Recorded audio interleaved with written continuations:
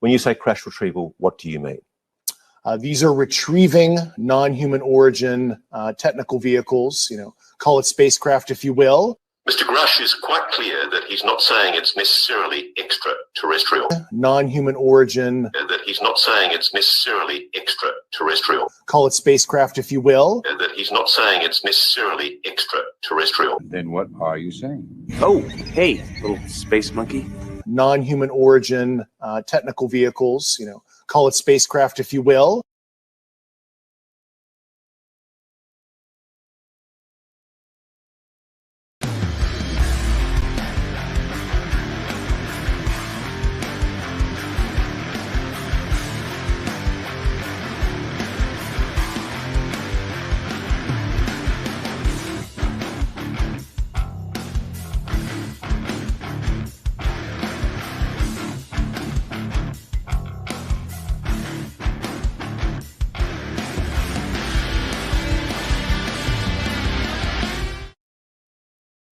Greetings and salutations, friends, and welcome back. We are live once again, and it appears to be that this week is Whistleblower Week. I had some other shows planned, but it appears that everybody is still talking about this story of one David Grusch, the newest in a long line of UFO whistleblowers in history. And I thought it would be incredibly important for us to actually take a little bit of a history lesson before we so quickly put our trust in anyone, including the latest UFO whistleblower to hit the scene. Now, we do have some troubling new information. At least it's troubling to me. Recently become the victim of shadow banning on Twitter, verifiably. We have the evidence of that. And this is something that has never, to my knowledge, happened to me before. I have never been shadow banned on Twitter or Facebook or YouTube or anywhere else that I am aware of.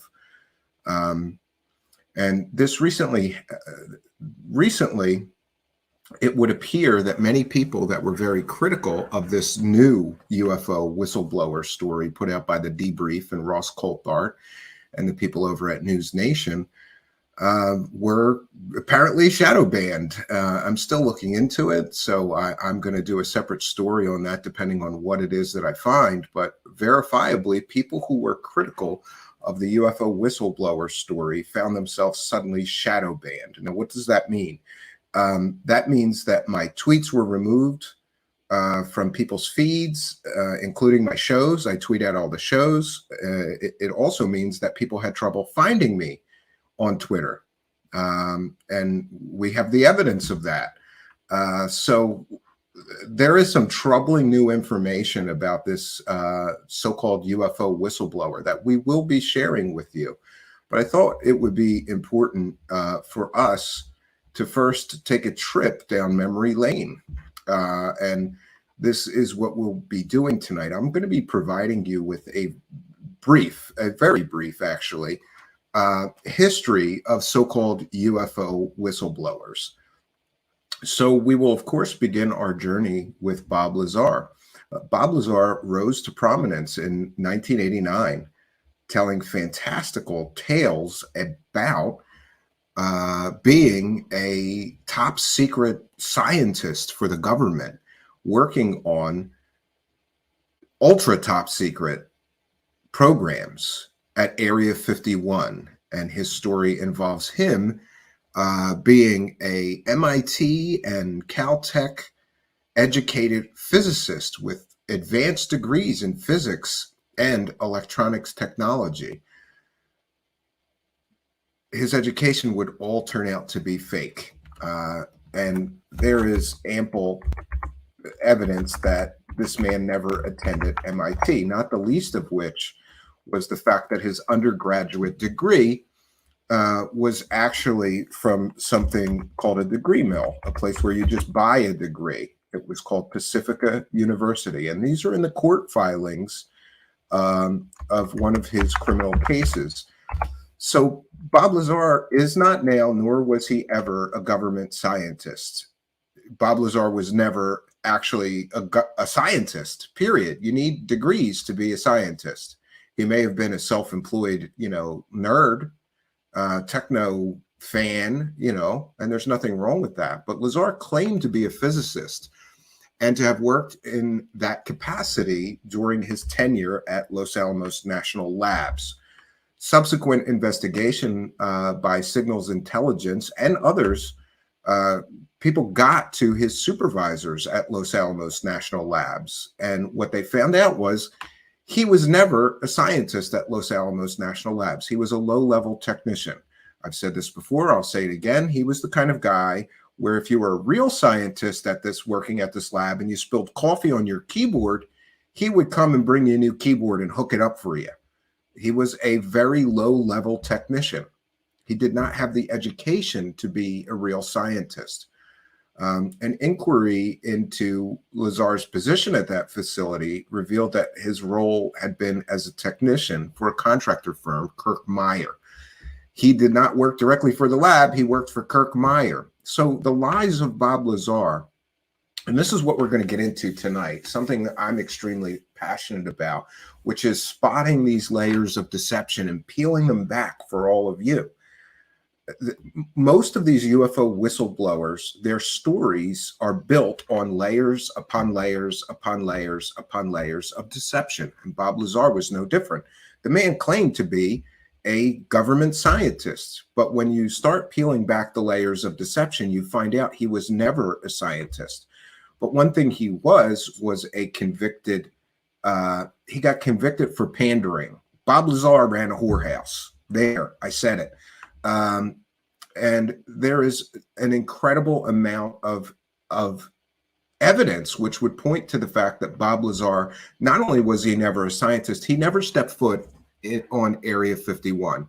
And we know that because a on the record real Area 51 security guard who worked there at the time checked the flight logs. Bob Lazar claimed that he flew in and out of Area 51 on the Janet flights, which is very common for anybody that works on the base. But what we find out when you peel back that layer of deception and talk to somebody who actually worked at the base, had access to the security logs of the Janet flights and the check-in, check-out logs.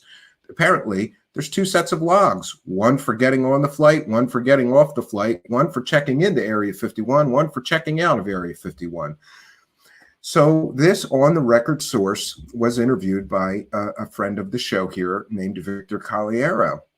And in that interview, which we aired here in its entirety, you could find it in our archives here, that Area 51 security guard, who we can verify was an Area 51 security guard, had access to everything on the base, worked at the base at the time Bob first came out with his story. He said there's no Bob Lazar in any of these logs. Worse yet for the people selling this story, and that would be one George Knapp, worse yet is that this Area 51 security guard called George Knapp on the telephone, found him at his job at a local television station and said, this guy is a fraud. You may want to be careful telling people he worked at Area 51. I work at Area 51. I've checked all the logs, and he did this right after the second broadcast where Bob revealed his identity. Because in order to get in or out of Area 51 or to get on the Janet flights, you have to use your real name. So no Bob Lazar in any of the logs. He never worked at Area 51 like he claimed. Now, I know people always argue with me, well, he didn't work at Area 51. He worked at S4. Yes, a fictional sub-base of Area 51 that does not exist, period. It doesn't exist. And there have been flyovers. There is Soviet satellite imagery from that era that prove there was never anything off of Lake Papoose as Bob Lazar described.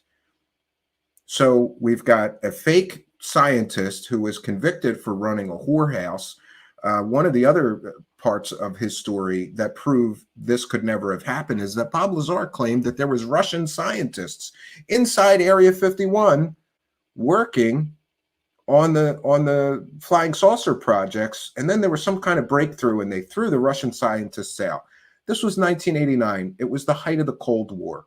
They would never in a million years, ask any intelligence specialist, ask any Cold War specialist, history specialist, They would never have let adversarial scientists anywhere near Area 51 because that's where they developed all the secret technology that they were using against the Soviet Union.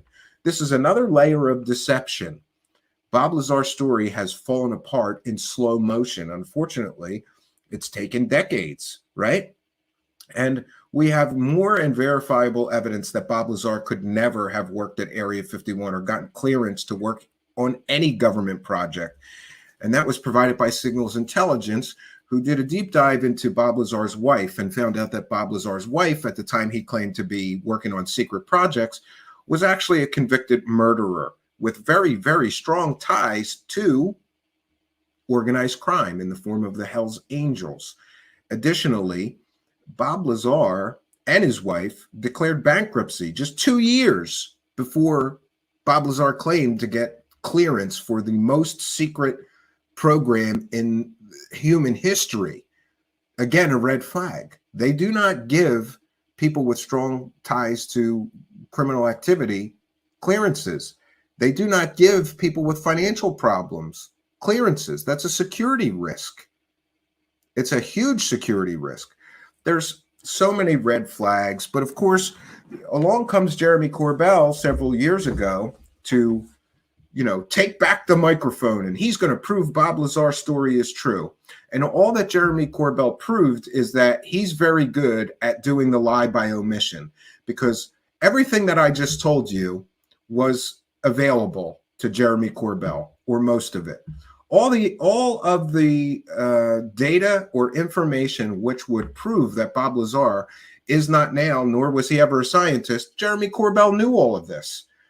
The information about his education being fake, Jeremy Corbell knew all of this. The fact that he wasn't a real scientist, Jeremy Corbell knew all of this. The fact that he worked as a technician at Los Alamos Labs, because Los Alamos Labs did not hire physicists as subcontractors through Kirk Meyer. Kirk Meyer only handled low-level staff, like technicians, There are so many red flags to Bob Lazar's story, but that hasn't stopped the UFO profiteering whores.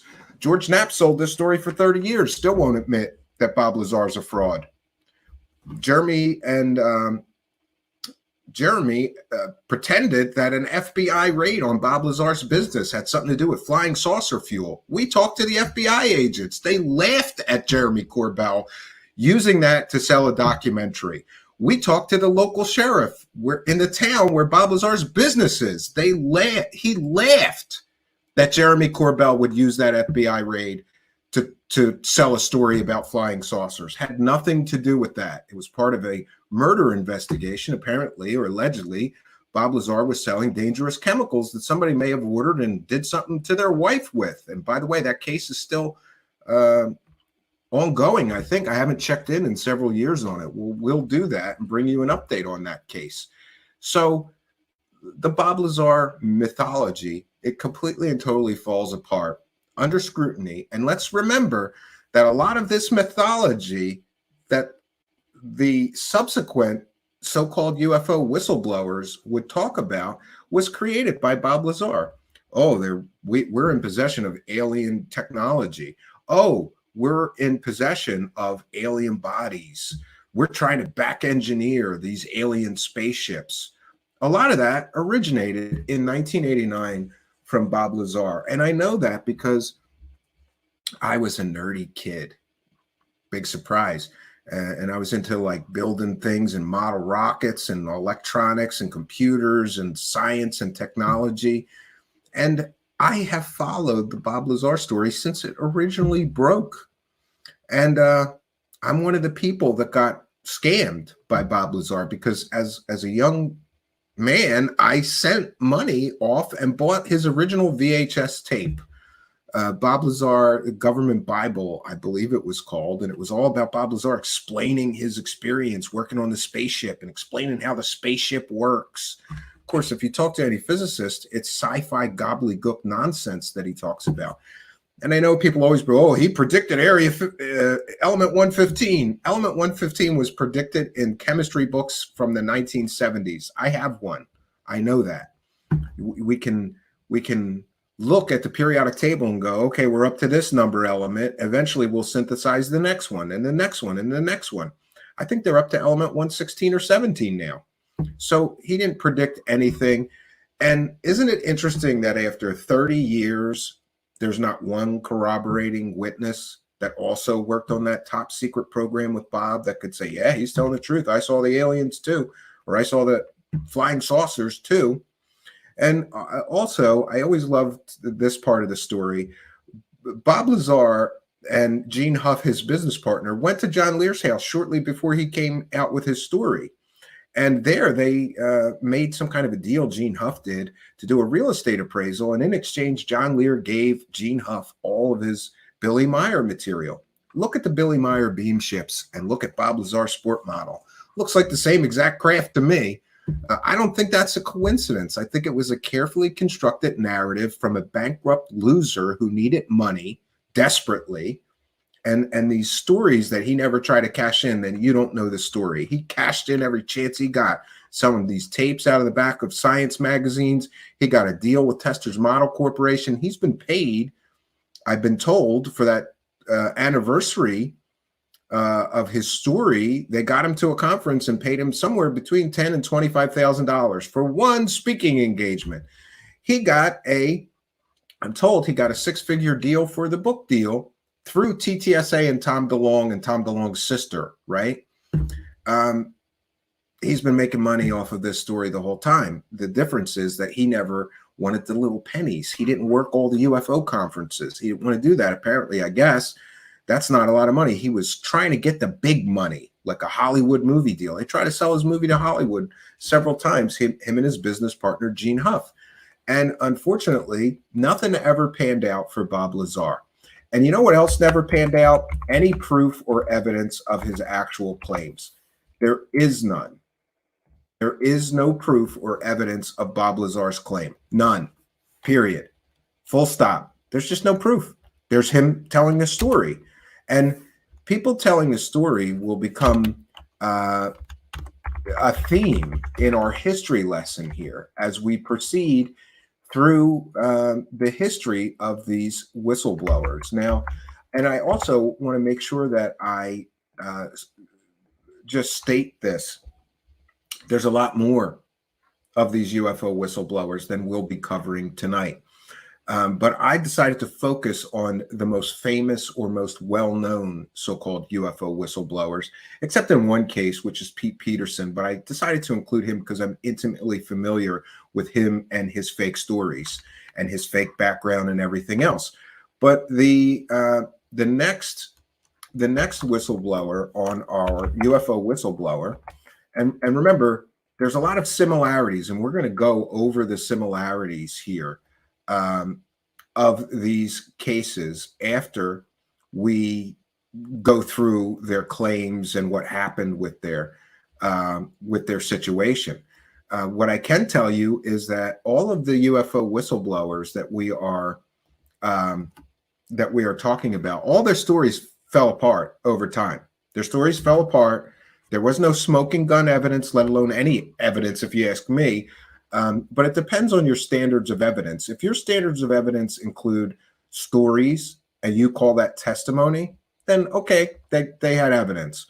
But if we're talking about real verifiable proof of their claims, no. And in most or many of the cases of these people, their claims fall apart over time, right? We have a lot of examples of this, and we're going to get through the examples of it. 1 second here. Let me get the... Okay, so next on our list is a man named Philip Corso. And Philip Corso is extremely important because right now, because of this whistleblower, David Grusch, we have people saying, oh, we've never had a guy with this level of clearance. Yes, we have. Yes, we have. We had Philip Corso.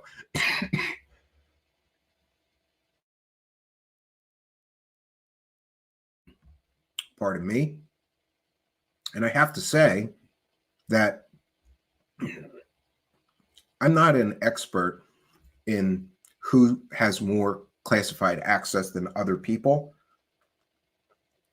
but I would venture to guess that Mr. Corso actually had higher levels of top secret clearance or access to more programs than this Mr. Grusch did.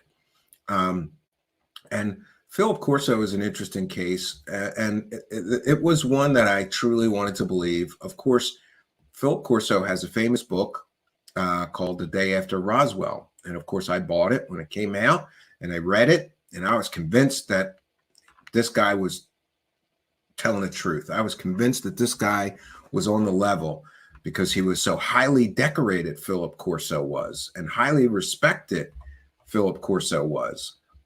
So Philip Corso was an American Army officer, and he served in the Army from 1942 to 1963. He ended his Army career with the rank of Lieutenant Colonel. And Corso published The Day After Roswell in 1997. I remember buying the book when it came out. I remember the hype around this book was huge. And we were told that we were finally getting a disclosure. It's coming. This high-ranking military officer, he had access to everything, and he's finally going to spill the beans.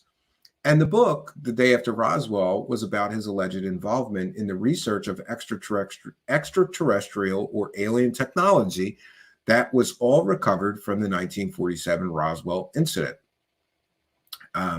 Philip Corso was a guest on Art Bell, where he spoke about his Roswell story in 1997. Less than a year after Philip Corso published his book, he died of a heart attack, actually. But Philip Corso had incredibly impeccable and interesting credentials. Philip Corso had great credentials, and he worked for the Foreign Technology Division, which a lot of people have theorized, if you find an alien spaceship crash landed somewhere, where else are you going to take it? You take it to the Foreign Technology Division. Any technology that they come into contact with, especially if it's adversarial technology, it goes to the Foreign Technology Division. And Mr. Corso was heavily involved in running that area of the military. So at the time, I sincerely remember everybody at the time thinking, this is it. We're finally going to get disclosure. This guy's the real deal. He really was in the Army, and you could check all of his bona fides and everything checks out. And that was true. Philip Corso truly was an Army officer, highly experienced. He worked in foreign technology for a time. And it gets more impressive because this man was something of a war hero. In 1945, Corso arranged for the safe passage of 10,000 Jewish World War II refugees out of Rome to the British Mandate of Palestine. He was a personal emissary to Giovanni Battista Montini at the Vatican and later Pope Paul VI during the period when the Nazi rat lines were most active. So this man was a war hero, World War II war hero. He saved 10,000 Jewish people from the death camps, right?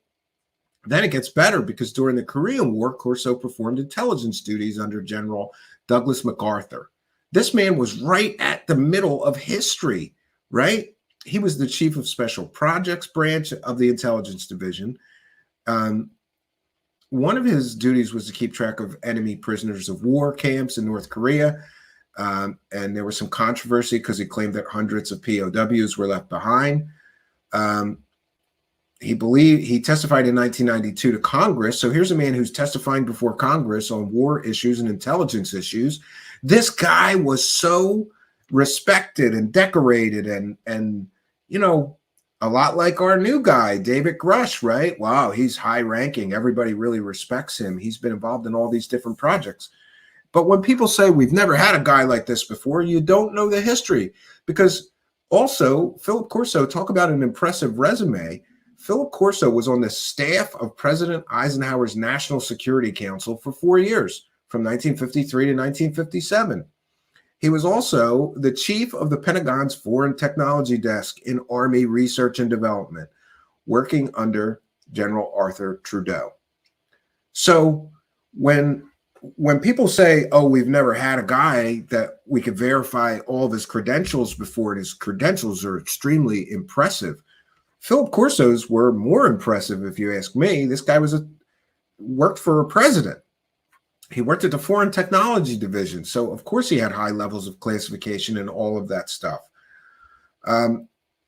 And so his book, The Day After Roswell, comes out, and Corso claimed that he had access to alien artifacts from Roswell, essentially, that somehow the devices were just kind of left in a filing cabinet somehow. And Corso said that a covert group within the government, most people would say Majestic 12, was assembled under the first director of the Central Intelligence Agency. And one of its tasks was to collect alien technology, of course. And somehow Corso gets put in charge of that. And according to Corso, they were trying to reverse engineer these Roswell artifacts. And those reverse engineering efforts and him giving it to certain companies and organizations within the United States really was a catalyst for our modern technological age, because Corso claimed that him giving these Roswell artifacts to all of these titans of industry somehow was responsible for the development of lasers, fiber optics, integrated circuit chips, and Kevlar material, among other things. So essentially, Corso's claim was that he gave Roswell technology to these different companies, and then they try to back engineer it, and they created all of these things, including integrated circuits. But there's huge problems with Corso's story.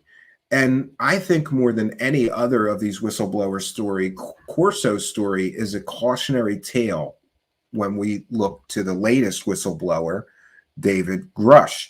And that is because you cannot impeach Philip Corso's history, his record, and his credentials. Those are impeccable. It may very well be that David Grusch's history and credentials is impeccable and can't be impeached.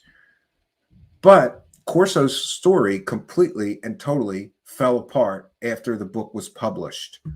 And the way that happened is that people who were responsible for the development of the technologies that he was claiming came from Roswell technology all started coming forward. People who worked on developing Kevlar came forward and disputed. No, we were well on our way to developing this, or we have proof it was developed before Corso claimed to give them the so-called Roswell artifacts that they would use to create those technologies. The same goes for lasers. The same goes for integrated circuits. The same goes for fiber optics. So incredibly, it would appear that Corso's story was entirely fictional and could be picked apart with facts, evidence, and history. And it was. But to this day, some people still cling to the belief that Philip Corso somehow was the catalyst for our modern technological age, because he gave that Roswell crash debris to various companies who developed all of our technology that we're so fond of today. I don't believe Philip Corso's account. I did at one time, but I was a very young man when I read that book, very gullible. Later, I got to study computer science and the whole history of computer science. And the fact that this guy claimed that integrated circuits came from Roswell technology, you can look it up. These things were well on their way to being developed, or already developed, or in prototype stages before he claimed that he gave these companies and these individuals pieces of Roswell technology.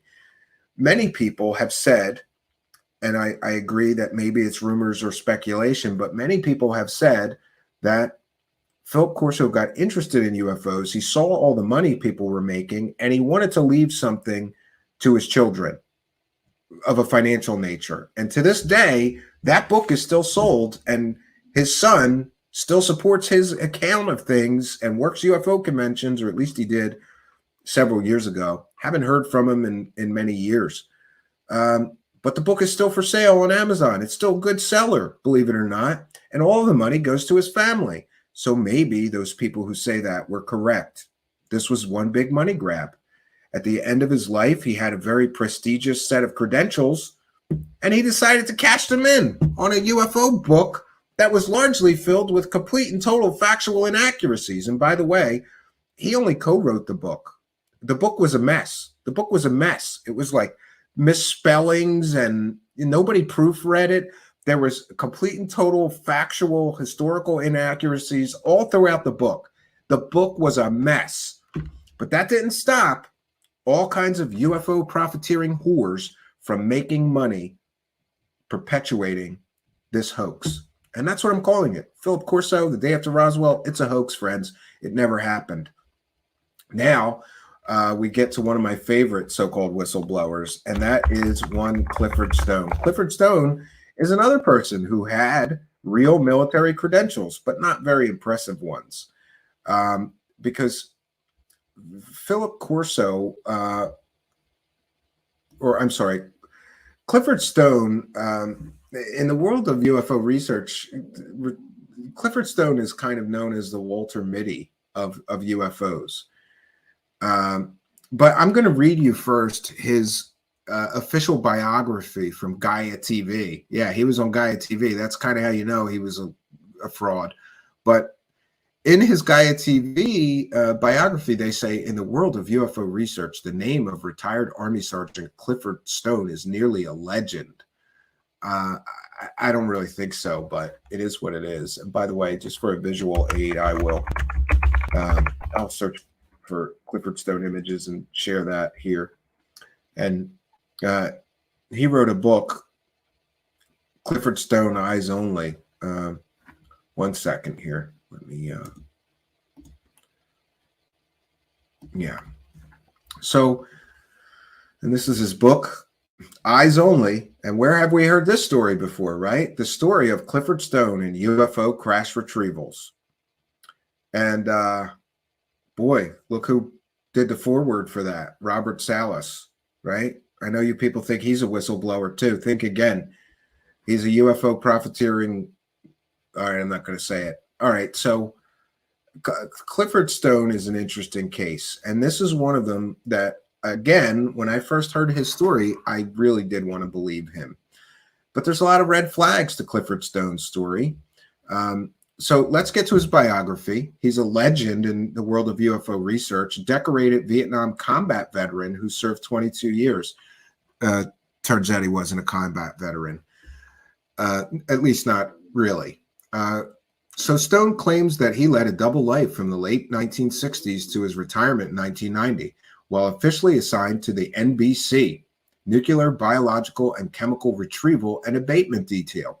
He asserts that he also served on top-secret UFO crash retrieval missions where he had physical contact with downed ET craft and even interactions with captured non-human life forms. The official NBC team assigned allegedly served as a cover for those highly secretive and compartmentalized operations over a period of nearly 40 years. So he claims he's working on crash retrieval stuff for 40 years. Stone has amassed one of the largest private collections of authentic government documents, clearly establishing the hard reality of the UFO phenomenon. No, he had a lot of fake documents that he would tote around too, and we can prove that. Okay, so Clifford Stone was a sergeant in the Army. And while being a sergeant in the Army, he claims that he was in some of the most top secret projects ever. And he also claimed that he was part of Project Moondust, which the timelines don't match up. Something's not right. So what you get with Clifford Stone, if you hear his earliest interviews, those are the most convincing. He sounds incredibly genuine. And people verified that he was a sergeant in the Army, so he must be telling the truth. No, think again. Clifford Stone was a complete and total pathological liar. And we can prove that because people looked into his actual real military history. Remember, he said that he was included in working all these top secret projects. He claims to be was a combat veteran of the Vietnam War. In order to be a combat veteran, generally you have to be in combat. And apparently, when you dig into Mr. Clifford Stone's actual military records, what you find out is that he was never in combat. Period. Full stop. So right in his own biography, he's lying. That's a real problem. Further, Mr. Clifford Stone was never, ever a part of this so-called NBC team. He never worked in any capacity. While in the Army, he never worked in any capacity of nuclear, biological, or chemical retrieval and abatement detail. He never did that. Never. So that's a second red flag. Right in his biography, he lies again. And again, researchers have really dug into this man's military history. People who would know better, people like Kevin Randall. And by the way, there's an extremely funny story. Kevin Randall was going to interview this man. And by the time Kevin Randall was going to interview him, Clifford Stone had been out of the military for 10 years. Clifford Stone showed up to the interview with Kevin Randall in full dress uniform, and he had been out of the military for 10 years. Now, ask any military man. If you've been out of the military for 10 years, you don't go walking around with your old uniform on, unless there's some kind of a veteran special event or something.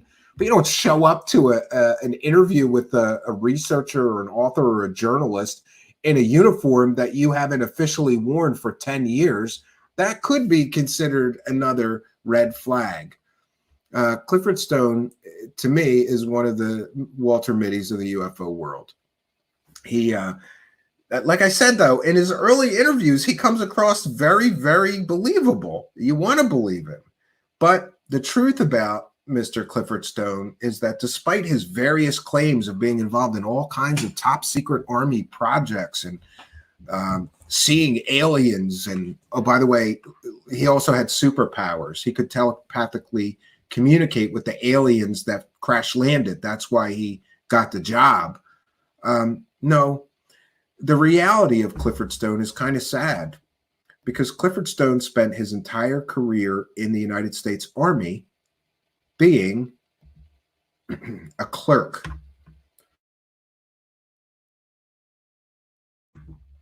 He went on no missions.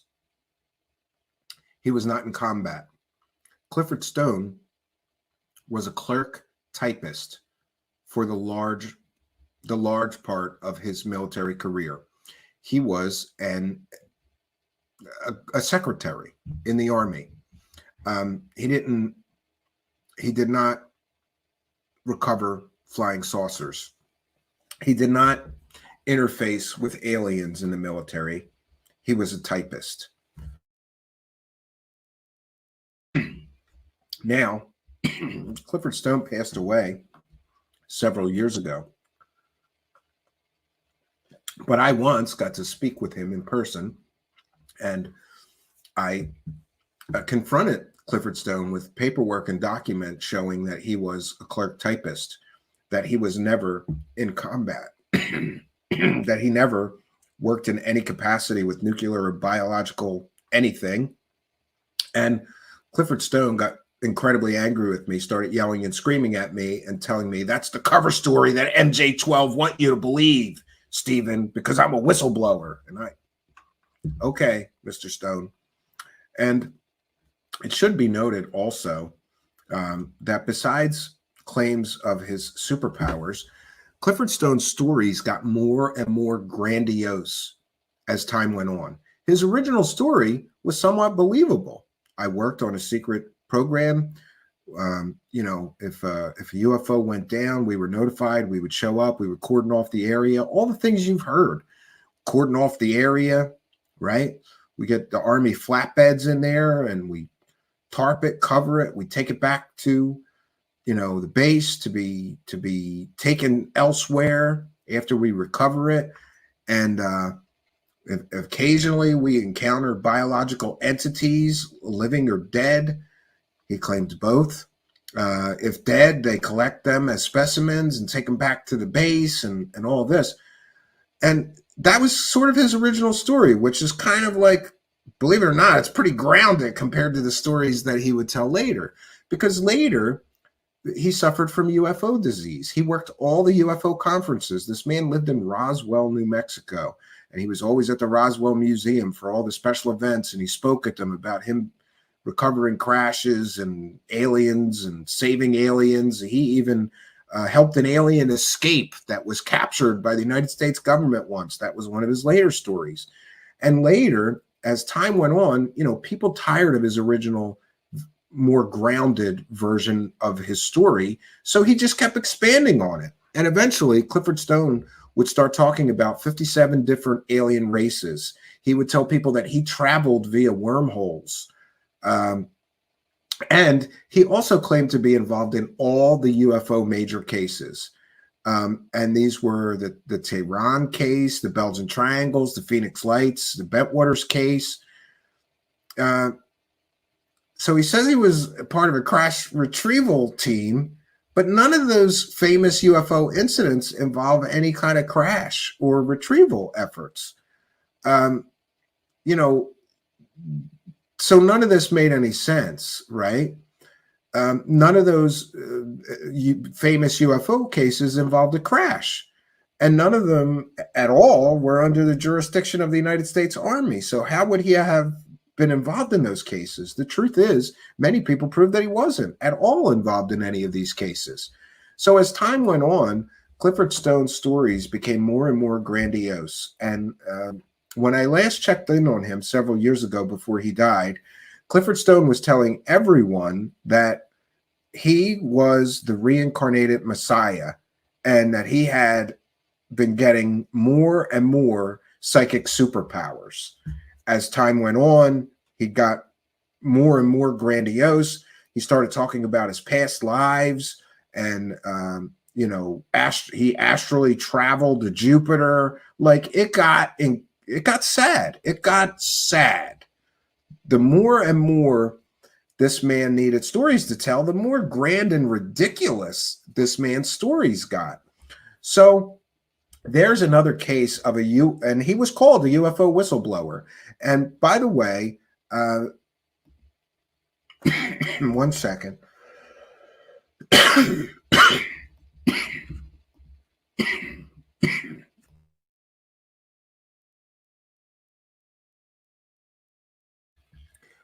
It's important to point out that all three of these whistleblowers that we've been through so far, Bob Lazar, Philip Corso, and Clifford Stone, all of them were cash cows for the UFO scene. What do I mean?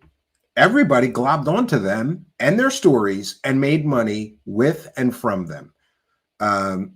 We can see examples of this. So when we get into these UFO whistleblowers, it's not just them that's making gobs and gobs of money in some cases, book deals, TV deals, documentary deals, all kinds of deals. It's the people around them. It's the UFO convention organizers that hire them to come and talk. It's the journalists or so-called journalists selling their story. It's the co-authors of their books and their book publishers. It's people promoting their agenda, which is to claim to be a UFO whistleblower. Now, the next one is one of my favorites, and that would be David Wilcock's stupidest source ever. And that's a man named Pete Peterson. And one second. We covered this man, Pete Peterson, in extensive detail. So what I can tell you about Pete Peterson as we go further down our timeline of so-called UFO whistleblowers is that David Wilcock claimed that Pete Peterson had the highest levels of top secret access ever in the government. He was the government's chief go-to scientist, a man that Ronald Reagan called Mr. Do because he could do anything. Yeah, sounds hokey, doesn't it? Well, David Wilcock is the worst researcher on planet Earth. So among Pete Peterson's claims were that Pete Peterson was a science and technology advisor for Ronald Reagan and helped develop Star Wars technology. Yeah. Also, this man claimed that he worked for the Russian equivalent of NASA, the Russian space, organization. And he also claimed that he spent some time in Russia doing humanitarian work, and he was awarded the Russian Order of Lenin Award, which is like our Congressional Medal of Honor.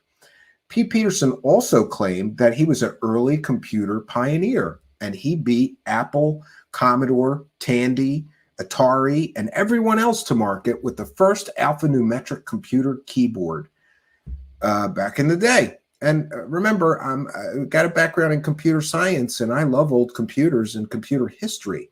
So as soon as I heard that, I thought, why have I never heard of him then?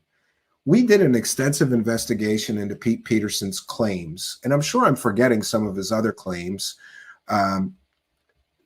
Primarily, he claimed that he had all these patents as well, and again, that he had this computer company, which coincidentally was called Cyberdyne Systems, which you may recognize from the Terminator movies. Yeah, that's how hokey this was. David Wilcock would later claim that the people who wrote the Terminator movie stole their ideas from Pete Peterson. And Pete Peterson also talked about developing incredible AI technology, 40-core integrated circuit technology, computer processor technology that had 40 cores that was decades ahead of Intel and Apple and IBM and everybody else and Motorola's chipsets. So his claims were absolutely ridiculous to me because I have a background in computer science, but I wanted to be sure. So we went to every computer history museum that we could find, probably 5 or 6 of them. And we sent his biography along with his claims of his beating Apple, IBM, Commodore, everybody to market, right? We sent them to all these computer museums, vintage computer museums. And all of them came back and said, this man never existed. We can't find any record of him, his company, his computer. His background is completely and totally fictional. So, and by the way, I knew that, but I wanted confirmation of it. We also talked to early computer pioneer, a real one named Dave Haney, who worked for Commodore International, developing the Amiga computer system. I got to tell you, it was a pleasure to talk to him because I'm a huge fan of Amiga computers from back in the day. That's what really got me excited about science and technology. First computer that can multitask, first computer with digital sound, first computer with a GUI operating system. It was just worlds ahead. It was such an amazing computer. So Dave Haney and I sat down for a talk, and Dave Haney brought up some excellent point. If this man was really telling the truth about being an early computer pioneer, there would be some mention of him, his company, the computers that he was developing and selling. And by the way, he claimed that every university in America bought that computer. So we checked with 10 universities that specialize in computer science. None of them ever heard of this man. This man's entire biography, it appears, was completely and totally fabricated. But according to David Wilcock and the people who were around him helping him sell himself as a UFO whistleblower, he was a UFO whistleblower and an alien whistleblower. And boy, his stories were ridiculous. They were about the secret space program, and he developed space technology and spaceships, and he developed super advanced AI and all these things, and it all falls apart. By the way, remember, he mentioned that he worked for the Russian equivalent of NASA. We checked with a Russian space historian. This man probably never even was in Russia. He never worked for the Russian space anything. He claimed he won the Russian Order of Lenin Award. It turns out, no, he didn't, because there is a list of every person that has ever received the Russian Order of Lenin Award, just like there's a list of every person that ever received the Congressional Medal of Honor. So we checked with a Russian historian. No mention of Pete Peterson or his legal name, Gary Peterson. So his entire biography completely and totally fell apart right before my eyes, just doing a few days of research. By the way, also his claim of working for Ronald Reagan, he never worked for Ronald Reagan, period. Full stop. Never worked for Ronald Reagan. Never. So in some cases, these whistleblowers' background are fake. In the case of Bob Lazar, fake education, fake pimp scientist. He's not a real scientist. Some of these UFO whistleblowers you can destroy just based on their fake background and claims about their background, their education, their work history. Pete Peterson is one of those frauds. It's like somebody just wrote him a biography to be impressive as a science and technology guy. And by the way, his education, Pete Peterson's education, was also completely and totally fake. He did not have any of the degrees that he claimed. We checked and checked again and checked again. His education was fake. But Pete Peterson would get television show deals. David Wilcock would write whole books about the stories that Pete Peterson told him as a so-called UFO whistleblower. Pete Peterson's entire biography was completely and totally fabricated and fake. This is important that we recognize that in the history of UFO whistleblowers, what we get is people's stories falling apart after they come out. So, of course, if their backgrounds are fake, it takes some time for people to research their claims.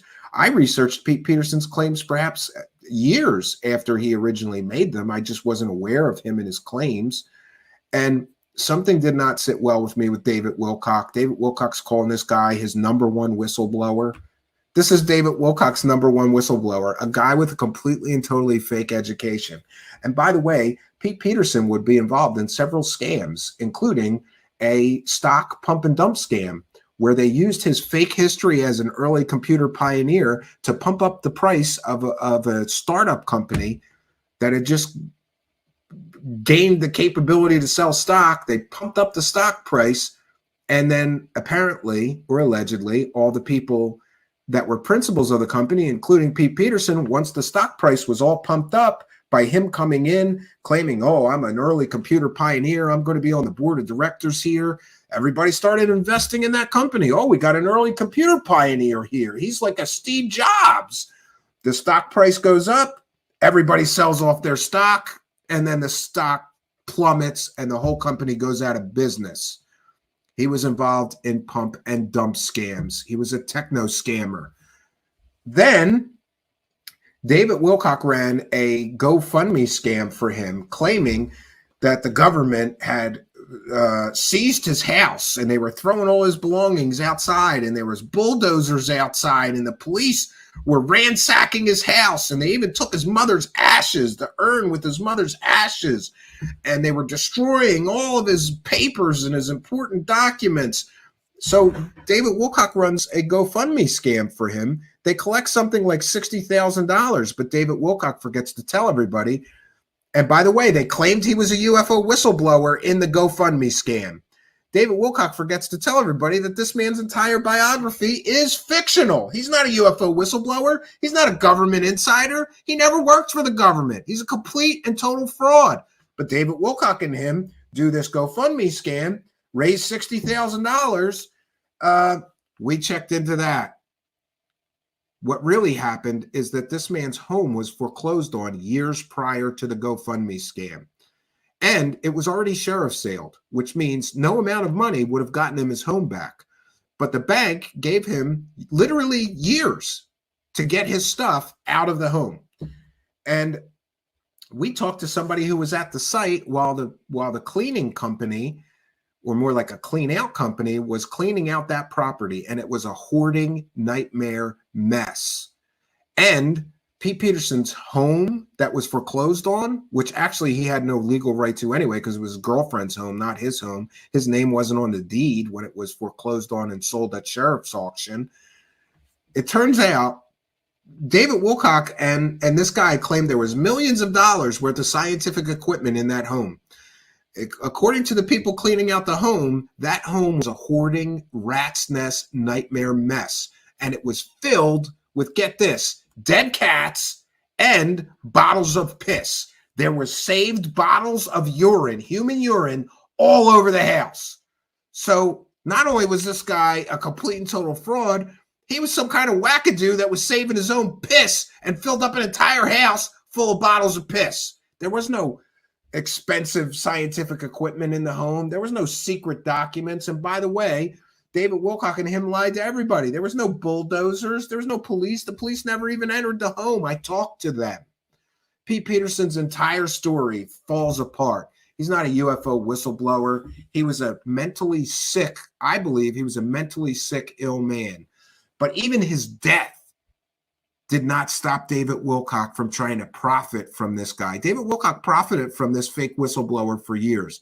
Even after his death, David Wilcock, still to this day, David Wilcock makes videos and said, Pete Peterson, my #1 whistleblower, told me the guy's a complete and total fraud. Who cares what he told you? The guy's saving bottles of piss and he's got dead cats all over his house. There's no secret technology in his house. There's dead cats and bottles of pee. Gross. But even after he died, David Wilcock is still profiting from him. He has not milked his #1 fake fraud source enough, because in one monetized YouTube video, David Wilcock claimed that Pete Peterson was murdered by an accidental injection at the nursing home where he died. We called the nurses. We checked into that nursing home. None of that ever happened. If there's an accidental death due to an injection that was given in error, there's a whole investigation. There was no investigation. The guy just died of natural causes. He was old as dirt, right? Didn't stop David Wilcock from trying to milk him for one more fake story that he could make money from. And so Pete Peterson, UFO government insider whistleblower, complete and total fraud. Are we getting the theme here now, right? These whistleblowers are not what they appear to be. Next, we get to Corey Goode, which after Pete Peterson, Corey Goode became David Wilcock's #1 whistleblower. And I don't want to waste too much time on Corey Goode because everybody knows that guy's a joke. But Corey Goode rose to prominence after hooking up with David Wilcock and becoming his partner in a television show. Well, streaming. Everybody always says TV show. Some streaming service show on Gaia TV network. And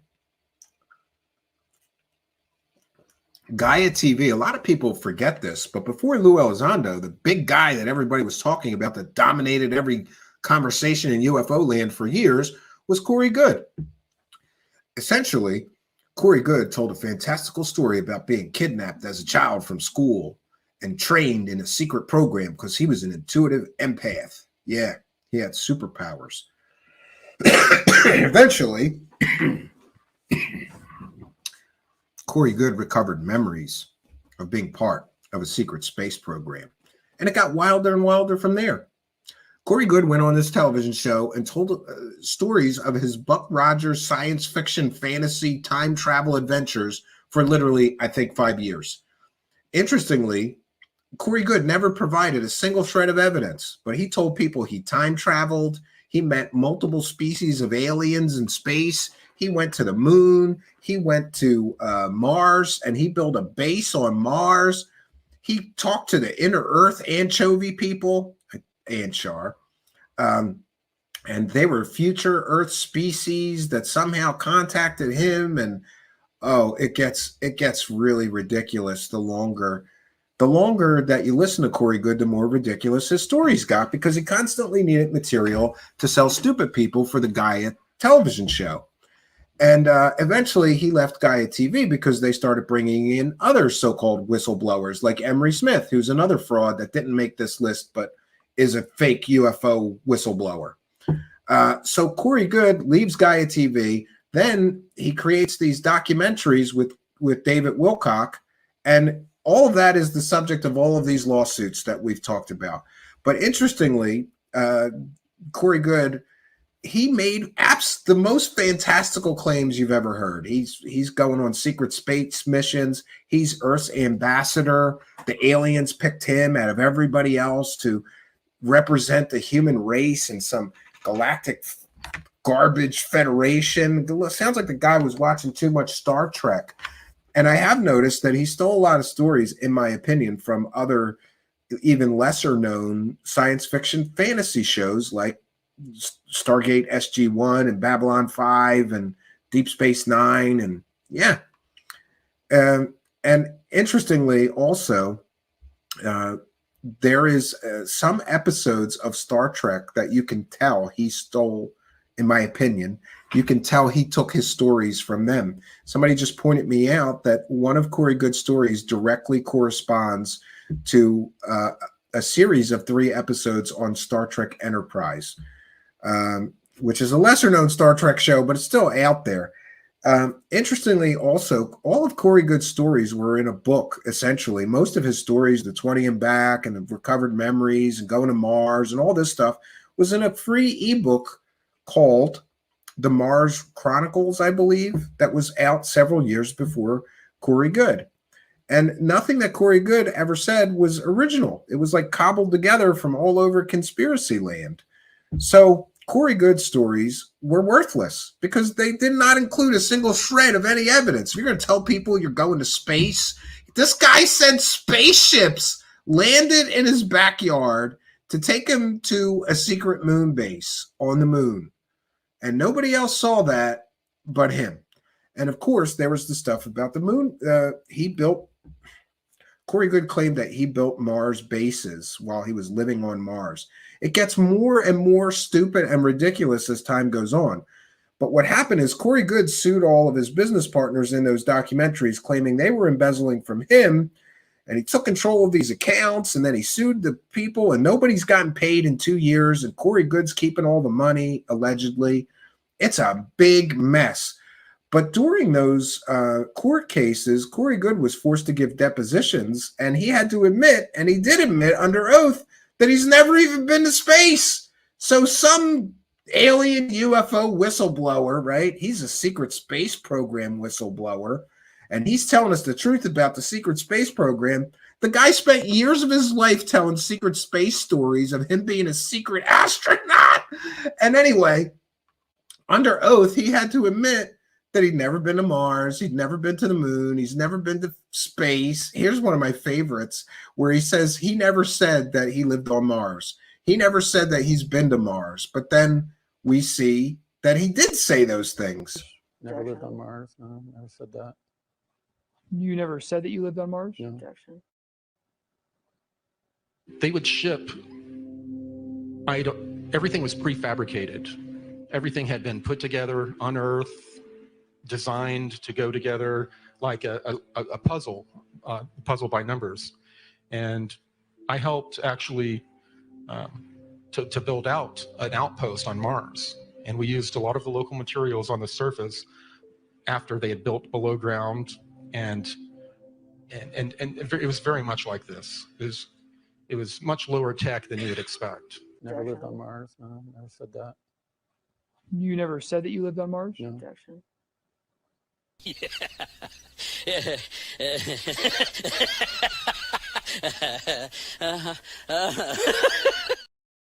It gets extremely laughable. He also said that spaceships landed in his backyard.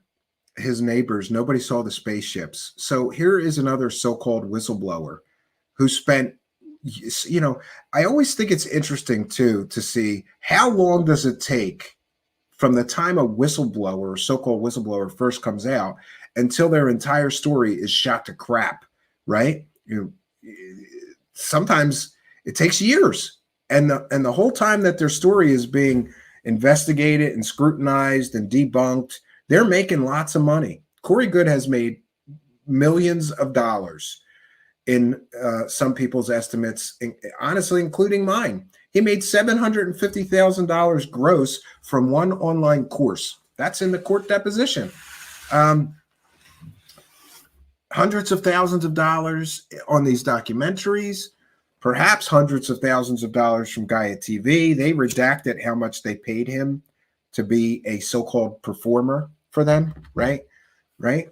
And why is the so-called whistleblower getting TV show deals or streaming service deals or documentary deals and book deals? There's always a deal attached to the UFO whistleblower.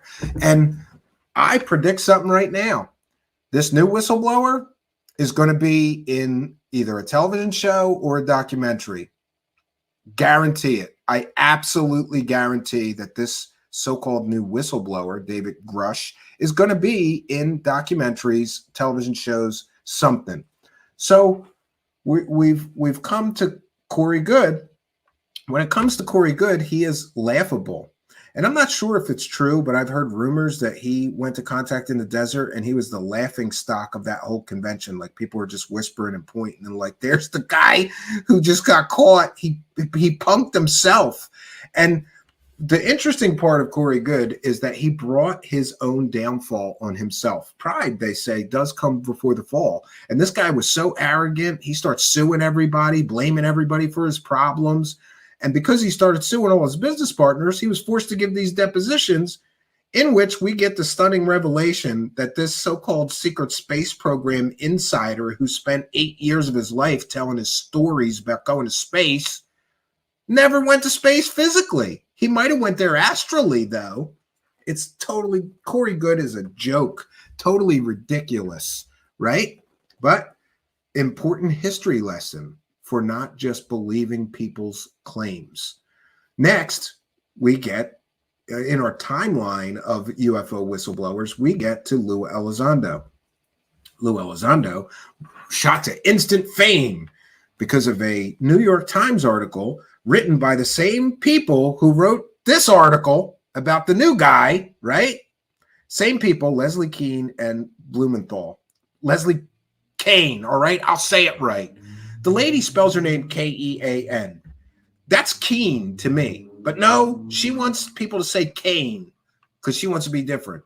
Okay, Leslie Kane and Blumenthal wrote the original New York Times article calling Lou Elizondo a Pentagon whistleblower. And they said in that article that he ran a $22 million UFO program for the Pentagon, and he was its director. It turns out that none of that is true. And the very same people that are selling this story in 2016, 2017 sold us the Lou Elizondo story. And now anybody with a brain can go through that original article and see that it is filled with complete and total lies, factual inaccuracies. And by the way, the primary source of that article about Lou Elizondo was Lou Elizondo. So who lied to those journalists? One can only assume, because the program that Mr. Elizondo claimed to be a part of didn't actually ever officially exist. And remember, we talked about the layers of deception. There was a lot of layers of deception behind the Lou Elizondo story.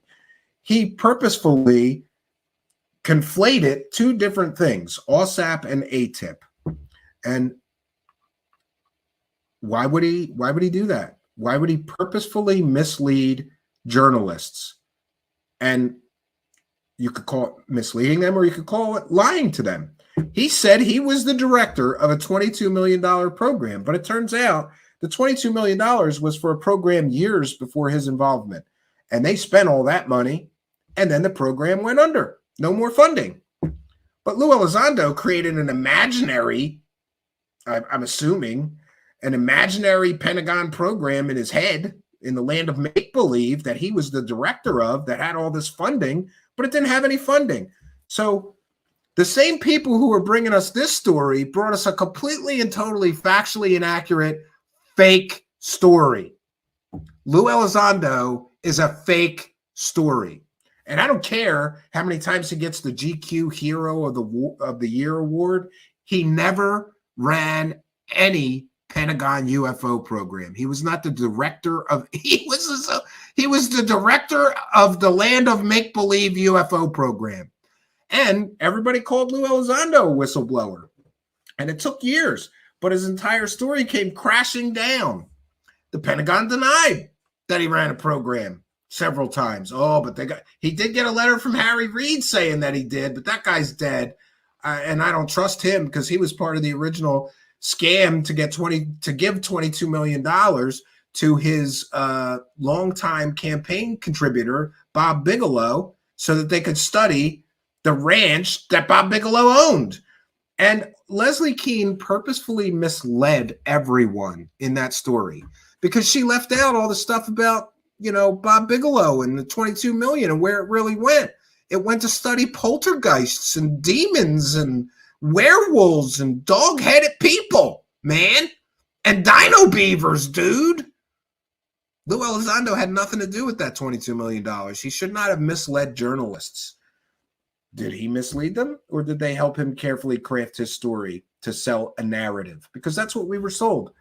Lou Elizondo is not a UFO whistleblower because all he brought us was 3 videos, and those videos are worthless. They are worthless garbage. I remember, too, that Lou Elizondo, of course, was involved in TTSA, which many people seem to think was a techno scam now. Hindsight is always 20/20, but they raised a few $1 million and they promised everybody a spaceship, and nobody knows where the spaceship is. But Tom DeLonge and his sister made a lot of money. I'm not sure how much Lou Elizondo made. And there was also the History Channel television show deal. Remember, there's always a deal. You always get some kind of deal if you're going to be a UFO whistleblower. And when people say, well, we've never had a guy like this David Grusch with all these impressive credentials. No, Lou Elizondo's credentials all checked out. His background, the fact that he worked for the Pentagon in intelligence capacity, that checked out. His credentials were good. But he misled everyone, including the American public and the UFO community.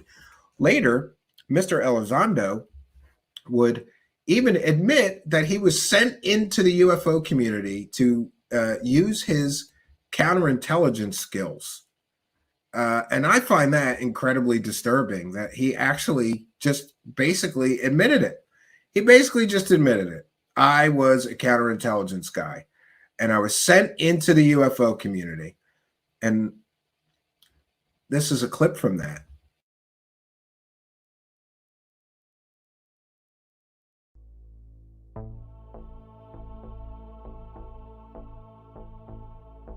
It's about truth. It's about disclosure. It's about transparency. And if it means that I don't get my day in the spotlight, then that's okay, because it's not about that. It never was about that. I didn't leave the Department of Defense because I wanted my day in the spotlight. I left the Department of Defense, ironically enough, to finish the very mission they gave me in the first place. I didn't ask for it. I'm not a UFO guy. I'm not a ufologist. I never have been. I never will be. I'm a counterterrorism and counterespionage guy. I do counterintelligence, counterinsurgencies. That's what I do. And it just so happens that in 2008, I was asked to apply those same skill sets into the UFO community. But I'm not a UFO guy. And so for me, it's all about the truth. Whether I'm hunting a terrorist or a spy or a UFO, the bottom line is the truth is the truth. I'm a counterterrorism and counterespionage guy. I do counterintelligence, counterinsurgencies. That's what I do. And it just so happens that in 2008, I was asked to apply those same skill sets into the UFO community. Yeah. Who asked him to deploy his counter-espionage and counterintelligence skills into the UFO community? We may never know. Was Lou Elizondo a real whistleblower? Well, you'd have to come with some evidence. And Lou Elizondo has been caught like pushing garbage, fake documents, or not fake documents, but documents that were like garbage, right? He brought us 3 videos that have been largely debunked as nothing extraordinary. They weren't what he claimed they were. Remember the Go Fast? Oh, this thing's really booking. Turns out that was fake. It was going 40 miles an hour, right? He brought us nothing, but he sure took a lot, because he took money with TTSA from the UFO community. He took money to be in this History Channel documentary series, which, by the way, regardless of how I feel about Elizondo, I think that was the worst UFO show I've ever seen in my life. And I've seen a lot of pretty hokey bad UFO shows. It was basically Lou and his friends walking around repeating the same stuff that was in the New York Times original article for, episode upon episode upon. It was garbage. So he's been a taker, right? Now he tried to start a lot of different for-profit companies, including Skyfort with Sean Cahill, another UFO profiteering huckster friend of his. And he's not a whistleblower because he didn't do the things that he claimed. He claimed that he was the director of a $22 million official Pentagon UFO program. Didn't exist. Didn't exist except in the land of make-believe. So, but I think it's awesome. For forever and a day, I will give Lou Elizondo credit. He's the director of the UFO program in the land of make-believe, and he always will be. I don't care what he does. You know, he did a lot of good things for disclosure. No, he didn't. You're stupid if you believe that. He filled his pocket with every UFO dollar he can, and then he went running out of here when his whole story came crashing down. And that brings us to today. Lou Elizondo was the talk of the town for years now, right? But now, through the lens of time, we can see who and what Lou Elizondo really was. In my opinion, he was not a whistleblower. He was never a whistleblower. He was an opportunist who perhaps, while working at his boring regular day job at a desk inside the Pentagon, looked into some UFO stuff, found some videos, somehow got him out of the Pentagon. That's a whole story in and of itself, right? Those videos were never intended for public release, at least to my knowledge, but they were. And this man took these videos, somehow got them declassified, but not really declassified for internal use only, used by the government, labeling them balloons, drones, etc. So then somehow those 3 videos get covertly spirited out of the Pentagon to awaiting Christopher Mellon in the parking lot.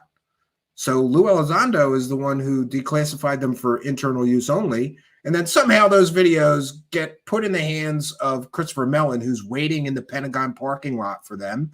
And then those 3 videos end up at TTSA, where they tell everybody they're going to bring about disclosure, invest in our company. We're going to build a spaceship with a revolutionary power source. It's going to change the world. They built nothing. They took everybody's money. I'm still waiting for somebody that gave them money to tell me how they made out on their investment. How did that work out for you? Did you get anything back, or did they just keep all your money and you never saw a dime? I'd like to know. Contact me if you were an original TTSA investor at truthseekershow@gmail.com. And here's where things get troubling.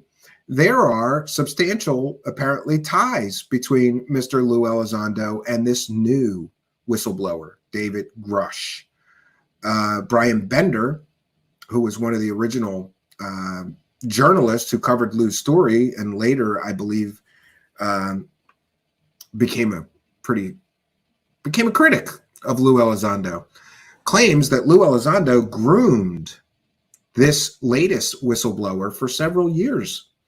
That's very troubling, because if you got one guy who claimed to be a whistleblower that wasn't, right, and his whole story comes crashing down, now all of a sudden, oh, we've got a new whistleblower for you.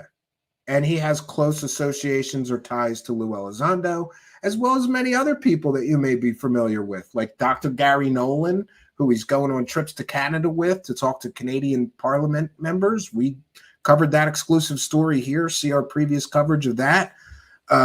He's connected to a lot of different people. And the person vouching for this man, who said that he is unimpeachable, has direct ties to Hal Puthoff, who was also involved in TTSA. So it would appear that this person is involved with all the people that brought us the TTSA garbage techno scam.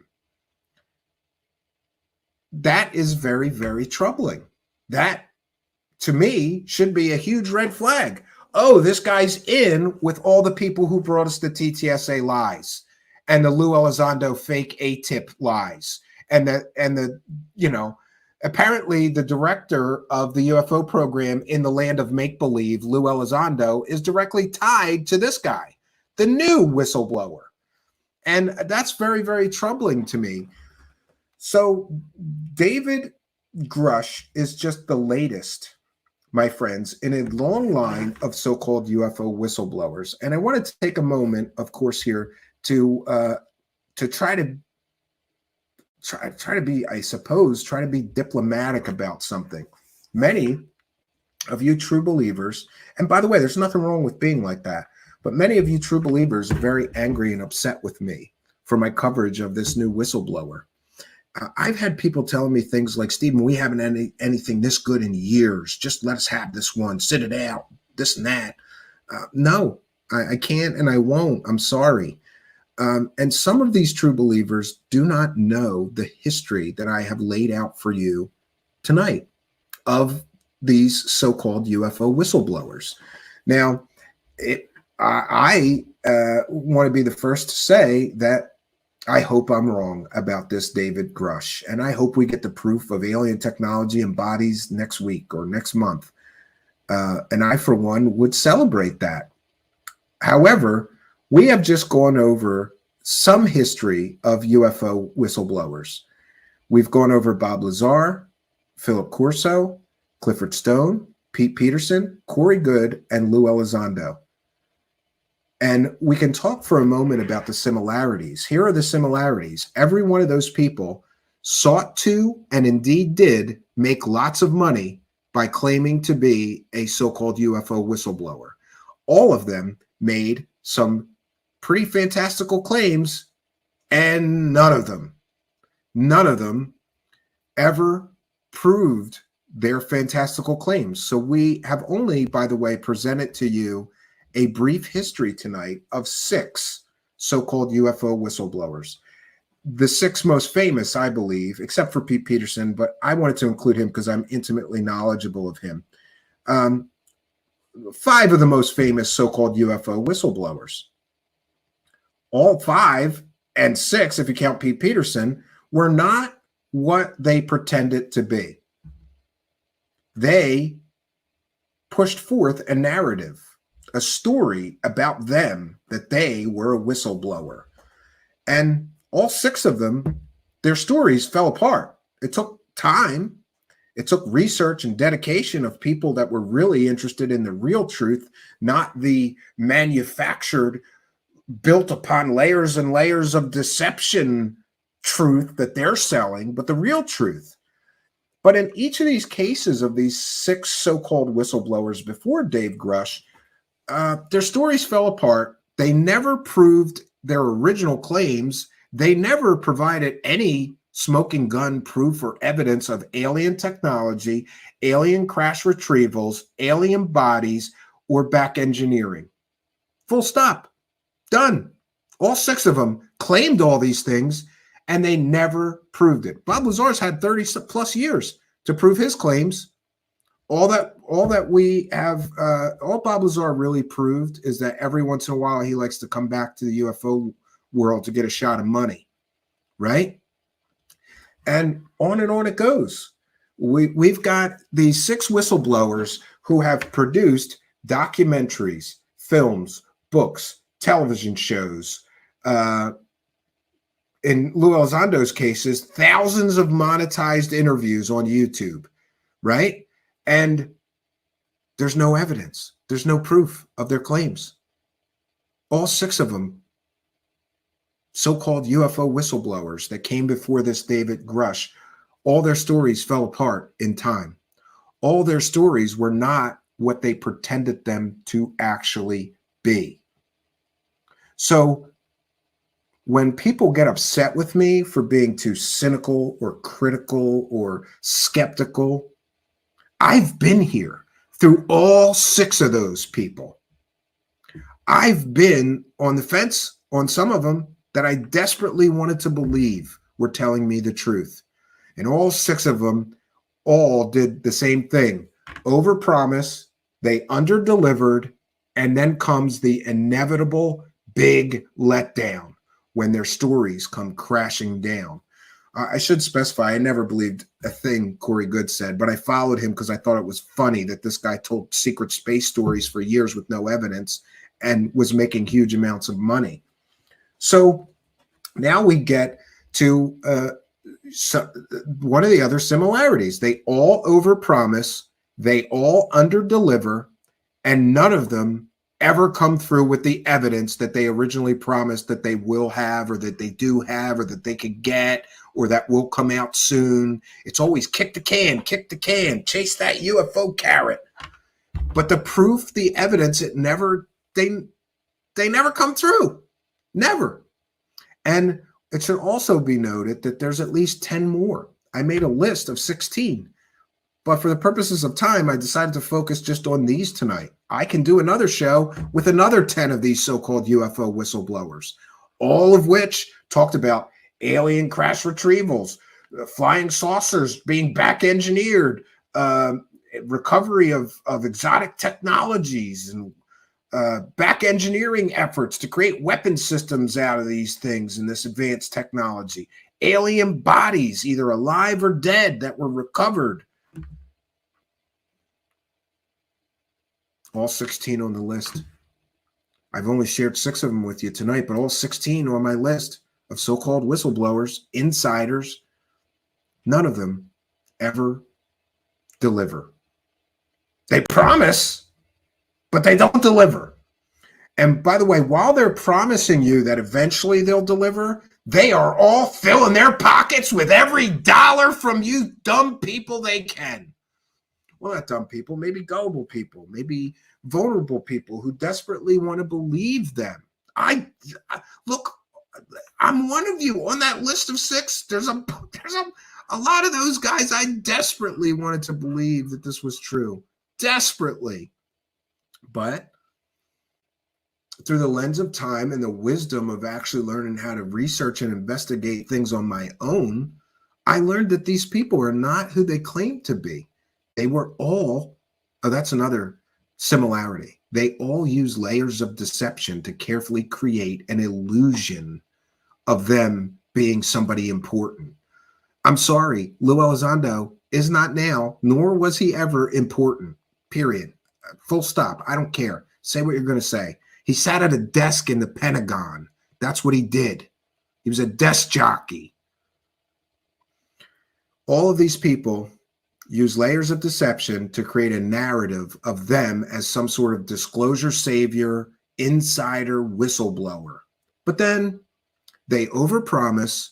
They fill their pockets with every UFO dollar they can find the whole time that they're running this thing, right? After they first come out, you get those book deals, documentary deals, TV show deals. Fill your pockets. Live speaking engagements at conferences. Sign me up. I'll talk for thousands of dollars for an hour. Sure. Get that UFO money. Put it right in my pocket here. I'll tell these guys about the aliens. Sure, I will. Right? And they all play this game where, some things I can't talk about. That's too top secret. And it's just, I'm certain that many of them borrow from each other.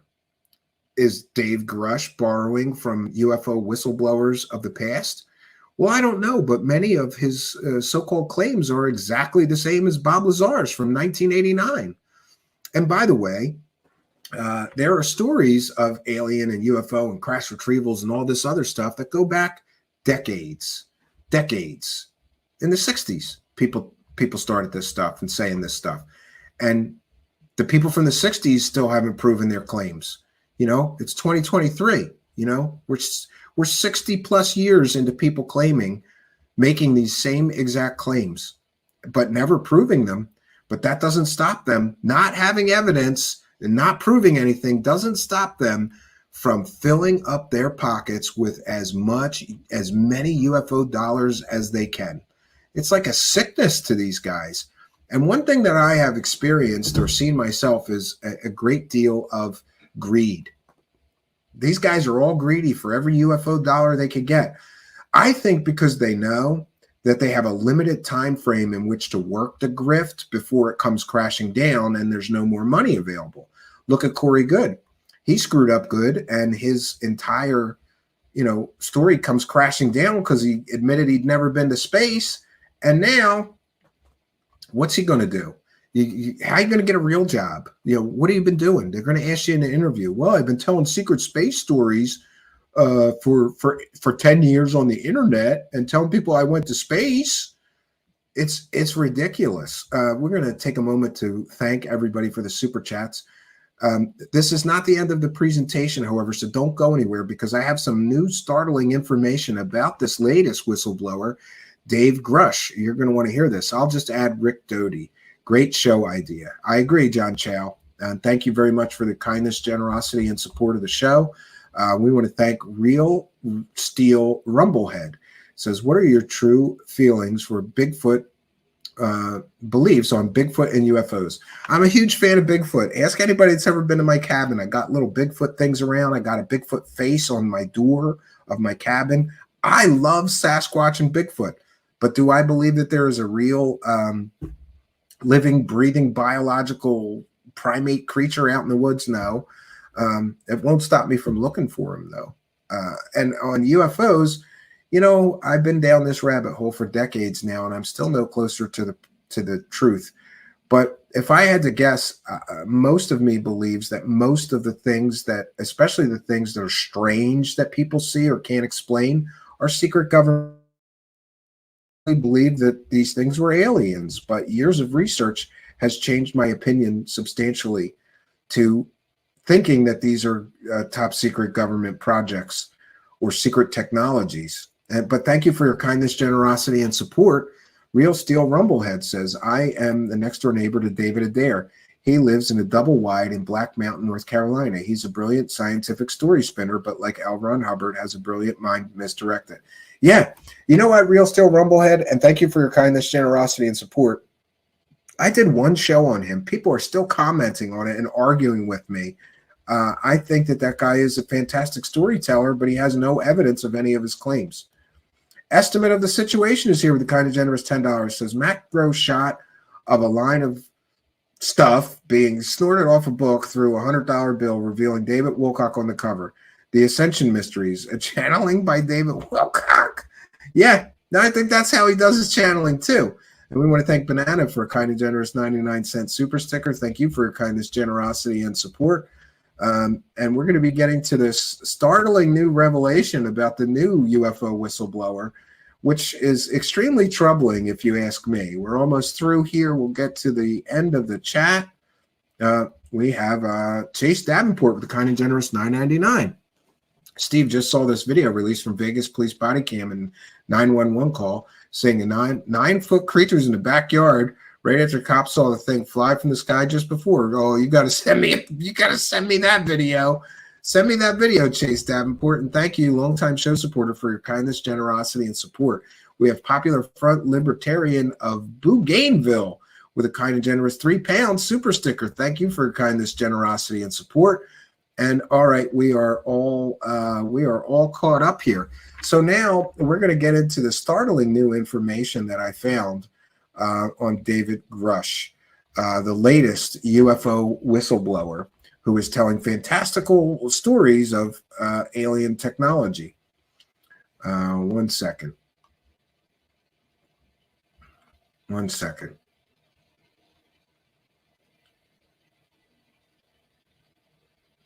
All right, I can't do this right now. People are sending me some messages about something I shared earlier.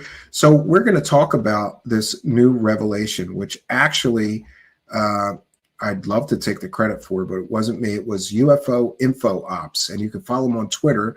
It's at UFO_info_ops, OPS. I'm going to say that one more time because it's really extremely worth a follow. UFO_info_ops. So UFO Info Ops with the underscore between UFO and info. Realize something very, very troubling today, and we're going to share this with you. 1 second. Let me share my screen. Now, in the original picture of David Grusch, he was pictured with what I believe is called a shadow box, where people put their patches, their medals, and things like that in a box with a black background, and they usually display it in their home or whatever. It's sort of a memento of your military service. So here is Mr. Grusch pictured with his shadow box. UFO Info Ops caught this. One of the patches in his history here is for something called Special Technical Operations. And this is where things get extremely troubling to me. Not to be too conspiratorial, but remember, I was just recently shadow banned out of nowhere the moment I started being critical of this man and his claims. And so was Stephen Greenstreet and many others that were critical of this man and his claims. Suddenly, we come out and we're critical of him, or we're urging people be cautious before they believe this man. We're getting shadow banned on Twitter. But after this, some things kind of fall into place and kind of make sense now to me. So the Special Technical Operations was set up during the Cold War at the highest level military focal point for all matters relating to what is called offensive information warfare. STOD is a covert action broker for the Joint Staff. Unlike other offices in the Pentagon that merely push a lot of paper, it is also charged with providing direct military support to operational missions of the CIA and the NSA. Ooh, so now we're into the alphabet soup agencies, right? And of responding to requests for assistance from the National Security Council. Each U.S. regional command, such as the South Central Command responsible for Iraq, has its own Special Technical Operations Division. J33, which is what this man, David Grusch, was a part of, controls the Special Technical Operations Center within the Pentagon. The center is the most secure facility within the U.S. military. Dozens of special access or black programs are monitored at the center. These include the United States' own hacking activities, strategic psychological concealment and deception operations, and directed energy warfare. The latter includes special weapons and capabilities such as high-powered microwave weapons that could be used to disable enemy communications, computing, and the production and distribution of electricity. But what is most troubling to me is apparently this man has ties to the part of the government or the part of the armed forces here, an intelligence community, which is in charge of offensive information warfare. And where have I heard this before? Oh, I'm sorry. I'll make it bigger for you guys to see. So UFO Info Ops found this, discovered this. So I can't take credit for that, but I can take credit for finding a clear, I wanted to be sure that was really the patch. That's really the patch.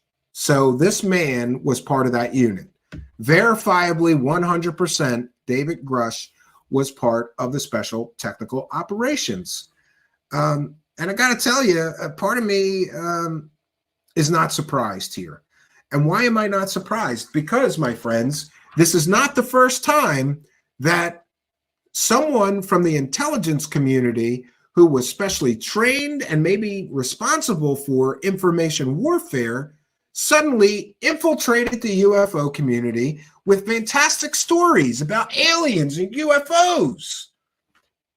The person before David Grusch who did that was someone named Anjali or Anjali. And you may be familiar with our previous coverage of her. Anjali also had impeccable credentials. So all you people saying, oh, this is the first time we've ever had somebody with impeccable credentials like this. No, it's not. Because Anjali came forward with fantastical fairy tales about going in a cave and into an alien base and meeting all these different aliens. And she was going to go mount an expedition to go back to the base. Oh, that was another whistleblower, Anjali. Her whole story fell apart, right? Another so-called whistleblower. But Anjali was, like David Grusch, a member of the United States intelligence community. Anjali worked for the Defense Intelligence Agency. And do you know what she did for them? Anjali was an information warfare specialist. And that just happened a few years ago. Anjali infiltrating the UFO community with, she was an intelligence community member. She infiltrates the UFO community with fantastical stories about aliens and UFOs, right? And she also happened to be in United States Defense Intelligence Agency. And what did she do for them? She was an information warfare specialist. That's what she did for them. That was just a few years ago. And I commented on that. Why is an information warfare specialist member or former member of the intelligence community suddenly infiltrating the UFO community with fantastical stories about aliens and UFOs and a secret mountain base, and she met all these aliens? Why is an information warfare specialist, former intelligence community member, suddenly thrusting herself into the spotlight telling stories of aliens and UFOs? She was an information warfare specialist. And now we get the stunning revelation that our new whistleblower, UFO whistleblower, David Grusch, apparently, well, here's where it gets a little, here's where I want to be fair. He's got the patch. Somebody correctly pointed out he could have been just logistics and support, not actually doing information warfare or responsible for information. I don't know. This gets dicey, but verifiably 100% now we have another former intelligence community member who was trained in and perhaps responsible for information warfare, who is also thrusting himself into the spotlight in the UFO community and telling fantastical tales of aliens, UFOs, and crash retrievals, and alien bodies, and intact recovered craft, and back engineering efforts. This is the second time, friends, in just a few short years that a former intelligence community member, by the way, they say you're never former. You're always an intelligence community member, but it is what it is. This is the second time in just a few short years that a intelligence community member who was trained or responsible for information warfare for the United States government thrust themselves into the spotlight in the UFO community and started telling fantastical tales of aliens and UFOs. I am going to the Pentagon myself. I want to know from the government, why are information warfare specialists infiltrating the UFO community, telling stories of aliens and UFOs? Is that a coincidence that now we've got two, not one, two information warfare specialists have now verifiably infiltrated the UFO community and are telling fantastical stories of aliens and UFOs? Now, in the case of Anjali, her entire story came crashing down, but that took a while. It took months to research her story. I'm proud to say that we're largely responsible for everybody knowing that Anjali was full of shit and her entire story was fake. We, along with wonderful researchers, most notably Charlie Weiser and James A. Conrad, located, against all odds, it was like an impossible mission, but we found Anjali's so-called witnesses to her alien experience event, and we interviewed them. They all said she was full of shit and none of that happened. There's no mountain, there's a mountain, there's no tunnel. There was no tunnel. She claimed she went in a tunnel at this guy's house and went into an alien base. There's no tunnel. It didn't exist. It was from the land of make-believe, kind of like Lou Elizondo's imaginary UFO program that he was the director of. That was also from the land of make-believe. But what I find incredibly troubling here is that now we have verifiable evidence that within the last few years, we've got not one, but two members of the intelligence community of the United States of America who have come into the UFO community and are telling fantastical tales of aliens and UFOs, completely unbelievable stuff. And they also both just happen. It's just a coincidence that they both specialized in information warfare for the intelligence community. In this case, for the CIA and the NSA. In Anjali's case, for the DIA. So we've got the DIA, the CIA, and the NSA all covered, information warfare specialists coming into the UFO community to tell us stories about aliens. I don't want to get too conspiratorial. And I notice I've been saying that a lot lately, and I apologize. But something is not right here. For two of them, we caught two of them coming into the UFO community now. And I am one of the people that was blowing the whistle, pardon the pun, on what I thought was a CIA psyop when Lou Elizondo came out. And by the way, I'm entitled to my opinion. In my opinion, the whole Lou Elizondo, Hal Puthoff, Gary Nolan, Tom DeLonge, Christopher Mellon, TTSA, it was all intelligence people or people from the black budget world or the black world. It was all intelligence people. And at the time, maybe I was a little more conspiratorial and willing to express that. But at the time I said, this TTSA thing, it looks like a CIA psyop to me. Why is there so many CIA people suddenly running into the UFO community telling us they're going to bring us disclosure and they're going to tell us the truth about those aliens? By the way, they never did. They never delivered any goods, but they certainly controlled the narrative for years, didn't they? And that's what a perception management project is. You want to control everyone's perceptions with a certain narrative. And now it would appear, at least to me, that something strange is going on here because we've got two verified former United States government information warfare people ingratiating themselves, some would say infiltrating the UFO community, telling us all that they're going to bring us disclosure. Since 2016, how many intelligence people have come into the UFO community? Think about it. A lot. And in the case of Anjali and this man, David Grusch, we've got ties to information warfare here, probably training in information warfare. Who knows? This story keeps getting stranger. And we do have some additional other information. There was an interview that Mr. Grusch gave to I don't know if it's a newspaper or what. It was from France, though. And we did get the answer of some of our questions because apparently David Grusch was asked some question. The interviewer says non-human objects, and he says, I wasn't certain of their non-human origin until I was briefed on the analysis carried out by members of these programs on these recovered vehicles. What could the origin of these objects be if they weren't human? And David Grusch says, and I did not know this, his degree is in physics. And he says the mechanical and experimental data shows that it's not human. I don't know what data would show it's not human, but okay.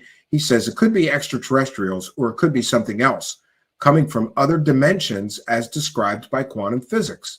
I haven't seen enough data to say it's one thing instead of the other. The U.S. government must have more information, which is interesting. So now we have an answer. Remember, it's non-human. Well, then it's aliens? Well, I'm not saying it's aliens. It's non-human. Apparently, Mr. Grusch is not sure whether these so-called recovered craft are of alien or extraterrestrial origin, or if they come from other dimensions as described by quantum mechanics. And interesting. And remember, now we've got a lot of inconsistencies. Here's another hallmark of a UFO researcher. The longer the grift goes on, the more inconsistencies start popping up. There seems to be a lot of confusion over whether this man saw anything with his own eyes. According to Leslie Kean and Ralph Blumenthal, he didn't see anything with his own eyes. He was told things and saw documents, right? They're not even sure if he saw pictures. There's a whole debate. Did he see pictures or not see pictures? In this interview, it says, did you see any exotic material with your own eyes? And David Grusch says, I've seen some very interesting things, but I'm not authorized to talk about it publicly at the moment. I don't have the approval. So that's a huge inconsistency. I thought he didn't see anything with his own eyes, and it was just that people told him things. According to this interview from France, He did see things, interesting things, but he's not authorized to talk about it. The story is unraveling, in my opinion. If you can't decide whether you saw things with your own eyes or not, that's a problem. That's a real problem, right? And then we've got more inconsistencies because the Ross Coulthard is saying that he saw pictures. Other people involved with selling the story are saying he didn't see any pictures. Why can't they get the story straight between the three of them? It's a real problem. And according to this, David Grusch says, I'm still bound by my confidentiality agreement with the U.S. government, and I can't discuss information that's still classified.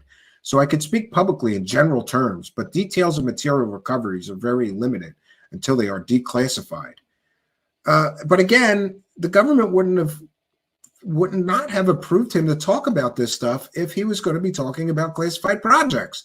So the projects that he's describing, by definition, can't be classified, or he wouldn't be. This whole thing, right? Here's where it gets interesting. Interviewer, you state in your complaint that you suffered reprisals after alerting the Department of Defense Inspector General in 2021. What is this about? David Grusch says, quote, they tried to attack my security clearance. They made allegations of misconduct against me, things of that nature. To protect the ongoing investigation on my behalf, I can't give too many details. I think in a few months, I'll be able to. So he claims that people tried to attack his security clearance and made allegations of misconduct against him. Could that be why this man was retired at age 36? Most people don't retire at age 36. Could there have been some disciplinary actions in his future that he may have been trying to avoid? Anything's possible. I think in fairness, we have to wait to see the exact reason for his separation from his government job. But I have a feeling that when we learn why he left his government job, it's not going to look good for his story, right? It may not paint him as the hero that he is portraying himself to be. So, 1 second here. I missed one here. Thank you. Real Steel Rumblehead says, the Pentagon is spreading news of UFOs. I find that very suspicious, like you have been hinting upon. Wonder what's up with that. Well, I'm going to the Pentagon, to Susan Goff, and I want to know why I'm going to ask directly, why are two information warfare specialists coming into the UFO community talking about aliens? Let's see what they say. I mean, not like they're going to go, oh, because it's a PSYOP, Stephen. There's a PSYOP going on, a perception management operation for one reason or another. And why, I have long, and by the way, thank you for your kindness, generosity, and support, Real Steel Rumblehead. I have long believed that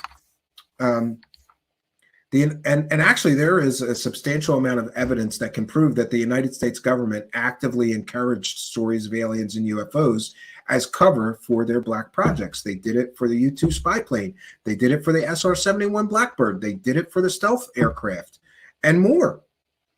They did it in the case of the Benowitz case. They were testing top secret drone technology that man was seeing. They sent a disinformation agent in to convince that man it was aliens, and he did such a good job convincing that guy about the aliens, Richard Doty did, that man went literally crazy. Paul Benowitz did. So I have long thought that they encourage stories of aliens and UFOs as classic magician's misdirection. Look over here for the aliens and the UFOs. Don't look over here at our stealth blimps that are over every major city in America right now. Don't look for those stealth blimps. And whatever you do, don't start asking questions about advanced propulsion systems at Lockheed Martin at the Skunk Works right now. It could very well be that this is classic misdirection and this is a perception management project. Who knows, but I do find it incredibly interesting and somewhat troubling that we can verifiably prove right now that there have been two members of the United States former military, and then intelligence officers who were trained or responsible for information warfare for the United States government that are suddenly here in the UFO community telling us that they're going to tell us the truth about the aliens. I think that this is a real problem, right? Jenny Lee, could be. So we're going to take some comments and questions from you guys in the live chat, but this will more or less conclude my presentation for this evening. I want to thank you all for joining me. What a great attendance we had again tonight. Jenny Lee says, trying to confuse the public before the big mother lode is exposed. Yeah, it could be. And John Griffin says, aliens need homes too, Baker. Yeah, B. Baker says he's trying for the brave whistleblower like Elizondo did. Yeah, and by the way, we can verifiably now prove that this man, David Grusch, has verifiable ties through at least 1 degree of separation to Hal Puthoff. He has direct ties, apparently, to Eric Davis. He has direct ties to Jeremy Corbell and George Knapp.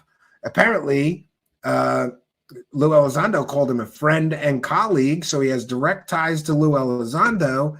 Is this not troubling that this man is connected to all these UFO wackadoos? I think so. And I think that it's certainly, like, you know, let's do a thought experiment.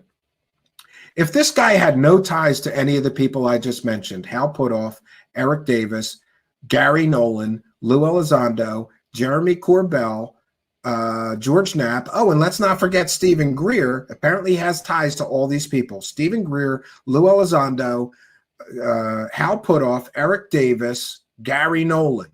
Apparently he has ties to all of these UFO wackadoos. And I say that as a term of endearment. I love UFO wackadoos. I consider myself a UFO wackadoo. But let's do a thought experiment. Would this man be perceived by you to be more credible if he did not have those associations with those people, or less credible? In other words, does the fact that he's in with all these UFO wackadoos make him more credible or less credible? It makes him incredibly less credible to me. It means that he's in the club. It's a big club.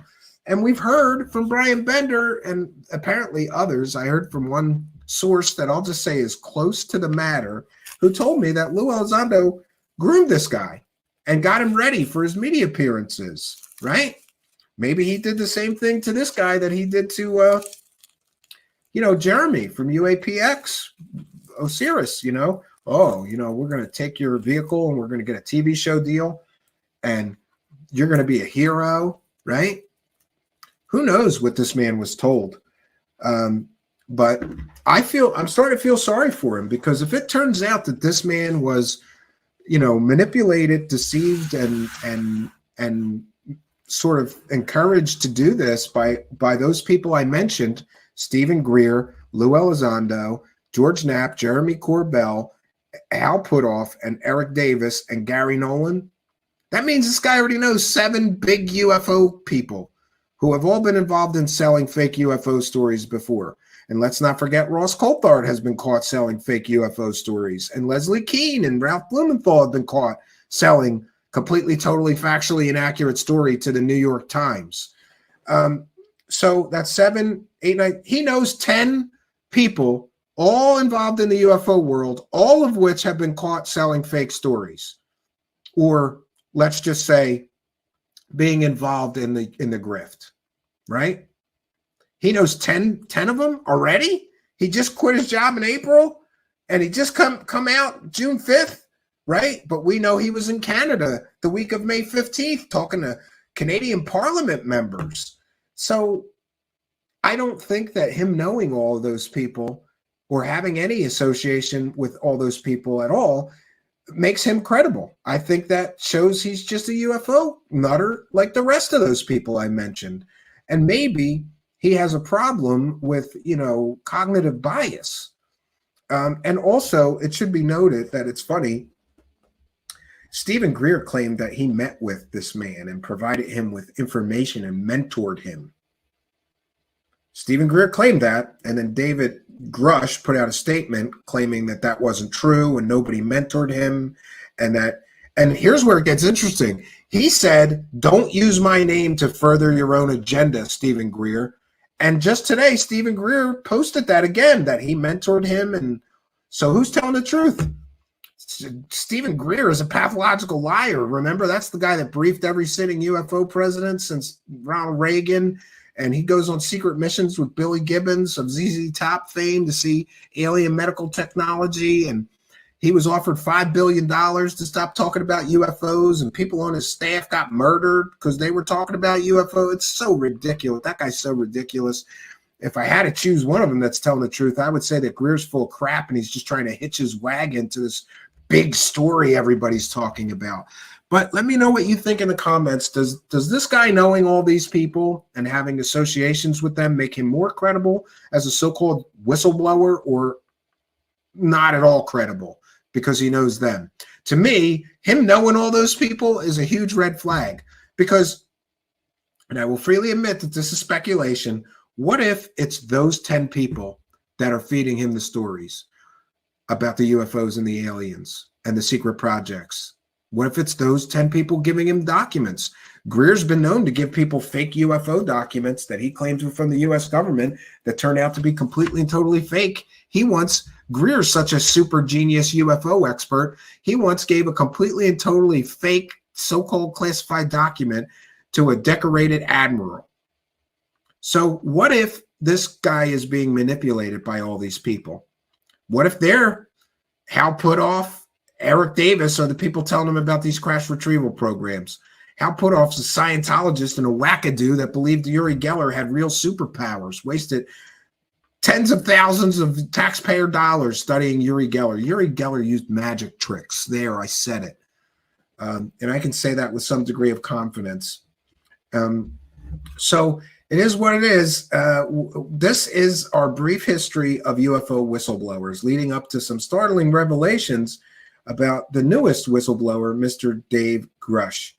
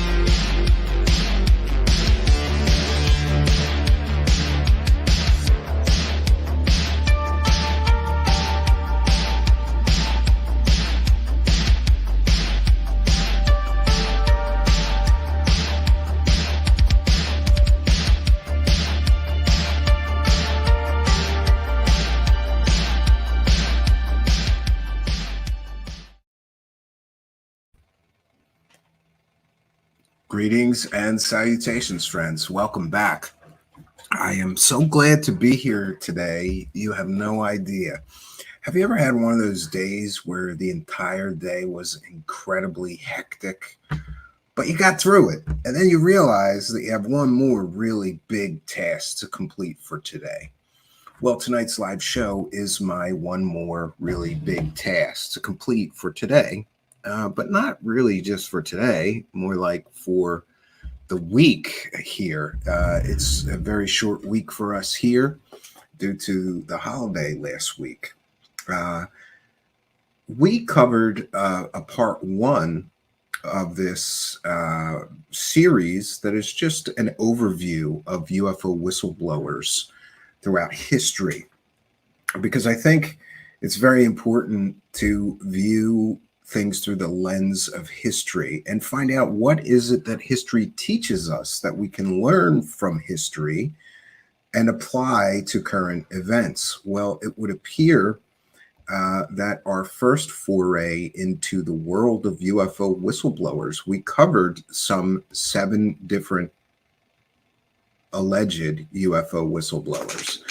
And tonight is no different. We will be covering another 7 in total UFO whistleblowers. I'm going to share my screen here just so we get a preview here of what it is we'll be doing this evening.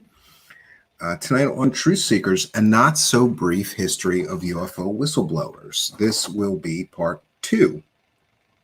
So we've got Robert Dean tonight, former military man who claimed that he worked, he claimed various things, but his major claim was that he worked with or for NATO.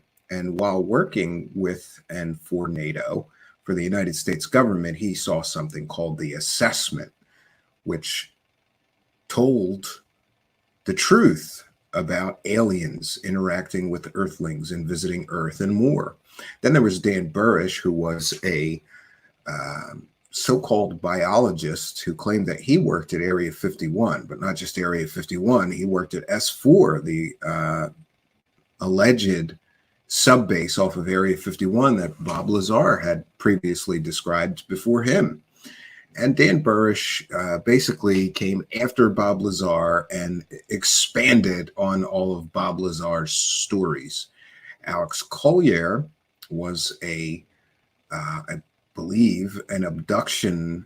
He was abducted by aliens, but later became sort of a contactee, a galactic ambassador of Earth, talking to all kinds of aliens. Chief among them were the Andromedans. Alex Collier is an interesting character, but the most mysterious and strange of these stories comes to us from none other than Wendell Stevens with his so-called S4 Informers series of videos. And I believe you can still buy those videos, but not from me. Connor Orion claimed to be a former Special Forces officer who was stationed at, once again, S4. So we see the foundation was laid by Bob Lazar for other so-called whistleblowers to come forward and tell their tantalizing tales about working at the secret alien base S4 off of Papoose Lake in Area 51. Then, of course, we get Stan Romanek, alien contactee, who essentially claimed that he was in contact with aliens and they were giving him the secrets of the universe, sometimes by mathematical formulas, but it was later found out that he was stealing mathematical formulas from little-known scholarly papers. Charles Hall. Charles Hall is one of my favorite cases because Charles Hall's entire story begins with, while I was in the Air Force. But we thoroughly investigated Mr. Hall and found that his claimed credentials and military background was not what he pretended it to be. And of course, I threw him in for good measure. Simon Parks is another so-called UFO whistleblower, alien whistleblower, who told fantastical fairy tales, in my opinion. about having sex with cat queen aliens. And this was all before becoming quite a notable Q influencer. Most of the material about Simon Parkes and his alien experiences and having sex with cat queen aliens and all manner of fantastical stories have slowly melted off of the internet. I believe Mr. Parkes wanted to recast himself as a geopolitical Q expert and no longer wanted to be known as the guy that was banging cat queen aliens. So that is an overview of what we'll be doing tonight. We want to take a moment and thank you for joining us. If you're just joining us, you are watching Truth Seekers.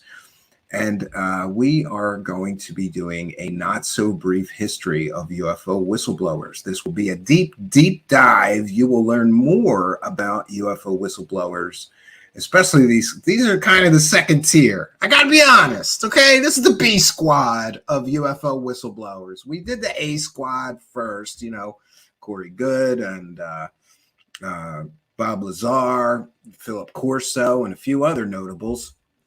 This is sort of the B squad, but these are very interesting stories. My favorite is probably the story of this Connor Orion, because wait till we peel back those layers of deception. He was portrayed as a former military officer, a former special forces guy who worked at Area 51 as a security guard at the alien base. Wait till you hear the reality of this guy. You will not believe it, friends. All right, so we're going to start our journey. We're not going to do this one in chronological order. These guys all were around the same time, early 90s, later 90s. Some of them survived to this day with their grifts. Well, Simon Parkes was kind of in the 2000s, but the rest of them, they began in the early 1990s, and all of them have some things in common. Like they all suffered from UFO disease. They came out with an original story that was somewhat plausible, somewhat believable, and then their stories got more and more grand as time went on. After all, those crowds at UFO conferences you're working, they will tire of your same story for years and years and years. Eventually, you're going to need some new stories, and all of these guys, they get wilder and wilder as they go. But we will begin our journey with an exploration into Bob Dean, who was an interesting character. And I have to say, one of the people that when I first got really deep into this, I believed this guy. It was only through further research and watching this guy literally unravel. Bob Dean began his career claiming, you know, some very sensible things, a believable story. You know, I was in the military. While I was in the military, I was working for NATO in Europe. And while there, I got to see some strange briefings, paperwork about aliens and alien visitation on Earth and what all the NATO countries knew about it. It was called the assessment. Sounds very reasonable and plausible that, hey, if the civilized governments of the world or members of NATO know about aliens, then sure, there's probably some paperwork. And this guy, what I will say about him is that his military credentials check out, and he did work in Europe for NATO at the time he claimed. However, it is only through careful observation of this man as his career in the UFO world progressed. This guy had no job for like 20 years. All he did was work he was at all of the UFO conferences for years and years and years and years. So eventually his stories got more grand. He got superpowers. He was in direct communication with aliens every day. It's a great book, but you can't buy it from me. We will get into Mr. Bob Dean. And I have to say, I did always like Bob Dean's talks, right? He seemed really grounded.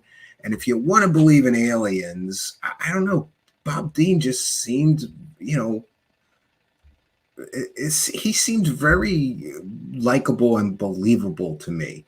It's important to note that Mr. Dean has since passed on, died several years ago, as I recall. And he was a longtime friend and confidant of one Wendell Stevens, who we have covered extensively here before. Okay, 1 second here. Let's see if we can't get into this. Yes. So, interestingly, I went searching. I recall that Mr. Bob Dean's lectures, lots of them at UFO conferences, used to be available on YouTube. But, you know, as time moves on, some of these things slowly fade off of the webosphere, and Bob Dean is one of them. But I was able to find this appearance of his at a UFO conference on a Facebook post and group. So we're going to cite fair use. This is a transformative work. I doubt anybody will mind. This is probably a very old UFO conference, but we'll put our fair use banner up just the same. We'll be educating the public. We'll be critiquing the video that we're sharing, and we're using this video in order to educate people about UFO whistleblowers of the past, including the subject of this video, Mr. Bob Dean. You can help me make it a transformative work by sharing comments as we listen together and discuss this in all capital letters. That lets me know you want me to share it on my screen. And welcome everyone. Thanks everyone for being here. Let's begin. This is guy gonna Thank you. Thank you. Put this thought in your head for just a moment. They always have loving grandfather terrible sound. And as all loving grandfathers desire, they would like to be able to make your life better. Yeah, well, I had on the journey that you're about to embark upon. Wow. Let's fast Loving forward. grandfather will impart this to you. Yeah, so that's the part, or the LARP that Mr. Dean played. Like he was like the elder statesman of ufology, and you know, he was like your kind grandfather. They're even setting it up while they're introducing him. It's wild. To you, asking nothing, and from the fullness of their heart and from the very soul of their being. Ladies and gentlemen, I'm very proud to bring back out of retirement for you. Who's always coming out of retirement. The Dean, Bob Dean. Oh, there we go. And look at the hero worship, right?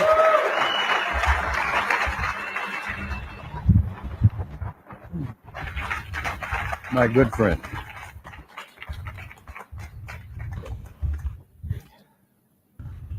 I guess I can lay this on top of there, huh? Yeah. Okay.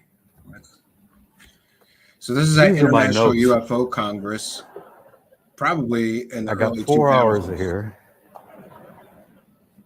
And we're sure as hell not going to get through all of it. As I was working my way up the stairs back here, it dawned on me that, you know, incarnating on this planet can sometimes be a royal pain in the ass.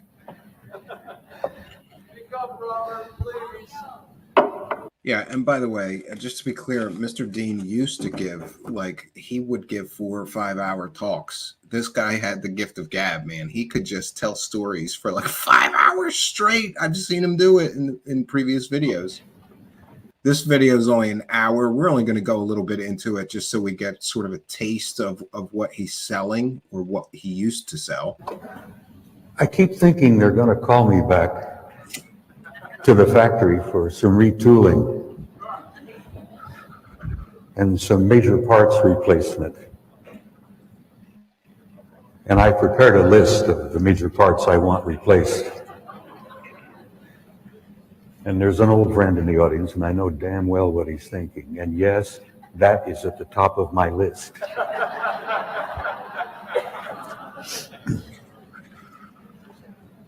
I really don't know where to begin, honestly. I just must say a few words here beginning.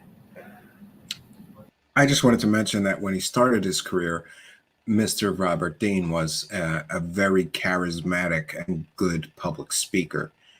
This appears to be towards the end of his run, where he was a little, I would say, like a little scatterbrained. Some would say senile.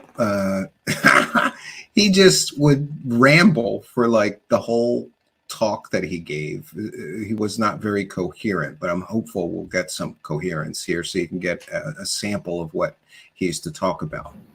Why I'm here. Because I went into seclusion for a time. 5.5 years ago, I spoke at the Bay Area Conference in San Jose. And I said at that time that that presentation was my last and final public presentation. Yeah, and I want you to understand why I did that. He retired from the UFO scene several times, and he always came back. So fed up with so much that had happened over the years. I'm afraid I had learned too much. I'm afraid I had learned too much, and I had seen too much. I've been around a while.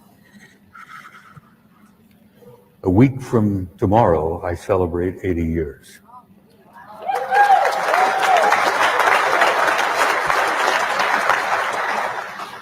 And I have been prone to whine and complain and grumble and carry on a few times, because the years take their toll.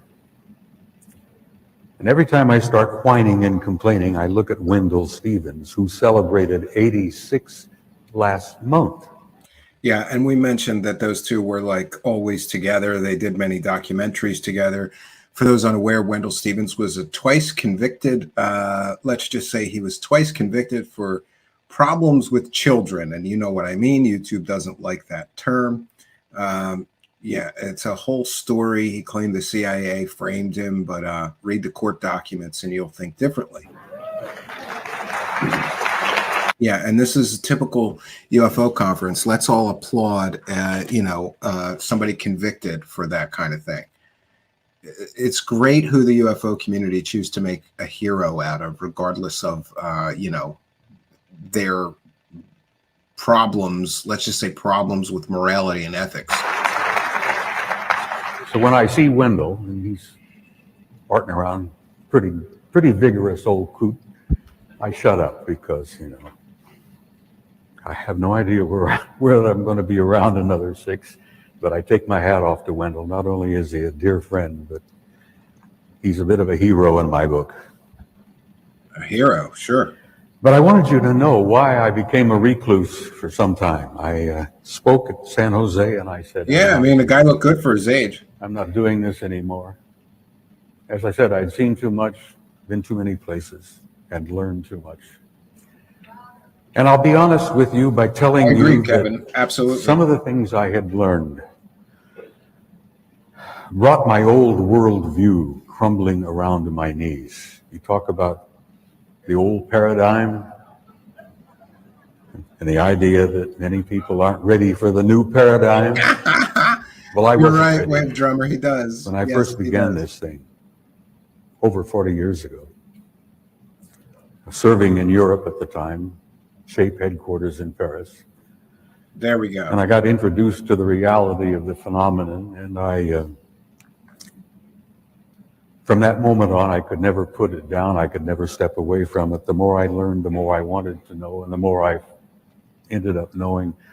Yes. So again, he was in the military. I believe he was in the Army. He was a major, and he claimed that he worked at SHAPE headquarters. I believe people did verify that, but his major claim is that while he worked for NATO at SHAPE headquarters in Europe, he saw these documents that detailed extraterrestrial visitation on Earth, treaties between Earth governments and aliens, deals made, of course, the breeding program. The stories got more grand as time went on. The more shocked I became, and as I said, my old worldview collapsed.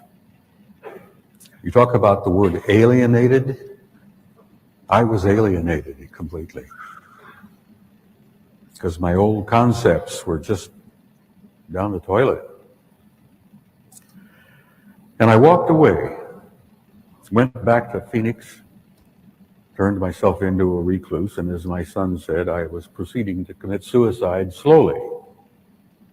smoked too many big cigars, drank too much good bourbon, drank too much strong coffee. As I said, I'm a heavy drug user, you know, really. Nicotine, caffeine, and alcohol probably one of the things keeping me here. And I began to stew in my own juices, as it were. And a number of things began to happen. Yeah, and I sort of remember this talk. He did this talk for quite a while. He's very melodramatic, you know, like, oh, I was going to kill myself with alcohol and because I knew too much about the aliens. I began to do some very serious meditation. And under the suggestions and encouragement from a bunch of people like Joe McMonigal, who's another retired Army man, I began doing some remote viewing. There you go. This is later in his career. Let me tell you, if you think that will not blow your old paradigm, you give it a try. Yes. So again, just to be clear, Robert Dean, his first stories were very believable and very grounded in something that resembled reality. He worked at SHAPE headquarters for NATO while he was in the military, and he saw documents that confirmed the existence of extraterrestrials visiting Earth and other things. Later in his career, and this is where we see him now, he started getting superpowers, but it wasn't just remote viewing. He became a full-blown like psychic guru. He had all kinds of superpowers. He could move things with his mind. I think that he got burnt out of trying to come up with new alien materials, so he just got into the metaphysical and the psychic side of the paranormal. So he'd have things to talk about, in my view. To my knowledge, he's never proven that he had superpowers, but he made quite a lot of money telling people that he did. Take from that what you will. I've even had a couple of out-of-body experiences. There we go. He's able to astrally travel. So we've got remote viewing and astral travel out of the body experiences, besides all the stuff that he knew about aliens. And he really did paint himself as sort of an oracle, like he knew the real truth of what the government really knows. He read all the secrets. He got read into all the good stuff, all the goodies, right? But like I said, people got tired of the same old stories. So then he got into the metaphysical. I call them excursions. And that'll shake you up. There's not a one of you in this audience that can't do that. Each and every one of you have that capability to remote view. And each and every one of you has the capability to step outside of your shell, which is what this is, and travel out there. I mean, there are no limits. You can go everywhere in this God's universe. Yes, and in some of his talks, he detailed his astral travels out to distant star systems out in the universe and what aliens he saw there and civilizations and super advanced technological civilizations, thousands or maybe millions of years ahead of us. It's great stories, but you know, again, just stories. And these stories differed significantly from his original account that he first came out with as a so-called UFO whistleblower. And so a few things happened, transpired. I began to learn a little more. And then another couple of things happened. I came here a year ago, just as a guest, just to came and see how things were going. And a number of old friends came up to me and said, listen, you really got to get over this seclusion thing and come out, start talking to people again. Yeah, so the UFO community saved his life. And then I got a phone call from a senior naval officer in the Pentagon. Sound familiar? And this senior naval officer called me up and said to me rather bluntly, listen, you old fart, get off your dead ass and get out there and start talking again about what you've learned. Again, painting himself. Needless to say, I was a little bit taken back by this. I mean, good question, Stormcrow, and thanks for being a member. I didn't figure I deserved that kind of commentary. was taken aback momentarily. Exactly. Yes. Because you see, this phone call from this senior naval officer in the Pentagon was from my son.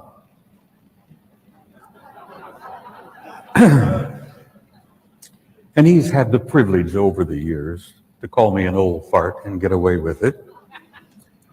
And last year, a couple of the old boys in the old boys network, like Yeah. Wendell and Don Ware, Plot twist, two right? guys I deeply admire and respect, told me the same thing, you know. Stop sitting there stewing in my own juice. Come out here and talk. And share with people. You've seen things, you've learned things that need to be told. And so a combination of all these things, the remote viewing, the out-of-body experiences. You're right, B. Baker. The It's blunt great. phone call from my kid.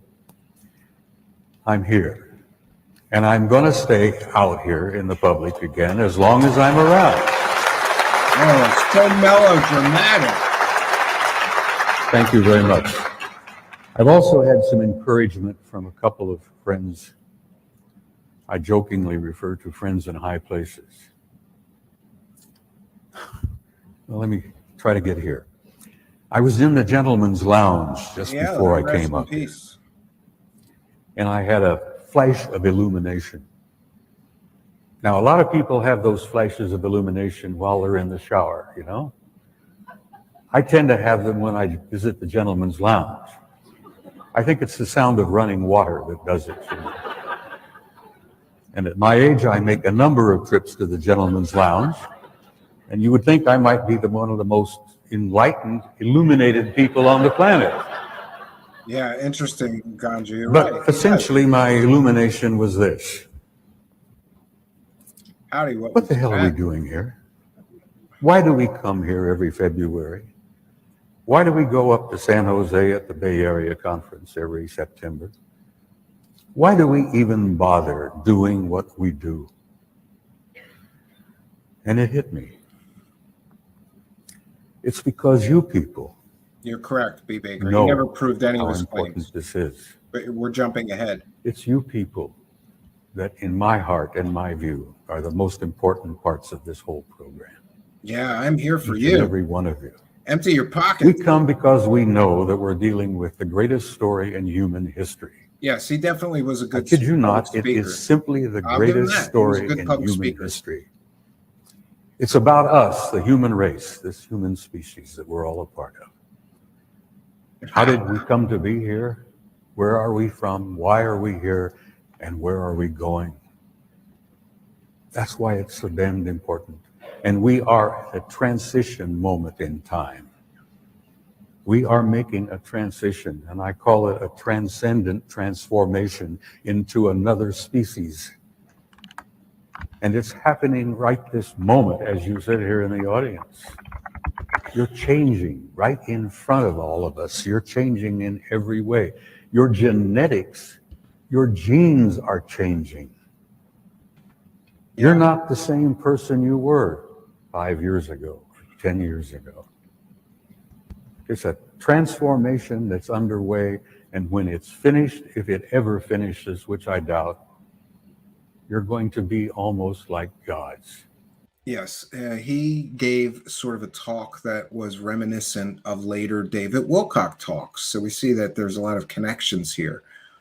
He believed that our DNA would be upgraded and we would ascend to having godlike superpowers and abilities. And towards the end of his life, which was, I believe, not that long after this talk, he truly was telling people that he had all these godlike superpowers. Because you have that potential. Long ago, an old friend of mine who I refer to continually as a dear old friend, a rabbi in Galilee said, "You are as gods. What I do, you can do, and even more." Does this sound familiar? David Wilcock used that exact Bible quote years later in his talks. So it's interesting to see the threads of basically grifters stealing material from each other. Well, take those words and put them in your heart and think about that. You are as gods. What he did, you can do, and even more.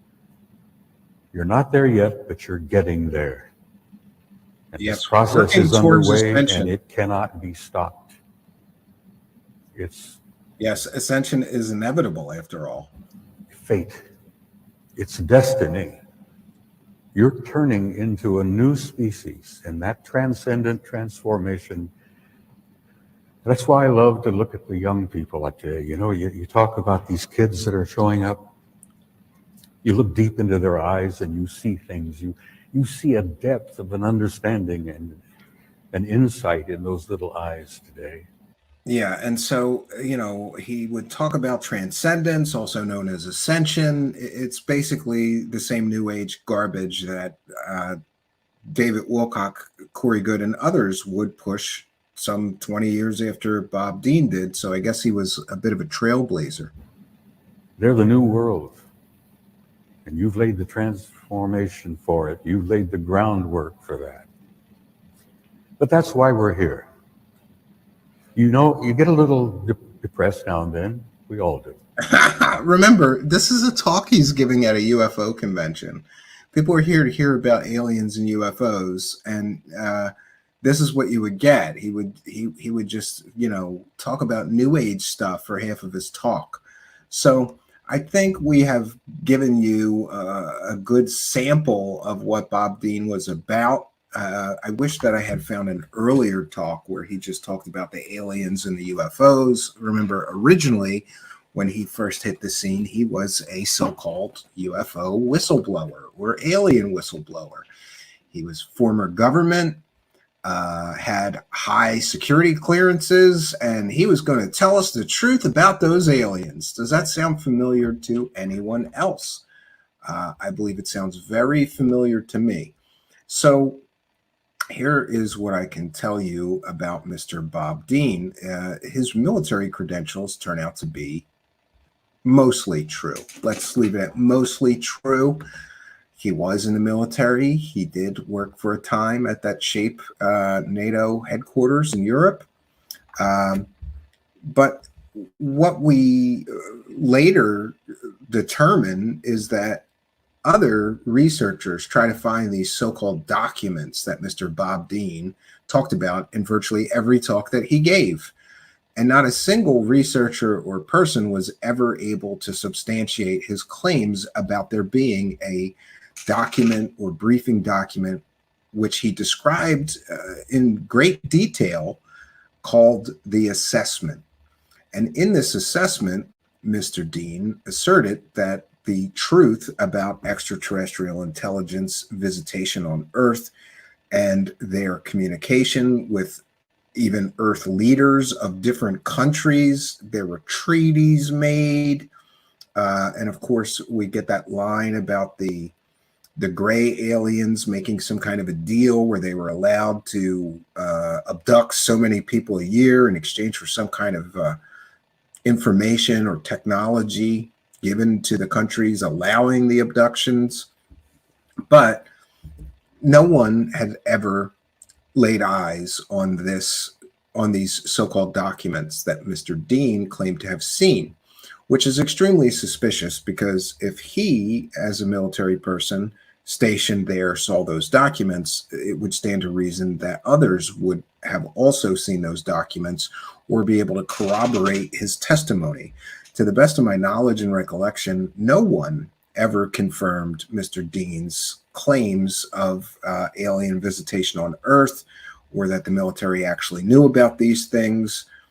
And largely, more skeptically minded people might come to the conclusion that when Robert Dean suddenly found himself living right near Wendell Stevens, who had made a gob ton of money in UFOs, and also a former military man, and they became friends. They were close friends and neighbors before Mr. Dean became a so-called UFO whistleblower. So I have talked to at least one, let's just say, OG researcher who told me that he believed that Robert Dean was coached to come forward and tell stories, because originally Wendell Stevens would sort of interview Mr. Dean, kind of a great deal like Corey Goode and David Wilcock. You'd have one person asking the questions, and the other person was that oracle of information, the source of all the stories about the aliens. Well, before there was David Wilcock and Corey Goode doing that, there was Wendell Stevens and Bob Dean. And I, for a time, looked into Mr. Robert Dean's military credentials, and I wasn't able to find that he lied about any of that. Was a real military man, got an honorable discharge, even, I believe, a military retirement, which you don't get unless you were on good terms with the military when you left. And despite all of his claims, no one from the military ever, people who want to believe Mr. Dean say no one from the United States government or the military ever denied his claims. Well, great, but nobody ever confirmed them either, so we're left at an impasse. And Mr. Dean falls into the category of falsifiability, which is a concept that we have talked about here before several times, which goes essentially like this. If Mr. Dean cannot prove that his stories are true, and likewise I cannot prove that they are not true, then his information has absolutely no value. We never get any corroborative evidence, corroborative witnesses. We never get to see the documents that Mr. Dean claimed to have seen while in the military. Nobody can show me a single page out of this so-called assessment. And it's important to note that Mr. Dean had no other job other than working UFO conferences constantly. He was a fixture at UFO conferences in the 90s and the early 2000s. He was at all of them. No matter what UFO conference you went to, Bob Dean was there. And usually he was a paid speaker. So did Mr. Dean really see secret military documents that prove the existence of extraterrestrials and visitation of extraterrestrials on Earth and flying saucers and alien spaceships? Well, I can't say definitively that he didn't see those documents, but I can tell you that no one's ever proven any of Mr. Dean's claims. But he did make a great deal of money as a paid UFO personality. He was one of the older so-called UFO celebrities for quite some time. I have to say that, like, early on, I got into this stuff. I remember I listened to every UFO conference where Mr. Dean would talk. And, you know, every couple of years he would do a new or different talk, usually not so rambly like he was at the end, a little more precise and planned out and sort of scripted. He was a good speaker. He was kind of entertaining to listen to, threw in some jokes. That's why he did good on the live speaker circuit at UFO conferences. But as far as being a UFO whistleblower, again, I always come back to this. A whistleblower has evidence. But what we see time and time again in the history of UFO whistleblowers is that most of them don't have evidence, but they all have an incredible amount of stories. Usually without corroboration, accompanying documents to support their claims, corroborating witnesses, or any verifiable, undeniable proof that their claims are true. Essentially, what we get from the UFO whistleblowers usually is stories. Next, we get to one of my other favorite so-called whistleblowers, Stan Romanek, because you may notice it's kind of a strange picture that we're using of Mr. Romanek. That's his mugshot, because Mr. Romanek's career as a UFO whistleblower did not end well at all. And we're just going to go to the Wikipedia for him first. Or, you know what? I don't need to share that. We'll just... So Stan Romanek was an American author, documented con artist, and convicted sex offender. Documented con artist, according to Wikipedia. He was the subject of the documentary film Extraordinary, the Stan Romanek story. Remember how we talked about J3 Films was actively promoting this guy who was a convicted sex offender and convicted con artist? Yeah. J3 Films is still promoting that film and profiting from it, despite Mr. Romanek being convicted of some very serious offenses involving children. And you might also like to know the little bit of nugget that Jimmy Church and Richard Dolan and many other UFO celebrities worked for J3 Films on new projects anyway, knowing that they were actively promoting and profiting from this man. Stan Romanek claimed that he was an alien abductee, and his first UFO encounter was around the year 2000. He's had many experiences with aliens. He offered proof of his alien abductions by showing strange wounds on his body, which glowed under black light. He also claimed that he was in, I think, near constant communication with aliens. And he used a ghost box, of all things, to communicate with the aliens. He claims that aliens visited his home and more. It is a strange story. But I did find, interestingly, this is not the first time in the form of Dave Grusch that a so-called UFO whistleblower has gotten some major media attention. Stan Romanek got the attention of ABC News, and I think it was a 2020 piece that they did in which they detailed Mr. Romanek's so-called alien experiences. I was able to find a video detailing his experience. So we're going to share that video. It's a short video. And this is fair use. It's a transformative work. We are educating the public about the so-called UFO whistleblower, Stan Romanek. 1 second. Let me cue this up here. All right, I got it.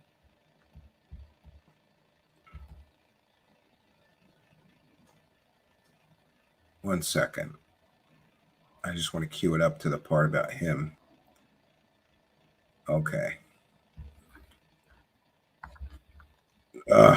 1 second. We'll start with some so-called UFO footage, I suppose. So this is a transformative work. We are going to be discussing and critiquing the video that we're sharing. This is from an ABC News piece about Mr. Romanek, and this is some 13 years ago. 2.4 million views. Alien Cell. There it is. Oh, I got it. I don't know what the hell it is. Unlike many of the experiencers we talked to who claim to have seen UFOs, And I looked out and there was a big red blinking UFO. or claim they were abducted, so it went over this way. It went southeast, basically. Stan Romanek's story may be the most incredible. What the hell is that thing? Not only does he capture his alleged sightings on video, Do you guys see it too? Yeah, he had a lot of wacky videos. It's right over our heads, practically. more documentation, more so-called proof of extraterrestrial contact than anyone else. All right, we have an extraordinary story out of Denver. He's appeared on Larry King Live with his video. Stan Romanek is the man who claims to have shot footage of an extraterrestrial. Yeah, so Mr. Romanek was a prodigious hoaxer. And I believe that all of his material that he created as his so-called evidence was faked through various means. I think his most famous hoaxed video was of an alien outside his door at his house, which most people who are a little more skeptical who looked at the videos would agree that it turned out to be like somebody holding up a mask to a glass door, through a glass door. Not very convincing. Later, Mr. Romanek would be caught trying to hoax poltergeist activity during a live interview. He was like throwing a pencil, and he got caught doing that. So it appears that Mr. Romanek was a hoaxer and not a true so-called UFO or alien whistleblower. But remarkably, Stan says his first ever UFO sighting wasn't even in the dark, but in broad daylight while he was driving his car near Denver's Red Rocks Amphitheater. As I rolled down the window, it appeared to have noticed me at that point. Where Yeah, he was filled with stories, right? And this look, that could be anything. Could be a Mylar balloon. 1,000, maybe 20,000. Why is it so shaky? In an instant. Stan says he began seeing UFOs all the time. He could barely look up without seeing some strange light or orb in the sky. Over the years, his wristwatch stopped working. Lights would flicker at his mere presence, and birds would crash into his car. If you're a true experience. Yeah, and of course, this was all claims. These were unproven claims, but these were the kind of claims that he made. Oh, my watch stopped. Maybe it's interference from the alien spaceships. Yeah, a lot of claims from this guy. And he claimed he had all this evidence, but we saw some of the evidence. Look, there's a UFO. It looks like a Mylar balloon. Why is the camera shaking like crazy? You know, why can't we get clear video from him? Experience or a true abductee, you have what's called high strangeness. All these weird, bizarre paranormal things start to happen, almost like your house is either being haunted or nobody really knows. Well, that thing's weird. Hey, where'd it go? It's almost as if Yeah, it looked like he moved the camera and then said, hey, where did it go? Like some of his so-called evidence, I believe he or somebody else used to have a website collection of it. If anybody knows the link to that, if it still exists or we can find it on Wayback, please do email me at truthseekershow@gmail.com. He was very good at getting attention for himself, and he became one of the cash cows of the UFO community. Again, speaking at conferences for big speaking fees. You know, he's the guy with all the evidence. He's the guy who is the focal point of alien visitation, and he's going to tell you all about it. Just make sure you buy your ticket. You know, it's like buying a ticket to the circus. you're a storm chaser, like UFOs every couple weeks. I'd reverse that. It's almost like they're chasing me. But Stan says he witnessed even more paranormal phenomena. There was a UFO at his workplace. Orbs would follow him home at night. And ultimately, like a horror movie come true, Stan claims they came knocking on his door and woke him up in the middle of the night. You thought it was kids. Yeah, I thought it was, well, either kids or very small adults. They were almost a little bit too big to be kids, maybe teenagers. You thought it was robbery. Yeah, they were playing a joke or they were here to rob us. As I got closer, I started wondering if they were really masked because I could see the veins in their head. I could see their facial movements. And again, this is his telling of the story. He could see the veins in their head and facial movements and all these things. And none of that is shown on the videos that he offers as proof. So, you know, there's a huge discrepancy between his fantastical claims and the so-called evidence that he would present. I could see their mouths move. I could see their eyes blink. And I started to get frightened. So what happened? Unless you have this happen to you, it's kind of hard to explain, but suddenly a thought popped into my head. Oh, telepathic communication with the aliens, of course. That's how everybody communicates with the aliens, through thought transference or telepathy. So you think they were communicating with you telepathically? I can't explain it any other way. I know what I experienced.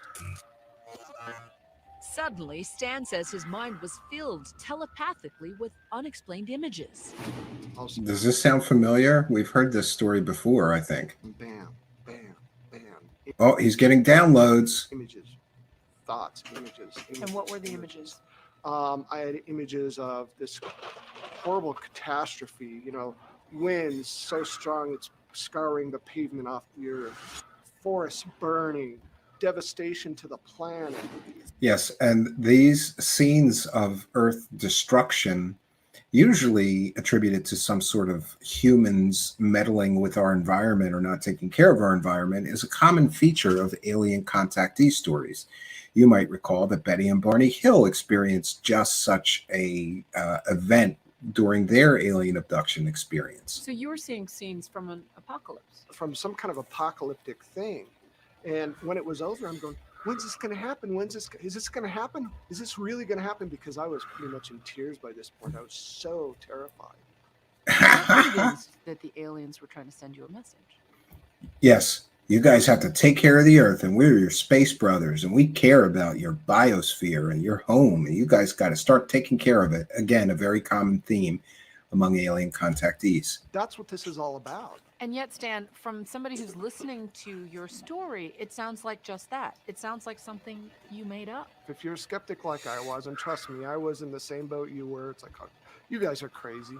But every time Later, longtime friends and acquaintances of Mr. Romanek would confirm that he had a lifelong interest in aliens, science fiction, and, of course, UFOs. So his claim to have been a skeptic previous to his so-called alien experiences kind of falls apart under scrutiny. I think that something else happens to prove that I'm not crazy. Is Stan crazy? Is he crazy? I don't believe he's crazy. He's absolutely seen something. Things have actually happened to him. I know that just from talking with him, from seeing some of the evidence. The Garen cattle mutilation case was really interesting.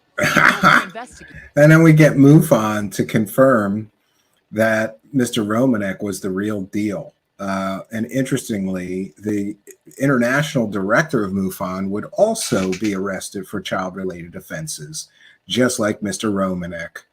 A short time after Mr. Romanek got charged, so did Jan Harzan, former international director of MUFON, which stands for the Mutual UFO Network, which I believe to be a less than ethical organization. Let's leave it at that. Says Stan's story is supported by more than just shaky video and grainy photos of bright lights or orbs in the big city sky. It's one thing to say you've seen something that's unknown. It's another to say, I've been abducted. Well, you would have the evidence, the physical evidence that's occurred to him. The marks on his legs, the marks on his body, the implants. That's right, implants. This is just some of the evidence Chuck. It's great. I'd like to see an analysis of that so-called alien material, because if it was truly an alien material, you could put it in a mass spectrometer and you would know that it was alien not from our solar system instantly. He's talking about. See the dot in that X-ray? Stan claims it was an implant doctors found after a so-called abduction. When ABC News asked for an independent medical assessment of the implant, Stan says it suddenly disappeared. There's also these. That's nice. So ABC News is like, that's great. Let us see the implant. We'll get it analyzed. The aliens, they teleported it out of my body. It disappeared right when you guys wanted to test it. Isn't that convenient? Photos of marks on Stan's body, which he says were the result of alien testing. And they're usually in triangles, perfect triangles. You can measure them and they're like an inch by an inch by an inch. I love this interviewer too. She looks like she's like thinking, how did I get this crappy gig, right? One could argue, Stan, that these are self-inflicted. Yeah, they could argue that. I found some on my back, didn't even know I had them. Now, how can I reach them back? You know, there's always an argument for everything. You know, just because somebody can fake something doesn't necessarily mean it's faked. Well, I'm pretty sure in his case it does. Which brings us to the physical evidence. Stan says he found these photos on his camera after it went missing for a couple of days. Yeah, that's great. So his camera goes missing for a couple of days, and I guess the aliens got a hold of his camera and they started taking selfies. Stan Romanek claimed that he lost his camera and the aliens started taking alien selfies of themselves with his camera, and then he found the pictures later. Stan actually looks like pictures of a color photograph to me. Looks like somebody took pictures of a photograph. believes this is the face of an alien. These are images that were captured on a still camera. I don't know how they got there, but they were there when he downloaded pictures off our camera. And what do you make of these? To me, they look real. I mean, there's so much detail in them. I don't know how they got on my camera, but they look like ETs to me. I mean, what do they look like? I like how he's like open-ended, you know, like, yeah, they look like aliens to me. Must be aliens. You know, I'm a skeptic, Stan, so I think so it was looks I. like, you know, I think it looks like. And just to be clear, no, he was never a skeptic. He had a lifelong interest in UFOs and science fiction. This is all part of the act. Yeah, I used to be a skeptic too, till the aliens started taking selfies with my camera for me. Yeah. You know, Halloween mask. Okay. Maybe you're right. But do Halloween masks have that kind of detail? Well, Yeah, Halloween masks have even more detail. These seem kind of featureless. Oh, this looks like it could be shadows. Could be. Skeptics argue Stan and others like him are just seeing what they want to see. Yeah, I think that, you know, the believers would argue. I remember when Romanek was popular and big, and you couldn't argue any other explanation to a true believer other than, oh, he's really in communication with those aliens. How do you know that Stan isn't putting on a great big hoax? Well, that's the investigative part. You know, I've been to his house. I've talked to eyewitnesses who were there that saw things.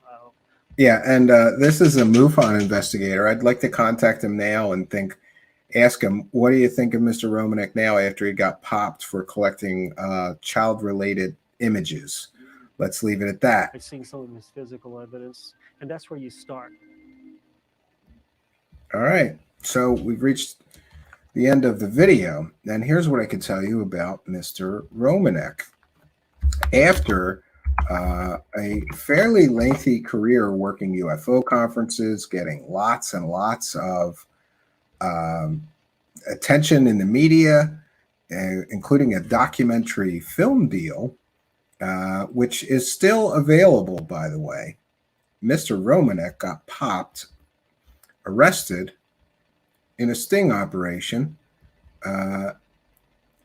This is the documentary by J3 Films, which they're still selling. Extraordinary, the Stan Romanek story. He is the center of the world's most documented extraterrestrial contact story. He's also a child-related offender. The intention of this documentary is not to prove the existence of UFOs and extraterrestrials, but to pose the question, what if this is all true? And you too can buy it for $9 or rent it for $4. I don't recommend it. I think this is a horrible documentary, but you do get to see the money shot there of the alien in his window, and a bunch of people totally who believe Mr. Romanek's story. I wanted to see if we can find, one second, we'll find one of those articles. There was plenty of articles when Mr. Romanek got arrested. Well, we'll just go from the so on February 13th, 2014, Romanek was arrested after turning himself in at the Larimer County Jail on charges of possession and distribution of child-related images. And you know what kind of images. YouTube doesn't like those words, so we're going to try to avoid that. The outcome of an 8-month investigation. Oh, one second here. I'll share my screen just so you know I'm getting this directly from Wikipedia. Okay, and he was caught with more than 300 images as well as video files depicting CP were found on Romanek's computers. After appearing at the Larimer County Courthouse, Romanek was released on $20,000 personal recognizance bond. In March 2016, Romanek pleaded not guilty to both charges after refusing a plea deal from the 8th Judicial DA's office. On August 8th, Romanek was found guilty of felony possession of CP, child-related images, but not guilty of distribution.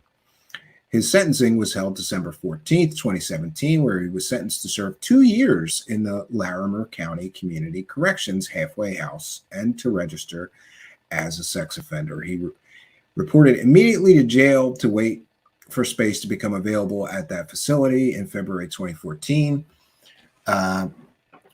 Romanek's wife, Lisa, said, "We'll be taking ufology into the courtroom." After the trial, their defense attorneys, Colorado law firm McKinlick and McKinlick, stated that they did not do this because it was not relevant to the case. They advised Romanek to appeal the conviction and hire new defense counsel. So his lawyers quit him after the first conviction. They planned to file an appeal. Romanek made public allegations that the government had planted the evidence. Here's where we get the Men in Black explanation. Planted the evidence on his computer. At the sentencing hearing, Deputy District Attorney Joshua Ritter accused him of deception to try and place the blame on others and of doctoring evidence in the form of videos falsely alleging that his computer had been hacked. Ritter disclosed that Romanek had not even tried Ritter disclosed, here's where you know what kind of a person this guy is. Romanek had even tried to frame his stepson, Jacob Shattuck, for placing the images on his computer. The prosecutor pointed out that even the defense team would not allow such fabricated evidence into court.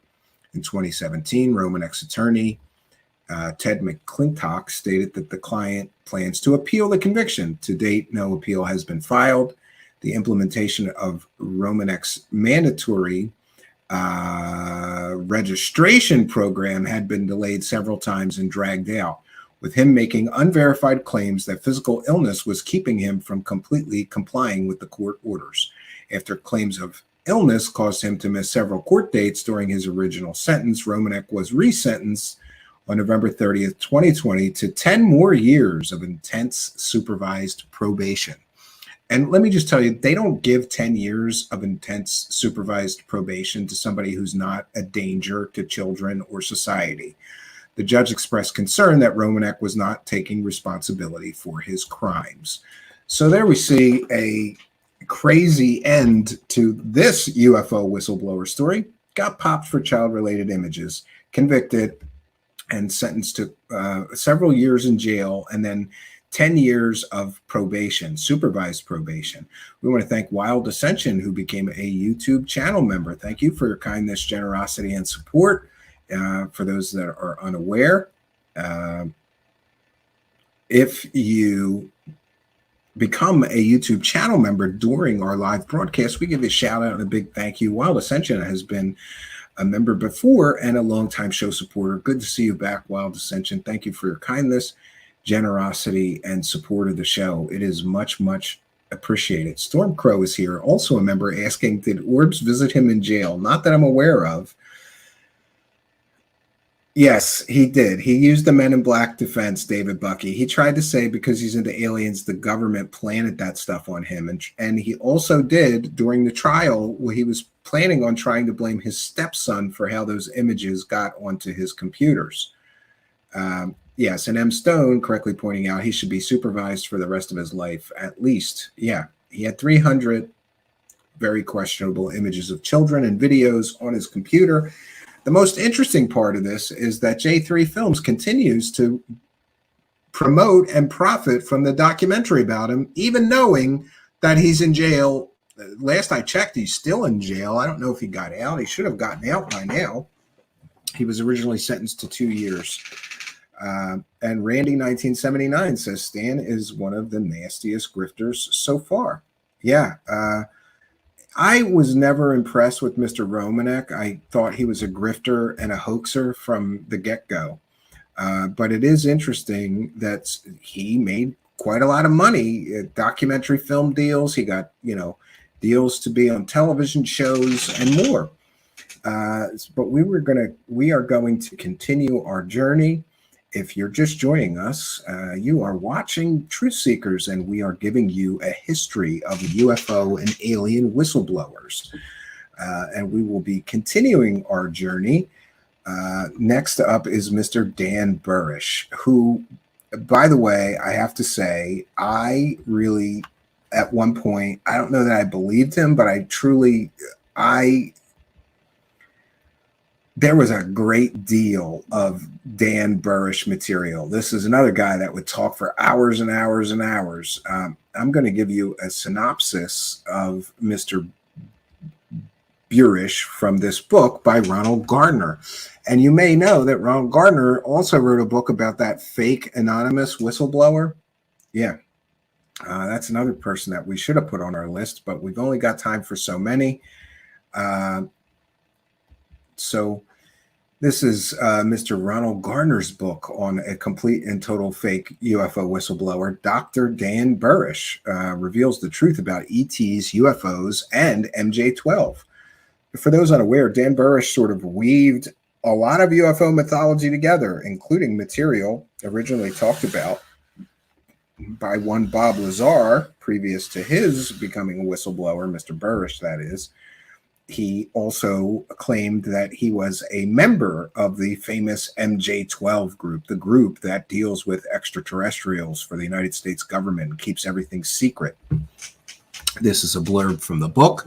This is the true story of microbiologist Dr. Dan Burish and his encounters at Area 51 S4 with J-Rod, an alien from the Zeta Reticuli star system whose UFO crashed in Kingman, Arizona.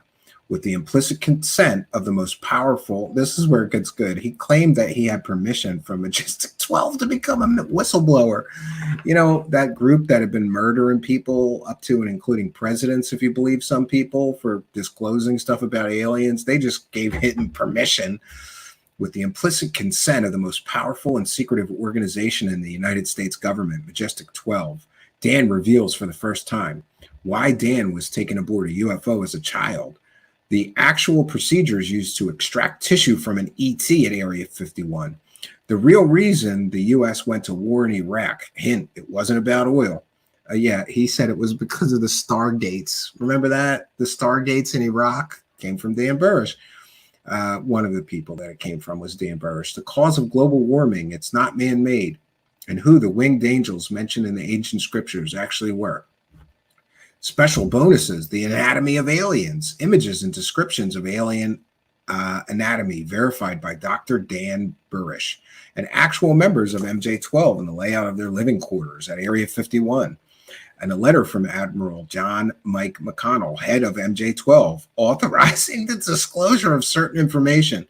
This book will challenge your belief system, but if you're ready for the truth, scroll up and click the buy button and get your copy now. Every single detail is corroborated by multiple sources. Great. This is just, yeah. And here we see the image of the J-Rod alien that he claimed that he interacted with at Area 51. So Dan Burish essentially took Bob Lazar's stories about Area 51, but then he expanded upon them. He expanded upon the stories. He weaved in MJ-12. And what you need to know about Mr. Burish is that although he did have some degrees in biology, I don't believe that he was a doctor, if memory serves me correct. And also, while he claimed that he was working at Area 51, we can verify that Mr. Burish actually was working in Las Vegas as a security guard for a casino. So, though he claimed to be a prestigious biologist that the government sought out, and MJ-12 hired him to work on this alien's biology. And you know all those stories about how the gray aliens have some necropolis or some genetic malfunction which is causing all of these problems for them, and that's why they need human material, because they need to extract DNA and sort of fix themselves. These stories originated with Mr. Dan Burish. They have since become an accepted part of UFO mythology. I do have, will cite fair use once again. Dan Burish, like a lot of other people, his videos have been really sort of melting off of the internet. It used to be you could search Dan Burish on YouTube and find 100 interviews with him and things like that. He eventually fell off the map when his story started falling apart and people began verifying that he couldn't have been at Area 51 working when he claimed he was. But that didn't stop UFO profiteers from interviewing him. And here we'll get a sample of some of his story. Can only be described as somewhat angelic, is interacting with you in a way that's blowing up your security cameras. It walked through the wall. It literally walked through the wall through my desk. And I was sitting at my desk at the time. It walked through the wall toward me. Yeah, and he had a lot of stories about interacting with that alien who he called J-Rod. You may have heard that story before. You can buy the book. We showed it to you, but not from me. Interesting story. Mr. Burish claimed that while he was a biologist at Area 51, you know, taking tissue samples from the alien, they became basically best friends. I fell off onto the floor. That was actual foot. Well, that's just an artist's conception from my point of view. It walked through the wall and I fell back. It then screamed and I felt myself pulled up in its scream. It was a deference. I heard it screaming to God in English. What did it say? Other individuals. It screamed the name. Begins with a blessed Y? be Adonai. Oh. Okay. And is that, Aramaic? It's Hebrew. Okay. Why would an alien from another star system be speaking in Hebrew? Hey, these stories don't have to make sense. They just have to sell and sound convincing enough, to sell at UFO conferences. And here is Mr. Burish being interviewed at a UFO conference, of course. And I only say that out of great. I wouldn't. I don't even know what that's a say that, picture of. It doesn't make any sense. Is that supposed to be an alien? I'm very careful with that word. It frightens me. But Now I put a negative up there so people could see it a little bit better, but that doesn't seem to help. now, well, that's just an artist's conception I did. That's not it. You have an image here. There's still images, and yes, it related to the research that we are doing, and there were very strict lines which were not to be crossed, and so involving the research, and I've been actually laughing. I don't even know what we're looking at here. Like, that's supposed to be an alien somehow walking through a wall? Okay. That over this, it's disconcerting. I guess I see the eyes. But then again, I come to understand others better who have experiences without proof in their hands of the experiences, and so it's helped grow me because of that. Was this visitation part of something you were doing at that That's real. moment? Was it part of something you were doing at that moment, or was it just no? Yahoo Mail Plus. Great software being the used first here. time that this being walked in or around me, it was not at home. That was in my home. The first time that it happened, I was up at S4, right, and it was between work involving Aquarius, and there was some post-neuropathy buildup work that we were. Neuropathy. That's what he claimed that the aliens were suffering from and why they needed human DNA in order to repair whatever was causing their neuropathy or their genetic fading. I think, as I recall, because they cloned themselves almost out of healthy existence. And so I was playing with Lotus up there. And in fact, we got the research from them, the results of the research, because I was proceeding forward with this, actually doing a sequencing or starting to do a sequencing. Randy, no. By these particles in the environment. And that's when it walked in. I turned around and saw it standing in back of me, and it was extending through the walls. And it screamed the same thing that it screamed when it walked into my home. And these are supposed to be pictures of aliens somehow? That's the only thing I knew to say at the moment. I had a cup of coffee in my hand, the Bosco type. We're not allowed to, they didn't allow. Yeah, it does look like a botched up Polaroid. And I hope that they've changed it since. They never allowed caffeinated products whatsoever up at S4. So we had what we called coffee. It was a Bosco type drink. And I began shaking, and then when it screamed, it was as if I pulled out of myself and was pulled upward in the I think air it was, yes, Space Jews, yeah. while it screamed. And when it stopped, I was back in my seat, but my body didn't leave the seat. It was almost like a out of body type. This image that you're looking at was taken while I was talking with it. It was doing most talking with me about the J-Rod. It does look like an old flame What we GIF, would yeah. speak about would be what would be filmed. Yeah, that seems like a strange detail. They're not allowed to have about the coffee beauty at of the S4? J-Rod and It how doesn't make any sense. his heart was beautiful, and how his heart reminded me of the hearts of patients. No, this isn't J-Rod. This In is this another image on the alien far- entity that he you talked notice about the- J-Rod with. The isolated image. Yeah. Okay, that's fine. If you could go back to where we,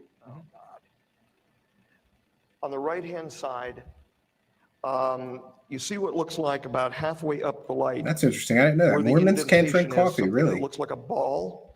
But they can drink Mountain Dew? And we'll It doesn't put make this sense. Back up on our website.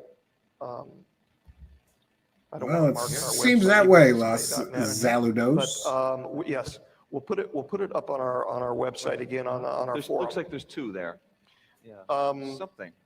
It's a single structure, and that Yeah, they would is never the get face of anything the done. What J-Rod, was that? I don't think. And thanks for which being a was member. being observed by the camera while we were talking about the J-Rod. That is not the J-Rod. That is what the being was projecting. Is it from me.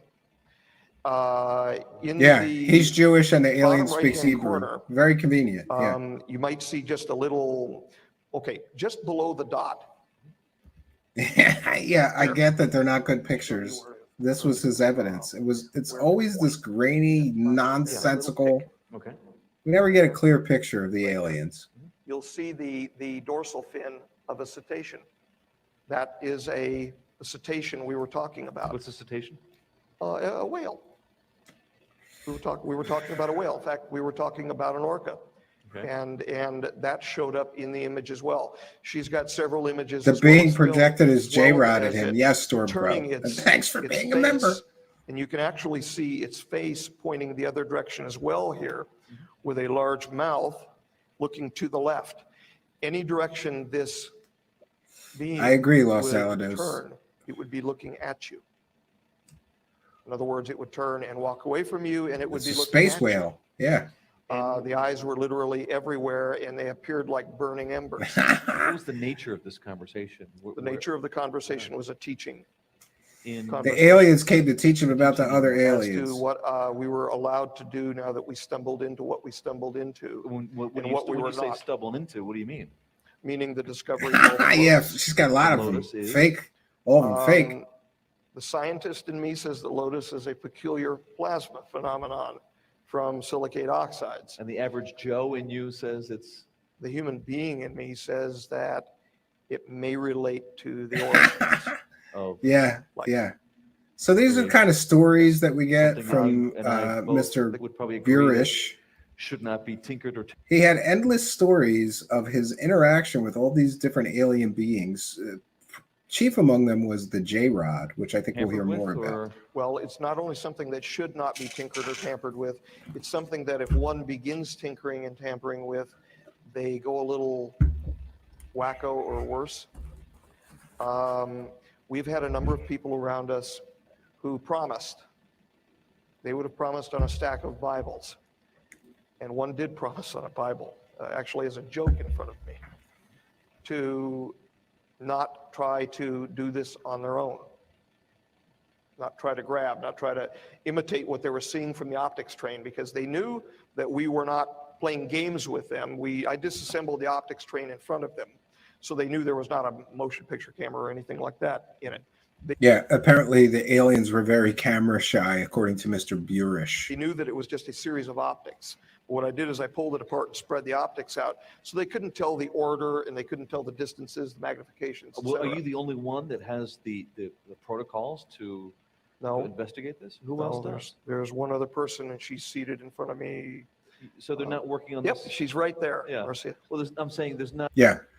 Interestingly, his girlfriend got in on the act as Mr. Burish continued to expand his alien stories. Suddenly, his girlfriend also worked at S4, as I recall, and would corroborate his stories. We've detailed this before. That's called the wackadoo prover maneuver. Oh, I definitely have proof. This girl I live with, who I just happens to be my girlfriend, also worked at Area 51 S4, and she'll tell you I'm definitely telling the truth about all these aliens. Not another military installation that has this knowledge. No, they kicked me out of S4 as a result of this being walking in. It was one of the nights that Art Bell was kicked off, because when it walked in, when Art Bell was being kicked off the air, I was up at S4. He got kicked off the air because of a strange energy pulse, he said, coming out of the Nevada test site. Does anybody remember that? Yeah, Art Bell claimed that he got knocked off the air by an energy weapon emanating from S4, and Dan Burish is going to confirm that story and tie in the Art Bell story with his. That was it. What is this image here? That's an image of me being lifted up in the air. And this was in your home during Or- the same event? For the being, yeah. Yeah, that sounds like a wonky Polaroid too. This is extremely Looks like. uncomfortable, people seeing this too. This was, of course, a moment that... I'm That's sure supposed to be you him always being think, lifted up. How do you see it as it relates to your destiny? Was this an intervention? Was this... Yeah, the aliens are intervening with him. That very instance, I was being lifted up and turned around and told no. for crossing the lines. That was, I won't say. Oh, he was crossing the lines with the aliens. But it was instruction. And Mr. Burish was also well known for getting very emotional and even crying during his talks. He would cry. I understand the. Looks like he's getting emotional here. He might start crying right here. I don't know. This does not mean that Lotus can't be used for the benefit of humankind. Yeah, and he always had a lot of code words. And if you recall the Q nonsense about Looking Glass, that was first mentioned by Bob Lazar. But again, Mr. Burish expanded on Bob Lazar's mythology and told fantastical stories about the Looking Glass project, in which they can look at any point in time through this sort of device where they could view, Jesus' crucifixion and famous historical events, the death of Julius Caesar, and all these other things. No evidence, but great stories, and expanded upon all of the things that Bob Lazar mentioned, including S4 at Area 51 and more.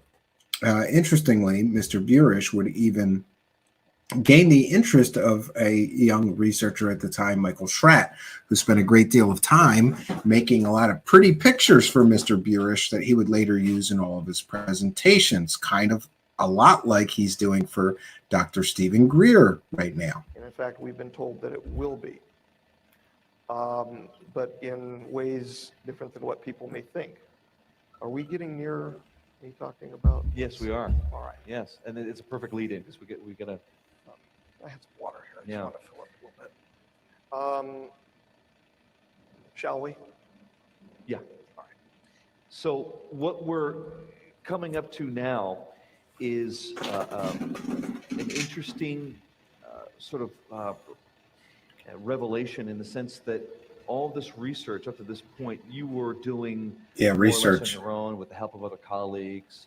It really came out of your experience and both personal and what you experienced in the military.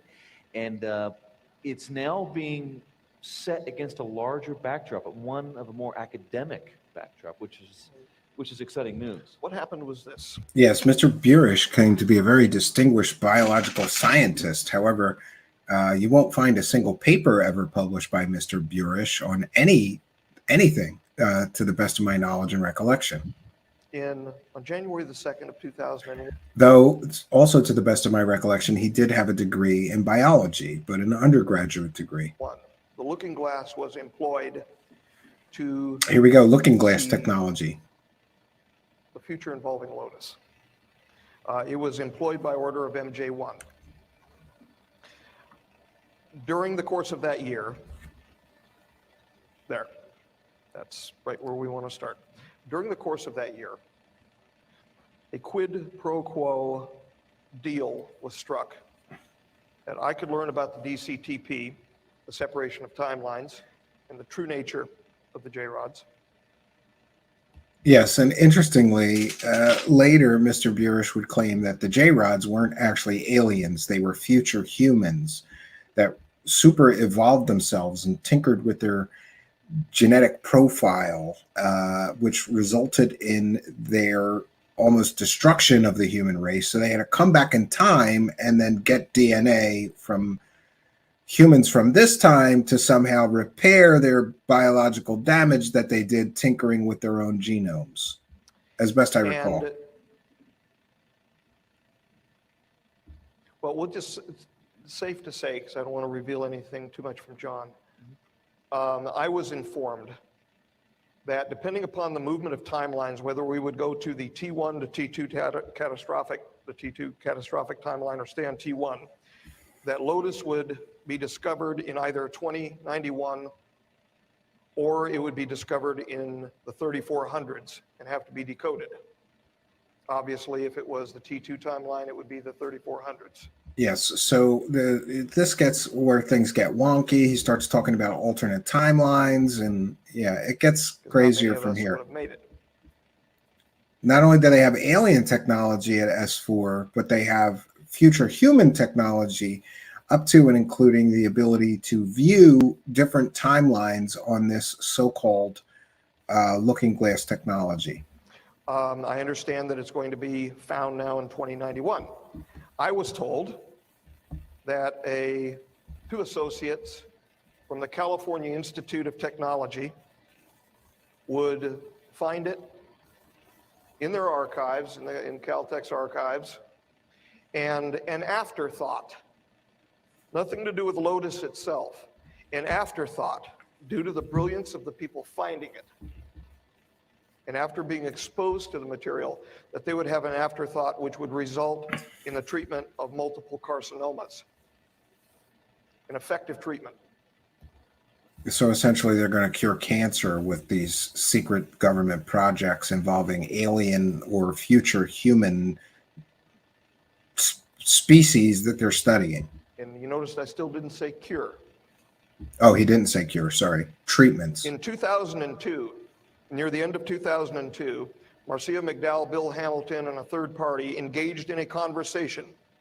You can see part of that conversation there listed up on the board, where Caltech is mentioned. I didn't know about that conversation for a long time. Oh, and rents.com, what a great source of information. At the start of 2003, in broken communications between Marcia and myself, she was up in Canada at the time, myself in Las Vegas, she ended up publishing on rents.com Burish's Ganesh particle acknowledged by Caltech. And I spotted it and we spoke about it and I said, no. What are you writing about here? And she says, no, I found it in the electronic thesis database archive. And it was a big hit in the Caltech archives. Well, we gradually found out that the Ganesh she spotted was a physicist whose name was Ganesh. Yeah, and it gets crazier from here. This is his circular way of proving that what he's talking about is correct. They found something in an archive in a college that somehow confirms what he is talking about. I think we've sampled enough of Mr. Burish's strange stories, but what we find out about Mr. Burish, researchers started looking into his claims, into his employment history, and it all falls apart. He could not have been working at Area 51. He was at times a security guard, I believe, the best as I recall, for a Las Vegas casino. He was also a probation officer, of all things, for a short time, or for a time in Las Vegas, Nevada.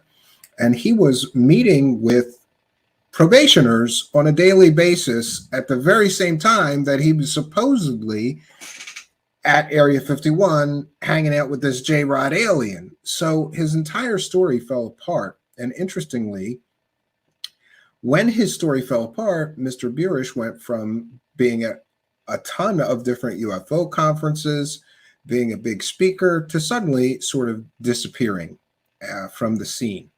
And I have not heard anything about Mr. Dan Burish for quite some time. And that could very well be because many of his claims of being a prestigious biologist fell apart. Because despite having a science degree, he was working as a probation officer, not something a prestigious, talented scientist that is so smart the government would hire him to work on the most secret project in human history would be doing. So Dan Burish's story, like many, fall apart, but not before Mr. Burish made a lot of money as a public speaker telling his stories. And interestingly, all of the UFO circle jerkers jumped on Mr. Burish, and Mr. Burish was very popular for a time, selling, not telling, but selling his stories of the J-Rod alien at Area 51 and time travel experiments and weapons, exotic weapons technology. The story gets crazy. At one point, the J-Rod's living in a biosphere, and he goes into the biosphere to get a tissue sample, and the J-Rod jumps on him. And like I said, you can buy the book, but not from me. So Mr. Burish's claims fall apart through careful research of his first put forth timeline. People matched up, found out where he was working. He couldn't have been at Area 51 the whole time that he is claiming that he was at Area 51. A hell of a commute to drive from Las Vegas to Area 51 every day. And I get it. People say he could have flew in on the Janet Airlines. There's no evidence to support that Mr. Burish ever stepped foot on Area 51 other than his stories and his girlfriend backing up his stories that, yeah, he really was a scientist out there at Area 51. Most of me thinks that Mr. Burish saw the money and the fame that Bob Lazar got and thought he would do likewise. That's what most people that are serious researchers who have delved deeply into Mr. Bob Lazar. And then, you know, Mr. Burish for a time was almost like the sequel, right? Like if you paid attention to everything Bob Lazar talked about, those aliens at Area 51 and the alien spacecraft being back engineered, Bob Lazar went quiet for a while after initially being very, very popular for a time. And then along comes Dan Burish in the, I think in the mid 90s, late 90s first. And then during the early 2000s, he worked many UFO conferences and did many podcast appearances or radio shows talking about his experience at Area 51. But what we get is a very flawed individual whose background, educational claims, I believe even military claims and more all fall apart. The places that he claimed to have worked, the prestigious organizations and prestigious science credentials that he claimed don't really pan out. And so here we have yet another whistleblower who is, let's be clear, he's not telling stories. He was selling stories for a time. And everybody around him was making money selling his stories, milking him for more stories about those aliens at Area 51.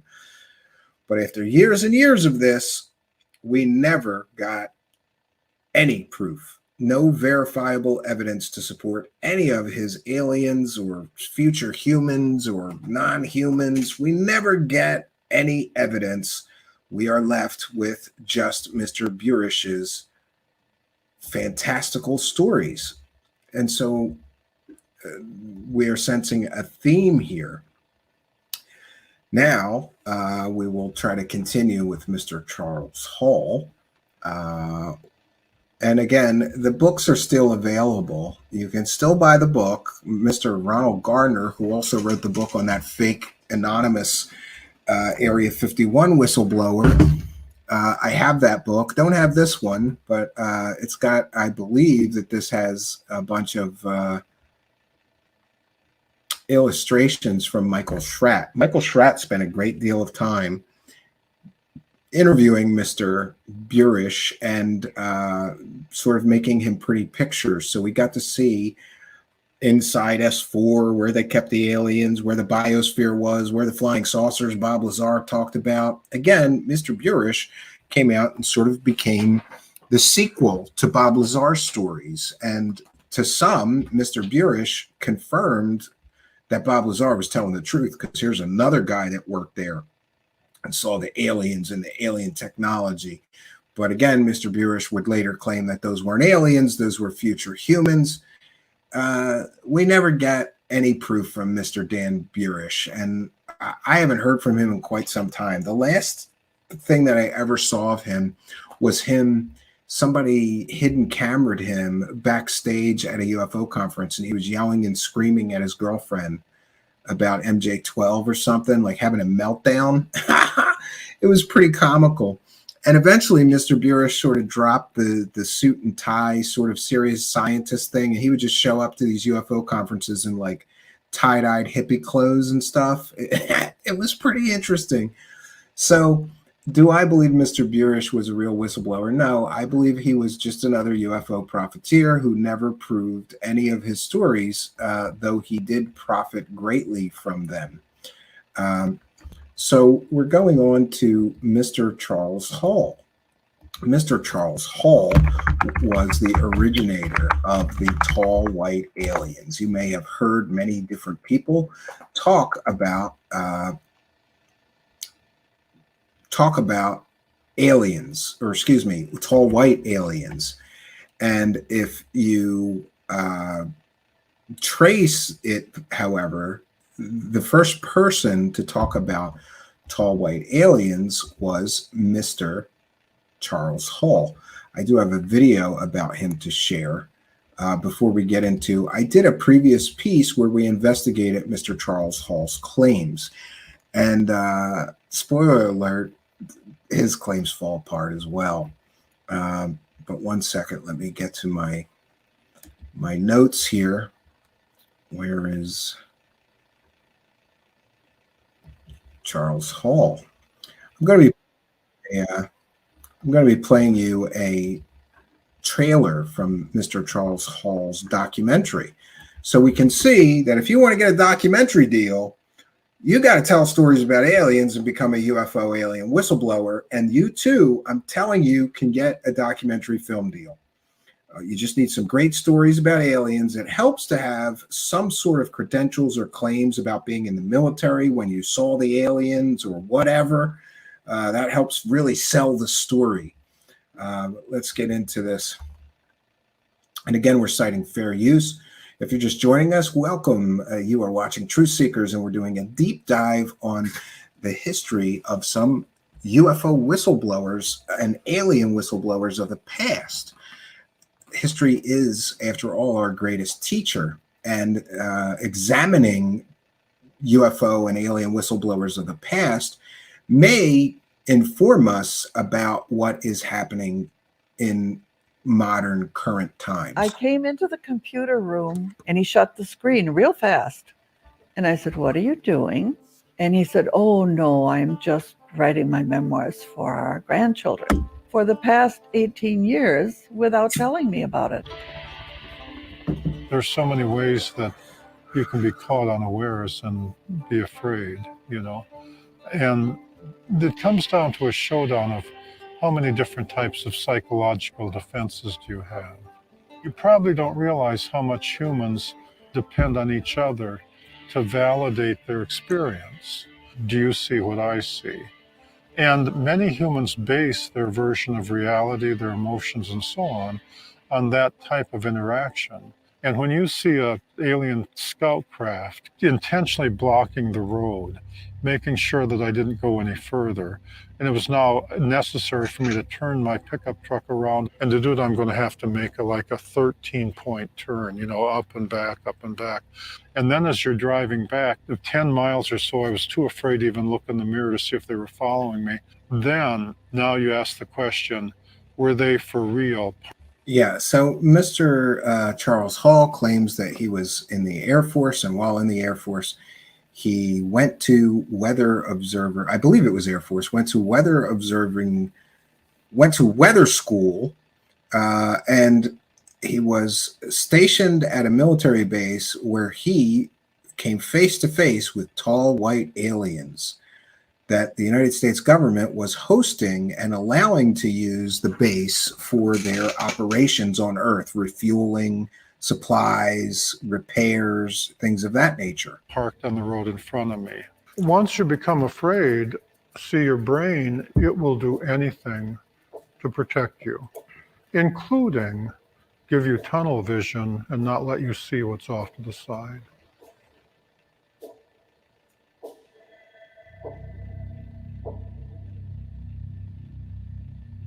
Yeah, I'm sorry. I thought this would be better of a trailer. So Mr. Charles Hall made many claims and has written many different books about his experiences with mostly tall white aliens. To my knowledge, he talked exclusively about meeting tall white aliens. He talked about their culture, their biology, their history, everything. He was an expert at these tall white aliens. For some reason, he was just a weather observer at the military base where he claimed to have worked and met the aliens. But for some reason, he was let in on the biggest secret in human history while observing weather at a military base and just ran right into the aliens. Nobody told him about the aliens. They just sort of sent him off to do his weather job. And all of a sudden there's an alien scout ship there, and he gets to come face to face with alien beings. Mr. Charles Hall has made a great deal of money selling multiple books. I believe he has 3 or 4 now, all about his experiences with the so-called tall white aliens. But an interesting thing happened. We investigated pretty fully his claims some time ago, so long ago that it was for my previous show, The Midnight Hour. And by the way, since my initial investigation, several people have come forward and told me how wrong I am about Mr. Charles Hall's military credentials. However, we verified everything to the best of our ability. But because so many people have told me how wrong I am, including Mr. Hall, by the way, Mr. Hall would claim that I couldn't get his military records from the government because I didn't have a need to know, and his military records are top secret. That's not how it works. That's not how any of this works. If you were a member of the United States military, your military records, at least your enlistment and your discharge, will be on record at the National Personnel Records Center. And we went to the National Personnel Records Center with Mr. Hall's claims and tried to verify his claims of where he went to boot camp, what branch of the military service he was in, what years he was in, the weather training that he claimed to have, because Mr. Hall gave very detailed information. In other words, saying, you know, I enlisted at this time and date. I did my basic training at this base. Then I was sent to a weather observer school at this base at this time. We try to verify all of the claims, and we came up completely empty. Interestingly, Mr. Charles Hall, I would confront with the with what I found. I thought it would be best if I allow him to explain the discrepancy. After all, Mr. Hall has made an awful lot of money selling books. And remember, his entire story begins with when I was in the military, and then we can't verify that he actually was. So is Mr. Charles Hall simply telling stories? Is his military career and claims of a military career important to the story? I would think it is extremely important to the story, because the whole story begins with, when I was in the military, I met the aliens. We go to the National Personnel Records Center, and his story begins to fall apart. So I have a piece that I've done previously. In order to save time and energy today, I decided that we will play you my original investigation. Now, this is some years ago. This is my original investigation into Mr. Charles Hall. Oh, we want to take a moment to thank Keith Gardeck for a kind and generous $50. Very kind of you. I have Don Shipley on speed dial.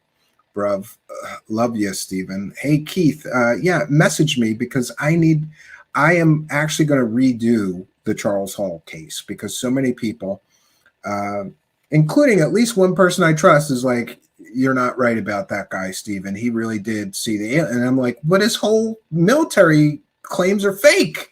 So how could the rest of his story not be fake? You know, if the story begins when I was in the military, and then you go to the military and you say, verify all of the claims in his books, and they won't, essentially saying there is no records of him serving, it's a real problem. And of course, I've heard the Men in Black explanation and things like that.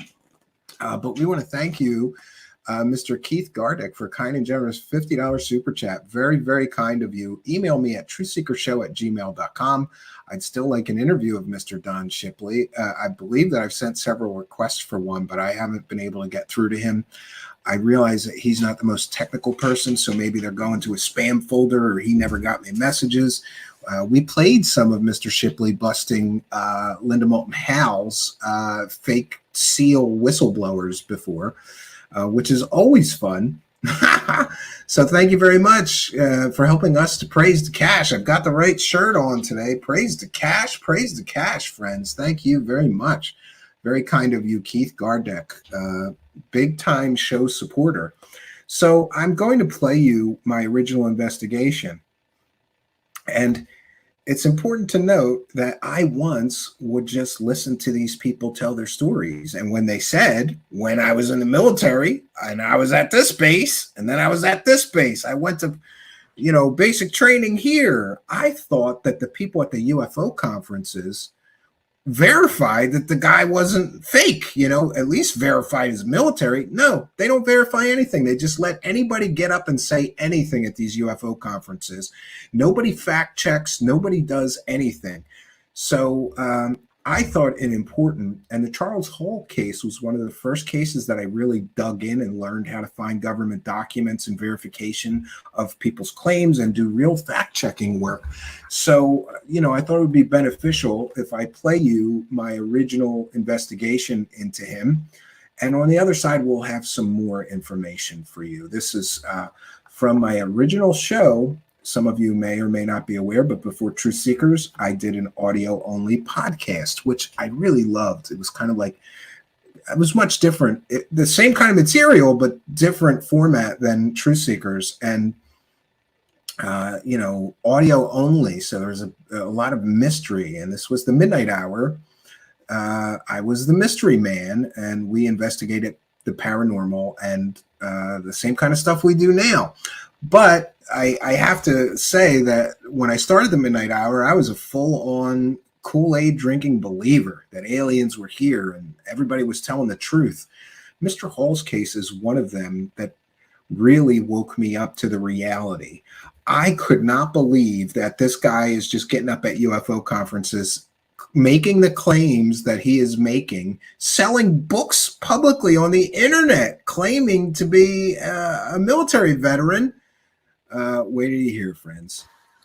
So recently, one Charles Hall has come back on my radar because he's jumping out and doing a few larger UFO conferences. Charles Hall, for those that don't know, tells an amazing story about being in the Air Force and being a meteorologist, a weather observer in the Air Force. And he got stationed at a top secret base as a weather observer. And while he was there at that Air Force top secret base as a weather observer, he talked to tall white aliens. He got to interact with these aliens that our government was helping provide a base for. Folks, it's an incredible story. And if you sit and listen to this guy, you go, man, what if this was true? Here's an Air Force veteran telling us this story about interacting with, meeting, and talking to aliens, learning about their culture, their purpose here on Earth. What an amazing story from this Air Force veteran. Except he's not an Air Force veteran. He's never been in the Air Force. Making this a story from an Air Force veteran just helps sell it. And like any good con, Charles Hall has been selling this con hard. Charles Hall and his tall white alien stories is a poison well. And what do I mean by that? Well, when Charles Hall starts his alien stories with when I was in the Air Force, and we can demonstrably, with cited sources, prove without a shadow of a doubt that he was never in the Air Force. Well, friends, that's a poison well. Right at the start of the story, he tells a huge, huge lie. If he's going to tell you a huge lie in the first sentence of his story, are we really going to listen to 300-page books, 4-5 books that this guy has written, telling these stories about talking to aliens while he was in the Air Force, when he wasn't ever in the Air Force? This is what some UFO conferences have devolved into, because this guy is right now speaking at UFO MegaCon. And I'm sorry, I keep making the joke, UFO MegaCon. Having this guy, a con, at their con is just, it's funny. And save me the emails, save me the messages. Yeah, I understand. I know con means convention, not con job. But when somebody hosting an event, calling it UFO MegaCon, books Charles Hall, a con man, to come to their conference and tell stories about talking to aliens, and they call their conference UFO MegaCon. And by the way, it's important for people to realize this. Each and every time that Charles Hall gets up on a stage or wherever and tells his alien stories that begin with, when I was in the Air Force, that, my friends, is a felony. There's something called the Stolen Valor Act, which makes it a felony to profit from claimed military service that is not real or genuine. In other words, you can't pretend to be a Gulf War veteran and write a book about the Gulf War and make money. That would be worthy of a felony conviction. And friends, by the same token, when Charles Hall gets up and tells his alien stories that begin with, when I was in the military, when I was in the Air Force, when he was never in the Air Force, that too is a felony. So for any UFO convention to knowingly employ this man who's going to stand up and commit a felony at your conference, that's really not good for your conference. You too could be considered an accessory to that felony for knowingly booking a person that's going to stand up at your conference and lie to everyone about military service that he does not have proof of. And in fact, people can ask me, how is it that I'm so sure that Charles Hall was never in the Air Force? It's a multi-stage process, but it's really very simple to explain. I filed a FOIA request requesting his military records. There are none. And friends, several other researchers or people into this have done the same. And I've compared notes with one person in particular, and we both agree. I went to Charles Hall and said, if you were really in the Air Force, then why are there no records when I file a FOIA request? Mr. Hall's explanation was that I did not have a need to know, and therefore they wouldn't release any records to me. Folks, that's not how FOIA request works, okay? If there are records there, the government has to give them to you unless they can show a valid reason why they need to be withheld. The FOIA forms that came back, both in my case and in other researchers' cases, have been very simple. There are no records available for Charles Hall from the United States Air Force. That alone, my friends, is very convincing evidence that he was never in the Air Force. But I wanted to be sure, so I did what I do often when I want to be sure. I went to Solar Marshall, the man who knows. And we talked about this. And he said, you know, I've already done this for you. Here, I'm going to help you. And I got to say, to his credit, he sure did help me. Because what Charles Hall, the idiot con man selling UFO stories as a fake Air Force veteran, didn't know is that it's awesomely easy to prove or disprove if someone's telling the truth about their Air Force service. And here's why. Someone put an archive online, and that archive contains every graduating class photo from the United States Air Force basic training classes at the different bases that basic training classes are, done at. there's an archive online. And not only does it have the class photos, but it has a text body with the names of each person that was in that basic training class. So what Solar Marshal did, and I also verified after him, is that if you go to the base where Mr. Charles Hall claims that he did his basic Air Force training at, and the year that he claims that he did it, you can go and look at the class photo of the people that were in that basic training class. And not surprisingly, Mr. Charles Hall is absent from that class photo of that basic training class. And again, this is the photo for the year he said that he did his Air Force basic training and the Air Force base he claims that he did that basic training at. I wanted to be certain, so I figured I better keep checking. Well, I figured that he wouldn't get the base that he got his Air Force basic training at wrong, right? But maybe being an older gentleman, he got the year wrong. So we checked the photos, the basic training photos, for, I guess, a 5-year range. We checked 5 years plus and minus. So actually a 10-year range from the year that he said. So we looked through 10 years of Air Force basic training class photos.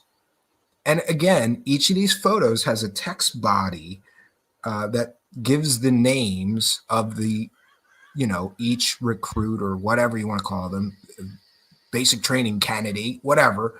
Each person that was in that basic training class, there's their name.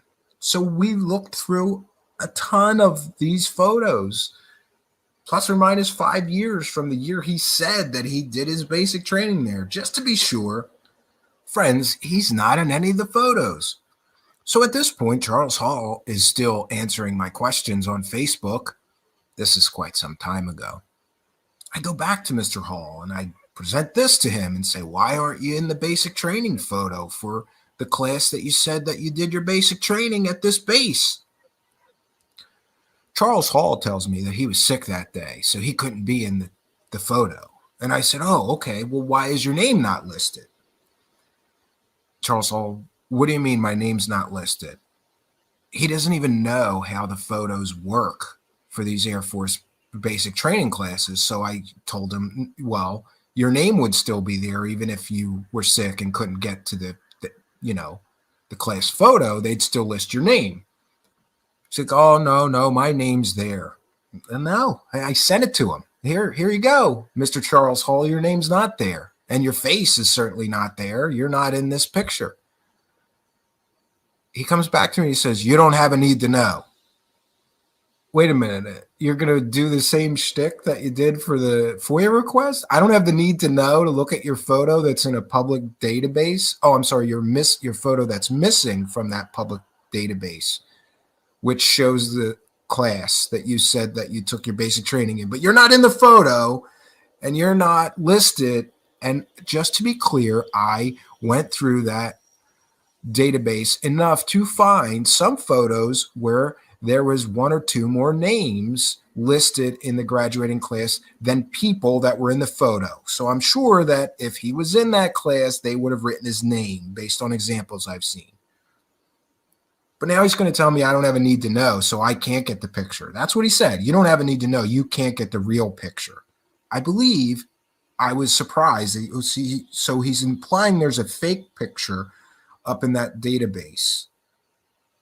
Again, friends, we've come back to this time and time again. When you get caught lying, you got to pull out the men in black. They erased the real one, and they're trying to destroy his reputation. So I go back to him a few times and say, are you saying that the government erased it? Or you say, and he just kept repeating this, no, you don't have a need to know. My next communication with him was shortly before a conference that I believe he was running himself. It was like a one-night event where you could come and hear him speak in Las Vegas. So I go back to him, and on Facebook, I say, you understand, because of the Stolen Valor Act, since you were never in the Air Force, that when you do this, standing up and telling these alien stories at your event, that you're committing a felony. You understand that, correct? And he came back to me and basically said, I'm wrong. I can prove my military service. I have the DD-214. And I said, great, give me the DD-214. What does he come back with? You don't have a need to know. Friends, it's ridiculous. And shortly after this, Charles Hall posted a public post, advertising his conference. And I wrote something on there like, Mr. Charles Hall cannot prove his Air Force military service, and he is continuing to sell these stories, which I believe is a felony based on the Federal Stolen Valor Act. I posted something like that as a public reply. Charles Hall and his wife blocked me. And by the way, I can't tell you how many sources have come to me and said, that his wife writes the books, right? He didn't write those books. He's just the front person telling the story. His wife writes the books and collects all the money and all that stuff. So there you go. I guess they're partners in crime, and she was very nasty to me as well. And here we are. If the guy never, ever was in the Air Force and he's telling these alien stories, starting with, I was in the Air Force, it's a felony, my friends. And I'm not going to back down from that. I'm not the person that has the obligation to prove I'm not committing a felony. Mr. Hall has the obligation to prove that he is not, in fact, every time he stands up at a UFO conference, committing a felony. He has to prove that. He has to prove that to the general public. He has to prove that certainly to the people that are organizing these UFO conferences, choosing whether or not to employ him to tell those alien stories. And I believe that he has an obligation to prove it to me. After all, I went to him like a gentleman and said, can you please explain these discrepancies? Basically, I was very, very polite to Mr. Hall. I wasn't nasty. I wasn't confrontational. So there we have it. And just a point of clarification, this was early in my, let's call it educational phase. And it turns out that, believe it or not, it is not a felony.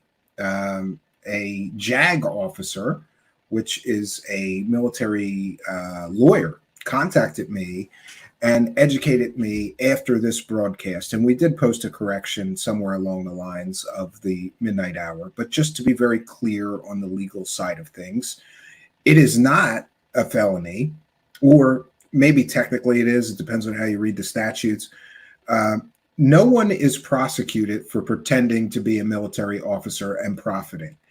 They are only prosecuted if they claim to have certain medals, like the Medal of Honor, or, distinguished, very high-ranking, distinguished military medals. If they claim they have those medals and they sell books or profit in any way, then it's a felony.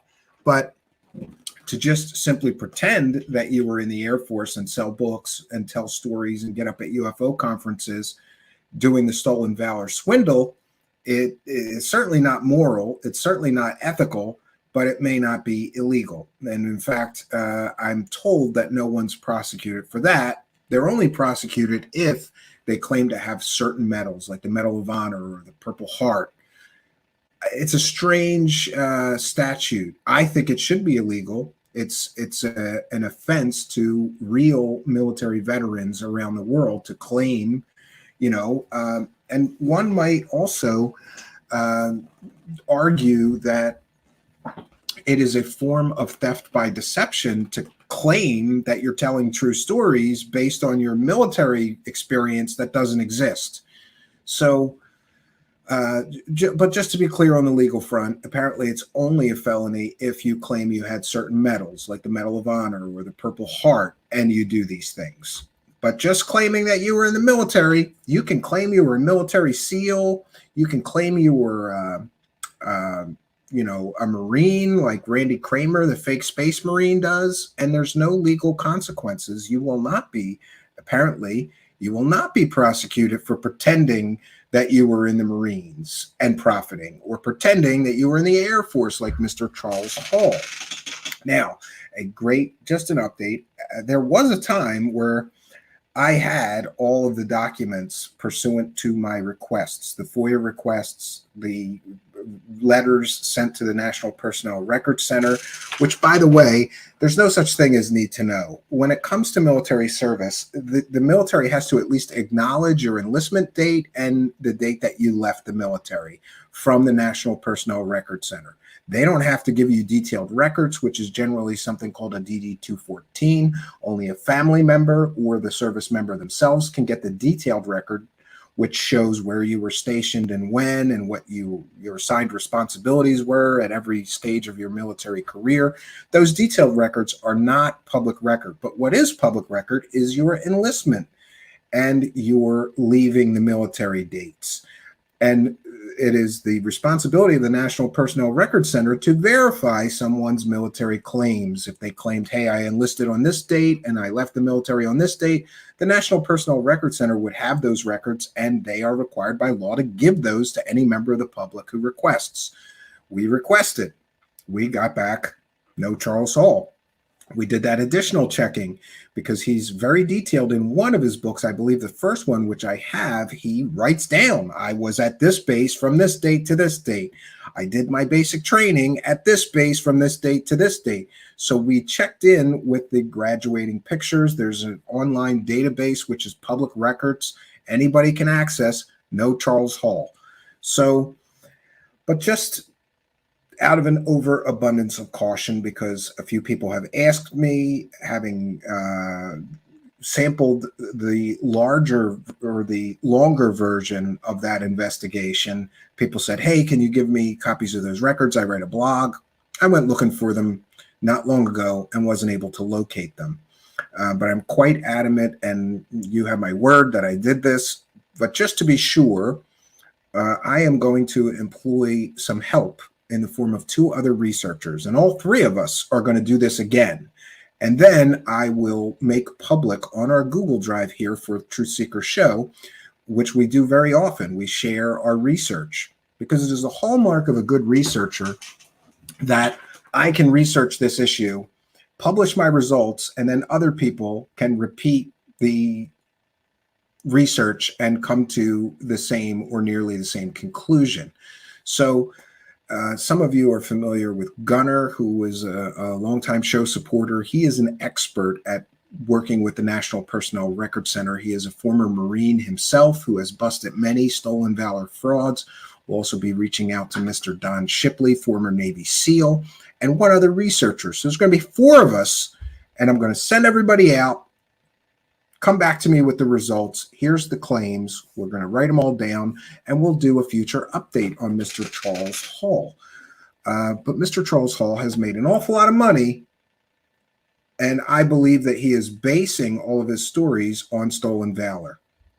So, but to be clear, we're going to do it all again and do a new updated episode on Mr. Charles Hall because he continues to make money from his stories. And if we can provide substantial and supportive proof and documentation to prove that many or all of his claims of military service that his stories begin with are completely and totally factually false, I think that would be a public service. And that's one of the things that we do here. So we will continue our journey. We have just a few contestants left on UFO whistleblower history here.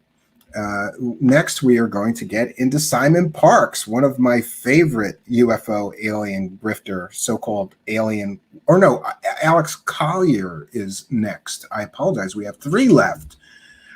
So let's get into Alex Collier, which I have to say, I am not very well versed with Mr. Collier.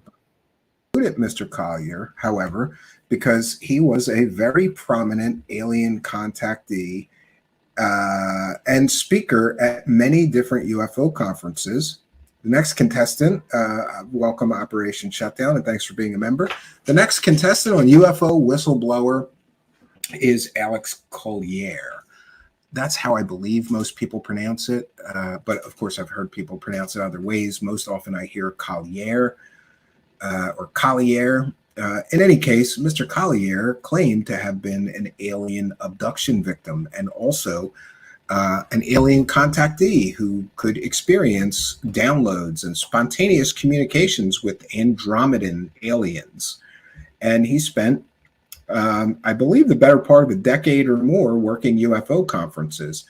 Alex Collier may be accurately described as an early version of Corey Goode, in that Mr. Collier told fantastical fairy tales of riding in alien spaceships and being abducted by aliens and interacting with the Andromedan aliens. And he was chosen out of everybody on Earth to be their vessel. And they were going to give him all of their alien knowledge to share with the world. A sort of UFO messiah of sorts, as many other UFO and alien whistleblowers would claim to be.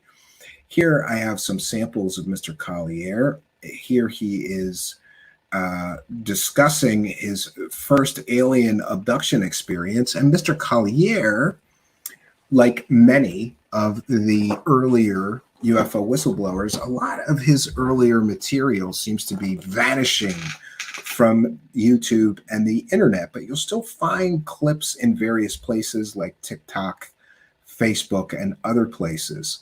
So we will again cite fair use. Let me put our fair use banner up. This is a transformative work. We're educating the public and critiquing the videos that we are sharing. We are educating the public about UFO and alien whistleblowers of the past. So Alex Collier, let's get into this guy's stories, which, like I said, he's sort of an early version of Corey Goode in that he told fantastical stories of alien interactions and communication and having all sorts of advanced knowledge about the universe that he got from the Andromedan aliens. He made a living for more than a decade doing different projects, selling books, selling his public speaking, where he would come to your event and tell his fantastical stories about aliens. Here's one of them. But round circular, there was a light in the room that I simply don't know where it came from because there were no light fixtures whatsoever. The table was just some kind of a metal table with a pad on it, except it was a different type of metal. And all of a sudden, monitors start popping out from the walls, like out of nowhere. Turns out that this is their holographic technology, all this instrumentation. Ooh, and all of these things were showing me pictures and of things of going on that were going on inside my body. At one point, Visayas reached under the table, pulled out I believe it is that looked like a little yarmulke. It was metallic that had a hole in the center. He placed it on my head, and instantly a monitor directly in front of me pulled out of the wall and started showing me scenes, like movie clips, except they were scenes from lifetimes. And as I'm watching this, I am having a profound emotional effect watching this. And I know that that's me. I knew that the past lives that they were showing me could be Corey Goode 1.0, yes. And it was me in completely different bodies, extraterrestrial bodies, different life forms, male, female, androgynous, and it was me. And I knew it was me. Ladies and gentlemen, it was profound. It was absolutely profound. They told me that they had come back to visit because so genetically, it's a different on galaxy. a soul level, I was part of them. That I had come here 62,000 years ago as an outpost on Earth and got caught between a skirmish between two other rival extraterrestrial races here. Alien war. So I had been here for a while, trying to evolve out of this. Or I made choices to be here. I don't exactly know that. Real life anime people. Yes, Randy. Yes. It's a lot like anime, right? Now I know. He's been here for 62,000 years. I can't prove any of this. Shut up, Paul Shields. But it's real for me. It's totally real for me. And I share that with you because as you're exercising discernment, those of you who are here just exploring, trying to figure it out, you are soul first, Okay, the physicality is the last. I believe that he did. You A are great soul part of first. his material. And the soul is far wiser than the body will ever be. And I know that. Okay, so that this was very real and is real for me. It's real for me. I don't know about the rest of you, but it's definitely real for me. On December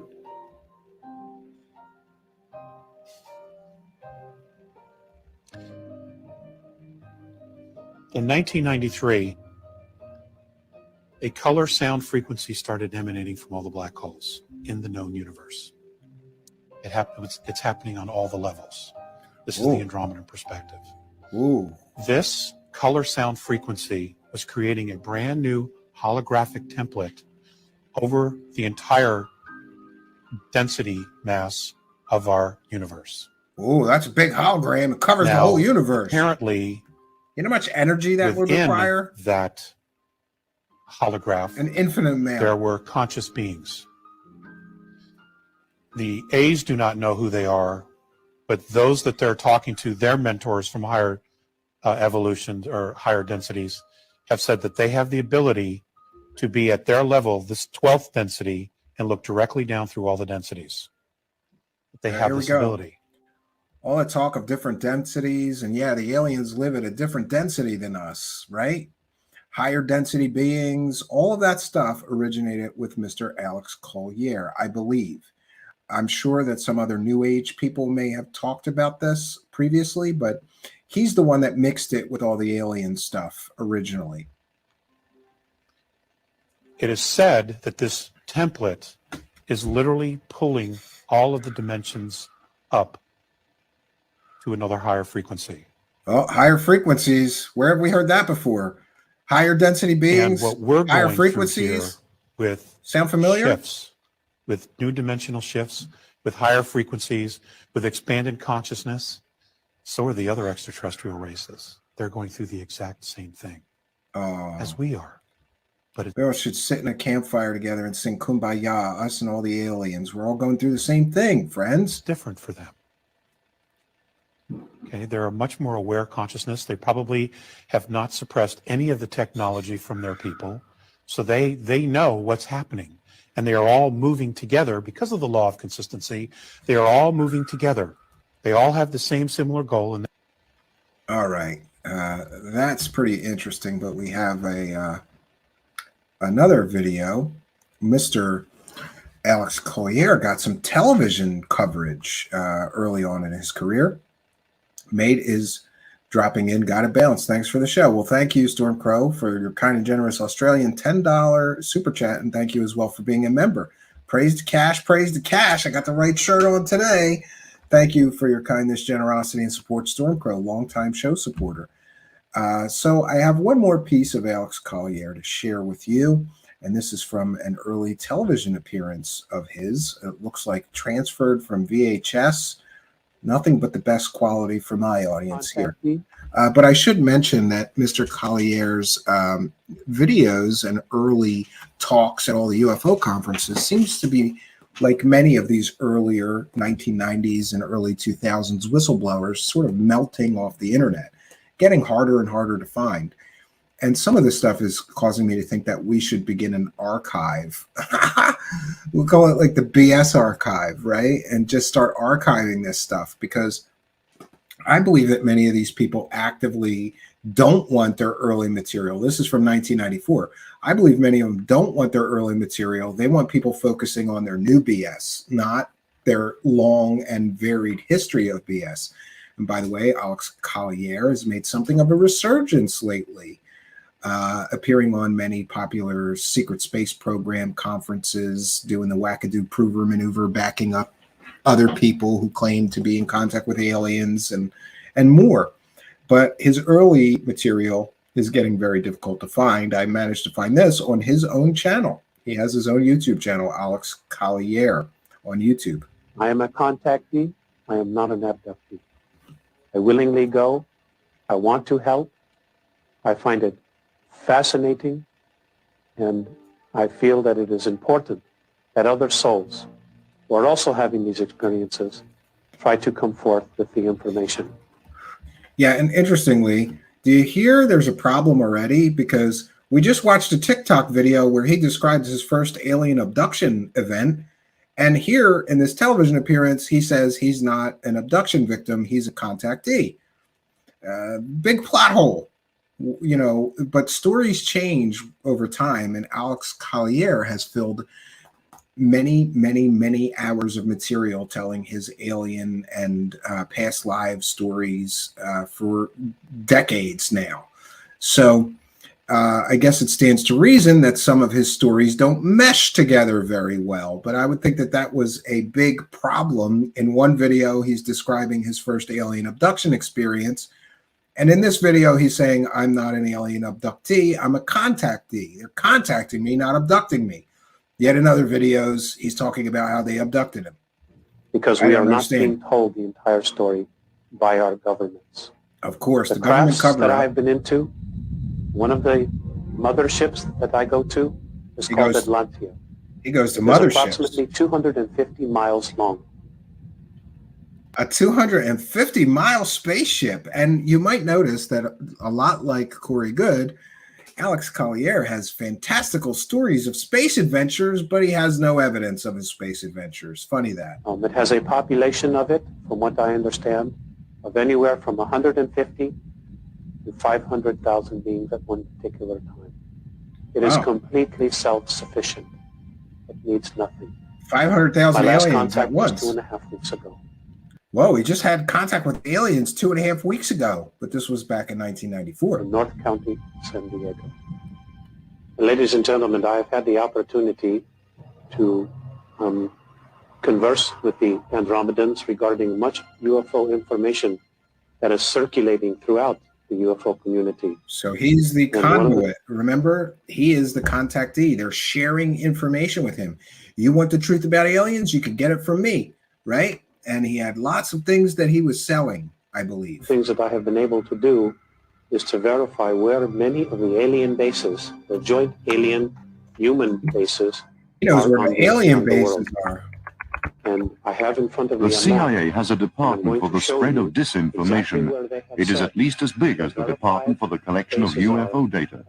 That's an interesting overdub. The CIA makes it difficult to distinguish between genuine and false information about cooperation between itself and UFOs and about its secret bases.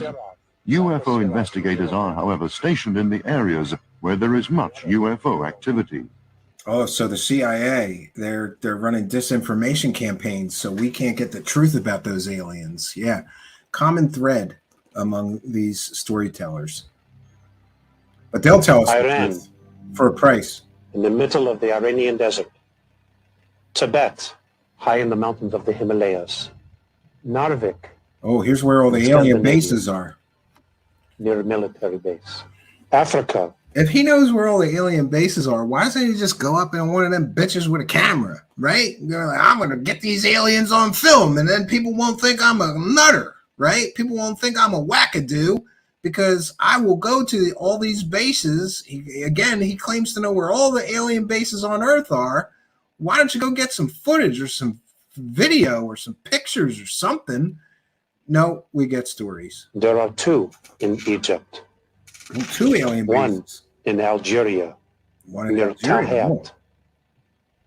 One in the Sudan. Okay, there are two in Australia. One south of Alice Springs called Pine Gap. Oh, Pine Gap, yeah. That is Australia's Area 51. So not coincidentally, that's where the aliens are in Australia at Pine Gap Research Facility. And another in the Great Victoria Desert.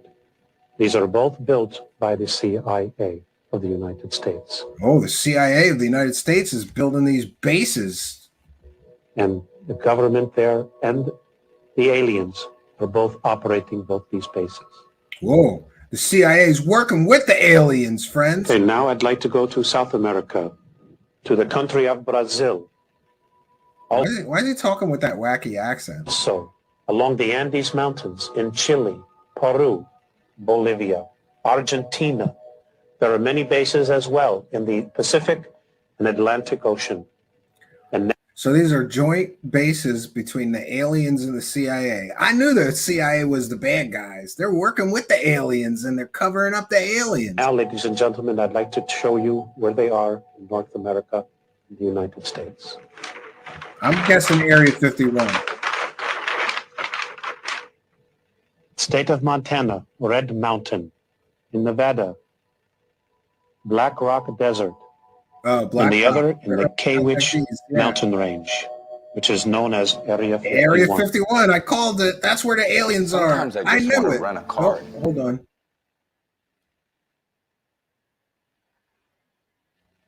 Oh, yeah, that's the end. So Alex Collier, what can I tell you about him? He was sort of an early Corey Goode-like character.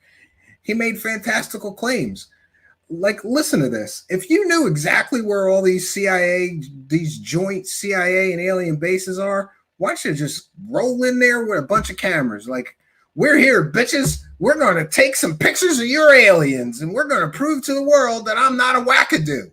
But we don't get that. We get stories and buy my books, and you know, it is a never-ending cycle of promising that some sort of truth about the aliens will be available to you through these personalities, but they never quite come through with any evidence, but they've always got new stories to sell you. Remember that, again, it's a recurring theme with these UFO whistleblowers. They are not telling you stories. They are selling you stories. There's always a financial angle. So Alex Collier made many fantastical claims, including some of the claims that you heard here, which are absolutely ridiculous. If you knew exactly where all these alien bases were, wouldn't you just go there with a camera, surveil them at least, get some good flying saucer footage of the aliens taking off and landing at that secret CIA alien base? Something? No, you're just going to point it out on a map and then go, trust me, dude, that's where the alien bases are. So Alex Collier, early UFO whistleblower, alien contactee, alien whistleblower, whatever term you want to use, made a great deal of money for years and years and years working UFO conferences, selling his fantastical stories about aliens.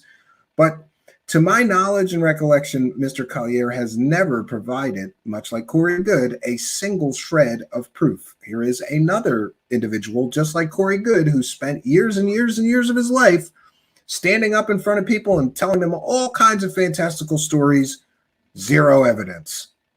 I checked out of Alex Collier early. I believe I first heard of him in the 1990s, and I listened to him and went, he's a wackadoo.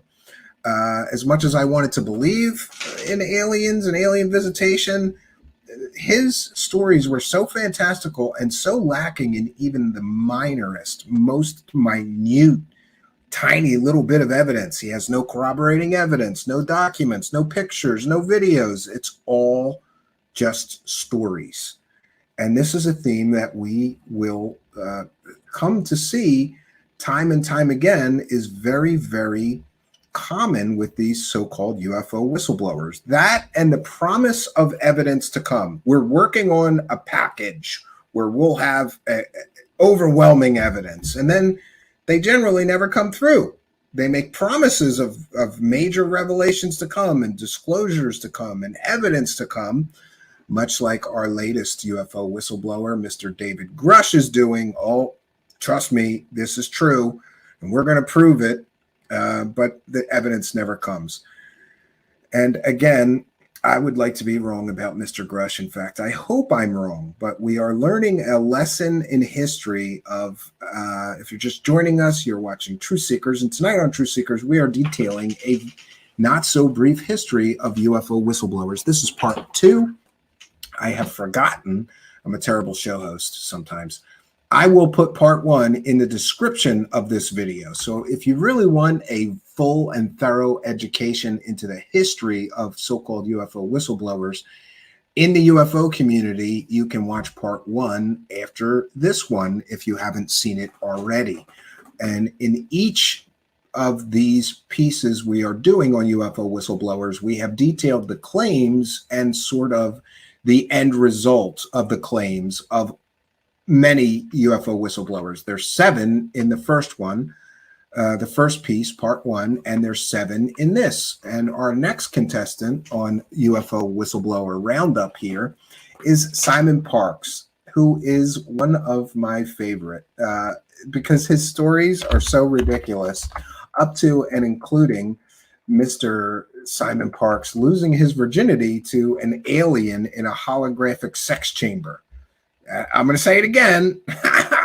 Simon Parks claims to have lost his virginity to an alien in some sort of holographic sex chamber. And I don't, I'm not responsible for the claims. I'm just repeating what he said. So we'll get to Mr. Simon Parks, another UFO alien so-called whistleblower. Some would say wackadoo. And it's important to note that Mr. Simon Parks, before he was a sort of a Q expert who was all chips in. This guy is such a nutter, Simon Parks. He's getting phone calls from Donald Trump and Q himself. There's all kinds of information that he's dropping bombs about, and none of his predictions ever came true. And Simon Parks was one of those nutters that at first claimed that Donald Trump was in some secret location and would soon retake the White House because he was in control of the military. It's just an incredibly crazy story. But before he was a Q influencer telling those kind of fairy tales, he was telling alien fairy tales. Let's get into it, friends. And again, this is a transformative work. This is fair use. We're educating the public about Mr. Simon Parks and his claims of having sex with aliens, having babies with aliens, having an alien mantid reptilian, I think, daddy. Yeah, he had an alien mommy and daddy too, in addition to his human ones. And oh, it is just a treasure trove of BS, friends. Let's get into it. This is the alien. You're only banging alien chicks.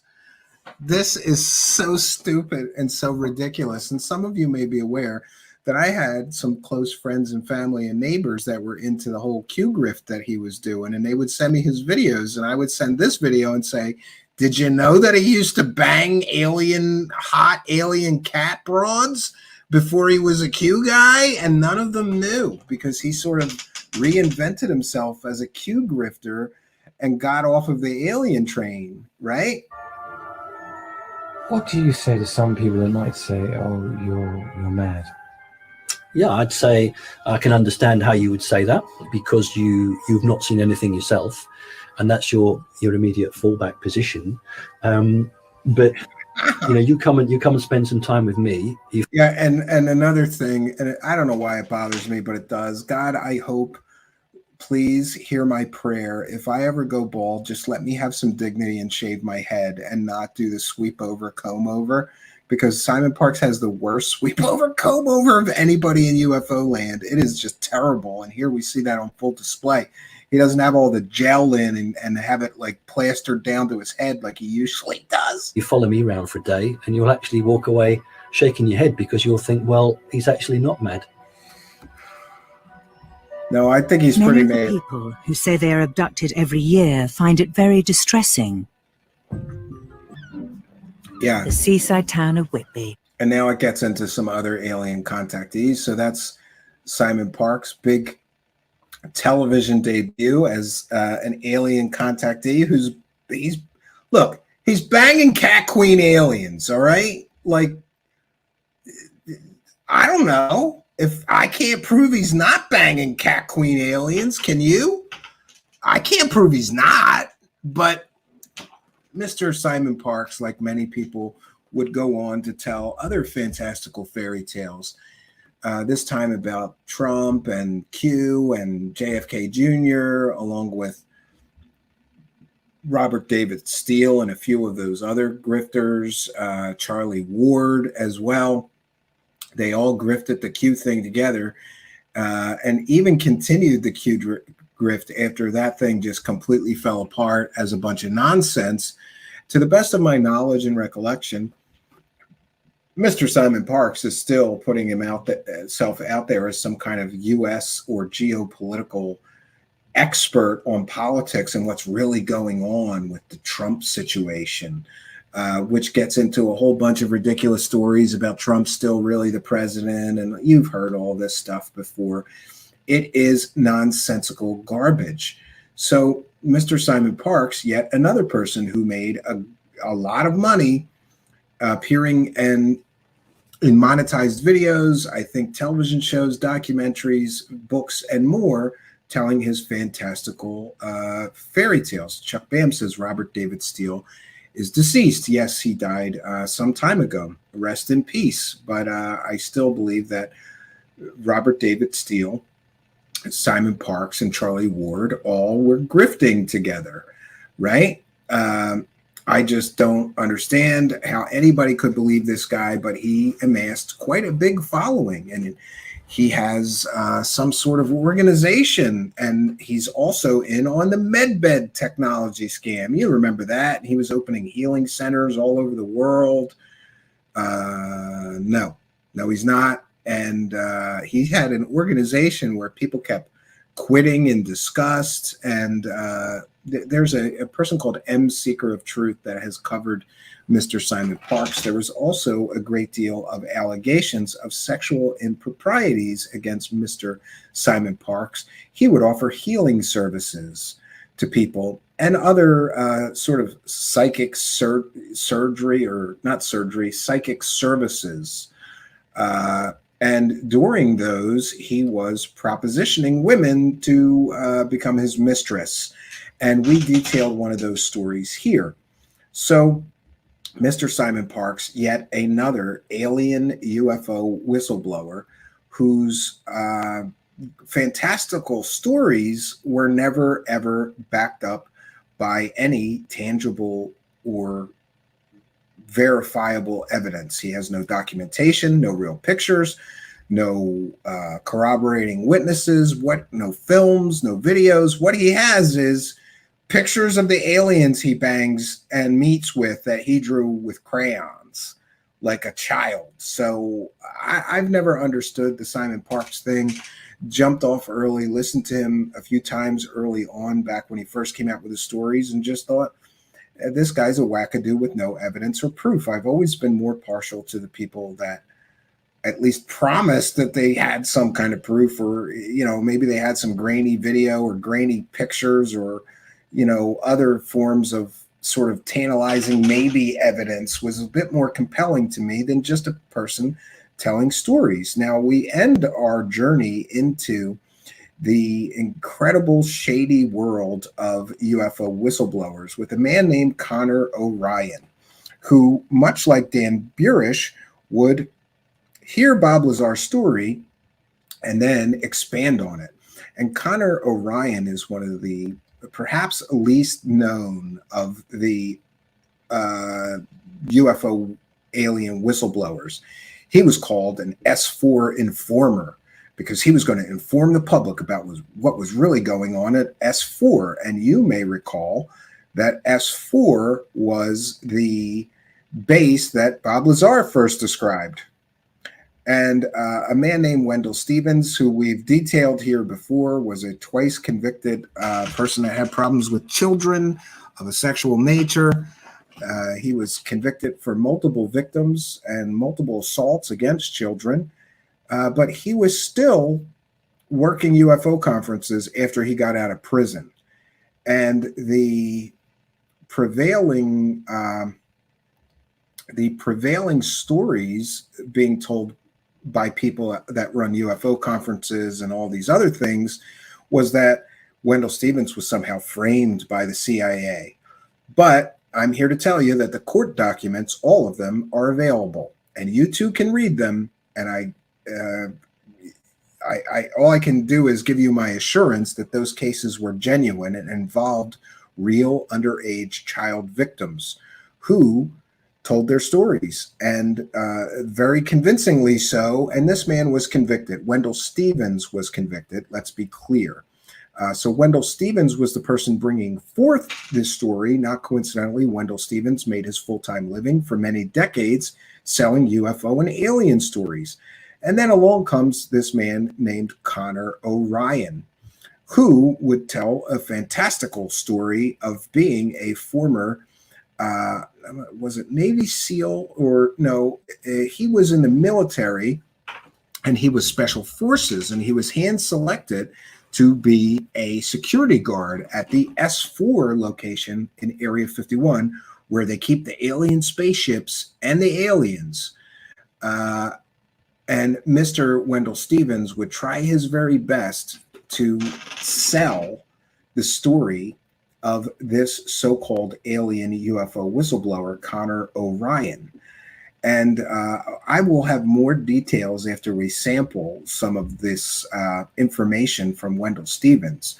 And boy, they pulled out all the stops here, and they filmed him out in the middle of the desert and gave him some pencils and stuff to draw with while he told his story.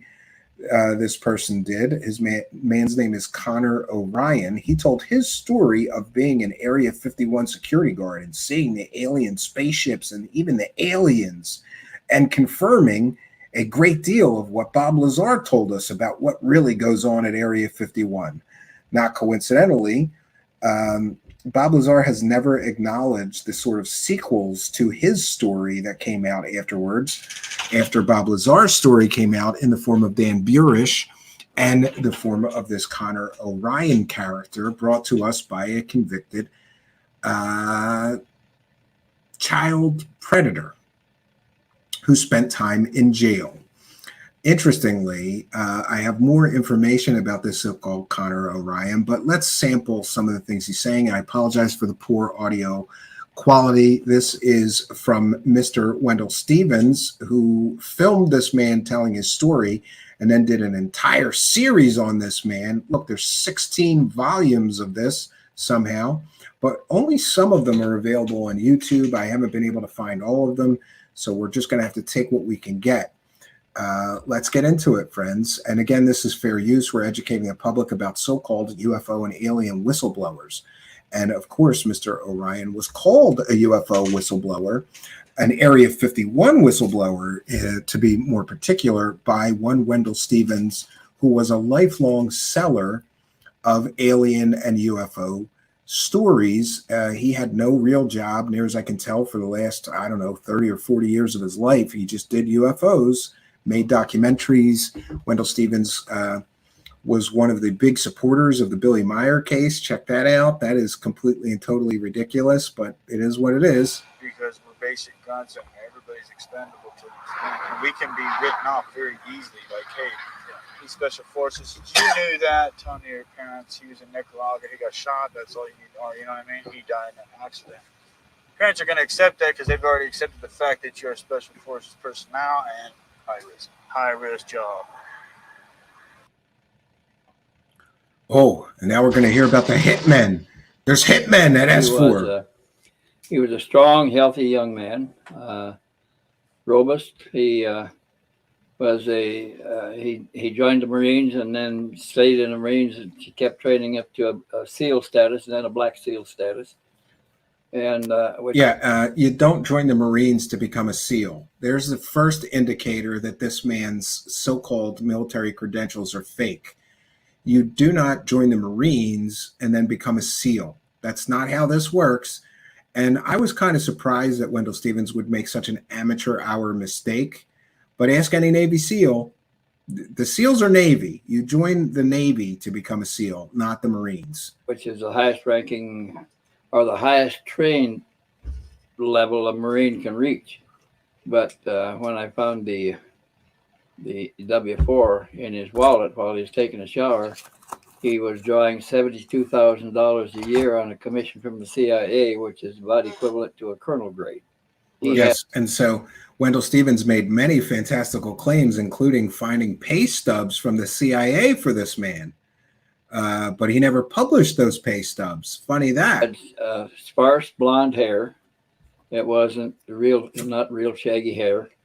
He was he stood very erect. He looked like a Marine, like a soldier. He had the blue eyes. He looked like a Marine, He'd so he answer must have questions, been. but he didn't add a lot. If he didn't ask the question, you're not going to get any information. He had a tattoo on his right arm that he kept covered up, and he got a mark for each special mission carried out. Now, to him, his special missions were terminating enemies of the United States government. If they were characterized as enemies and they didn't want them to go to trial because information might come out that would be of sensitive nature, they would just terminate them instead. And he understood that was what he was doing, and that was his job. To me, it's murder. To him, it was a mission. Okay, so this man, besides working at Area 51 and seeing alien spaceships, he also worked for the CIA and was a hitman for the United States government, killing people inconvenient to the United States government. I don't know about you, but going on public YouTube videos or, whatever, and admitting to multiple murders is probably not smart if you actually murdered people, but who knows, right? These are the fantastic claims. There was an awful lot of claims about this person, and Wendell Stevens tried to really cash in on this guy, and wait till you hear where he really came from. We'll get more on the other end of this. He was also living the life of a government assassin. All the special troops there apparently were being used for the same purpose. And they thought those assassinations were called missions, special missions. They got a special bonus for each special mission and a hash mark on the arm. And oh, thanks for murdering people. Here's some extra money. These young men were selected when they were in their high teens, very impressionable age. And they looked for people that already were patriotic. And they worked on the patriotism in boot camp until they became so patriotic that they would weep when the flag would go up and down the flagpole. And they were trained. So that's how the government picks their assassins. They would put the flag up the flagpole and see who cried. And those would be the people that they picked to be the assassins. This is so childish and ridiculous, but welcome to the UFO circus. To take out America's enemies.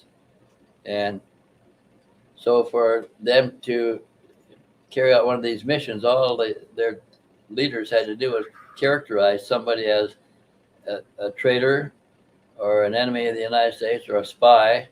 And their job as top Marines was to take out them. And it's just a coincidence that S4 is in the same location that Bob Lazar said it was. And remember, there have been flyovers. Nothing that any of these people described at S4, like guard shacks or parking lots or roads, actually exists at Papoose Lake. People have done recent flyovers. There's literally nothing there.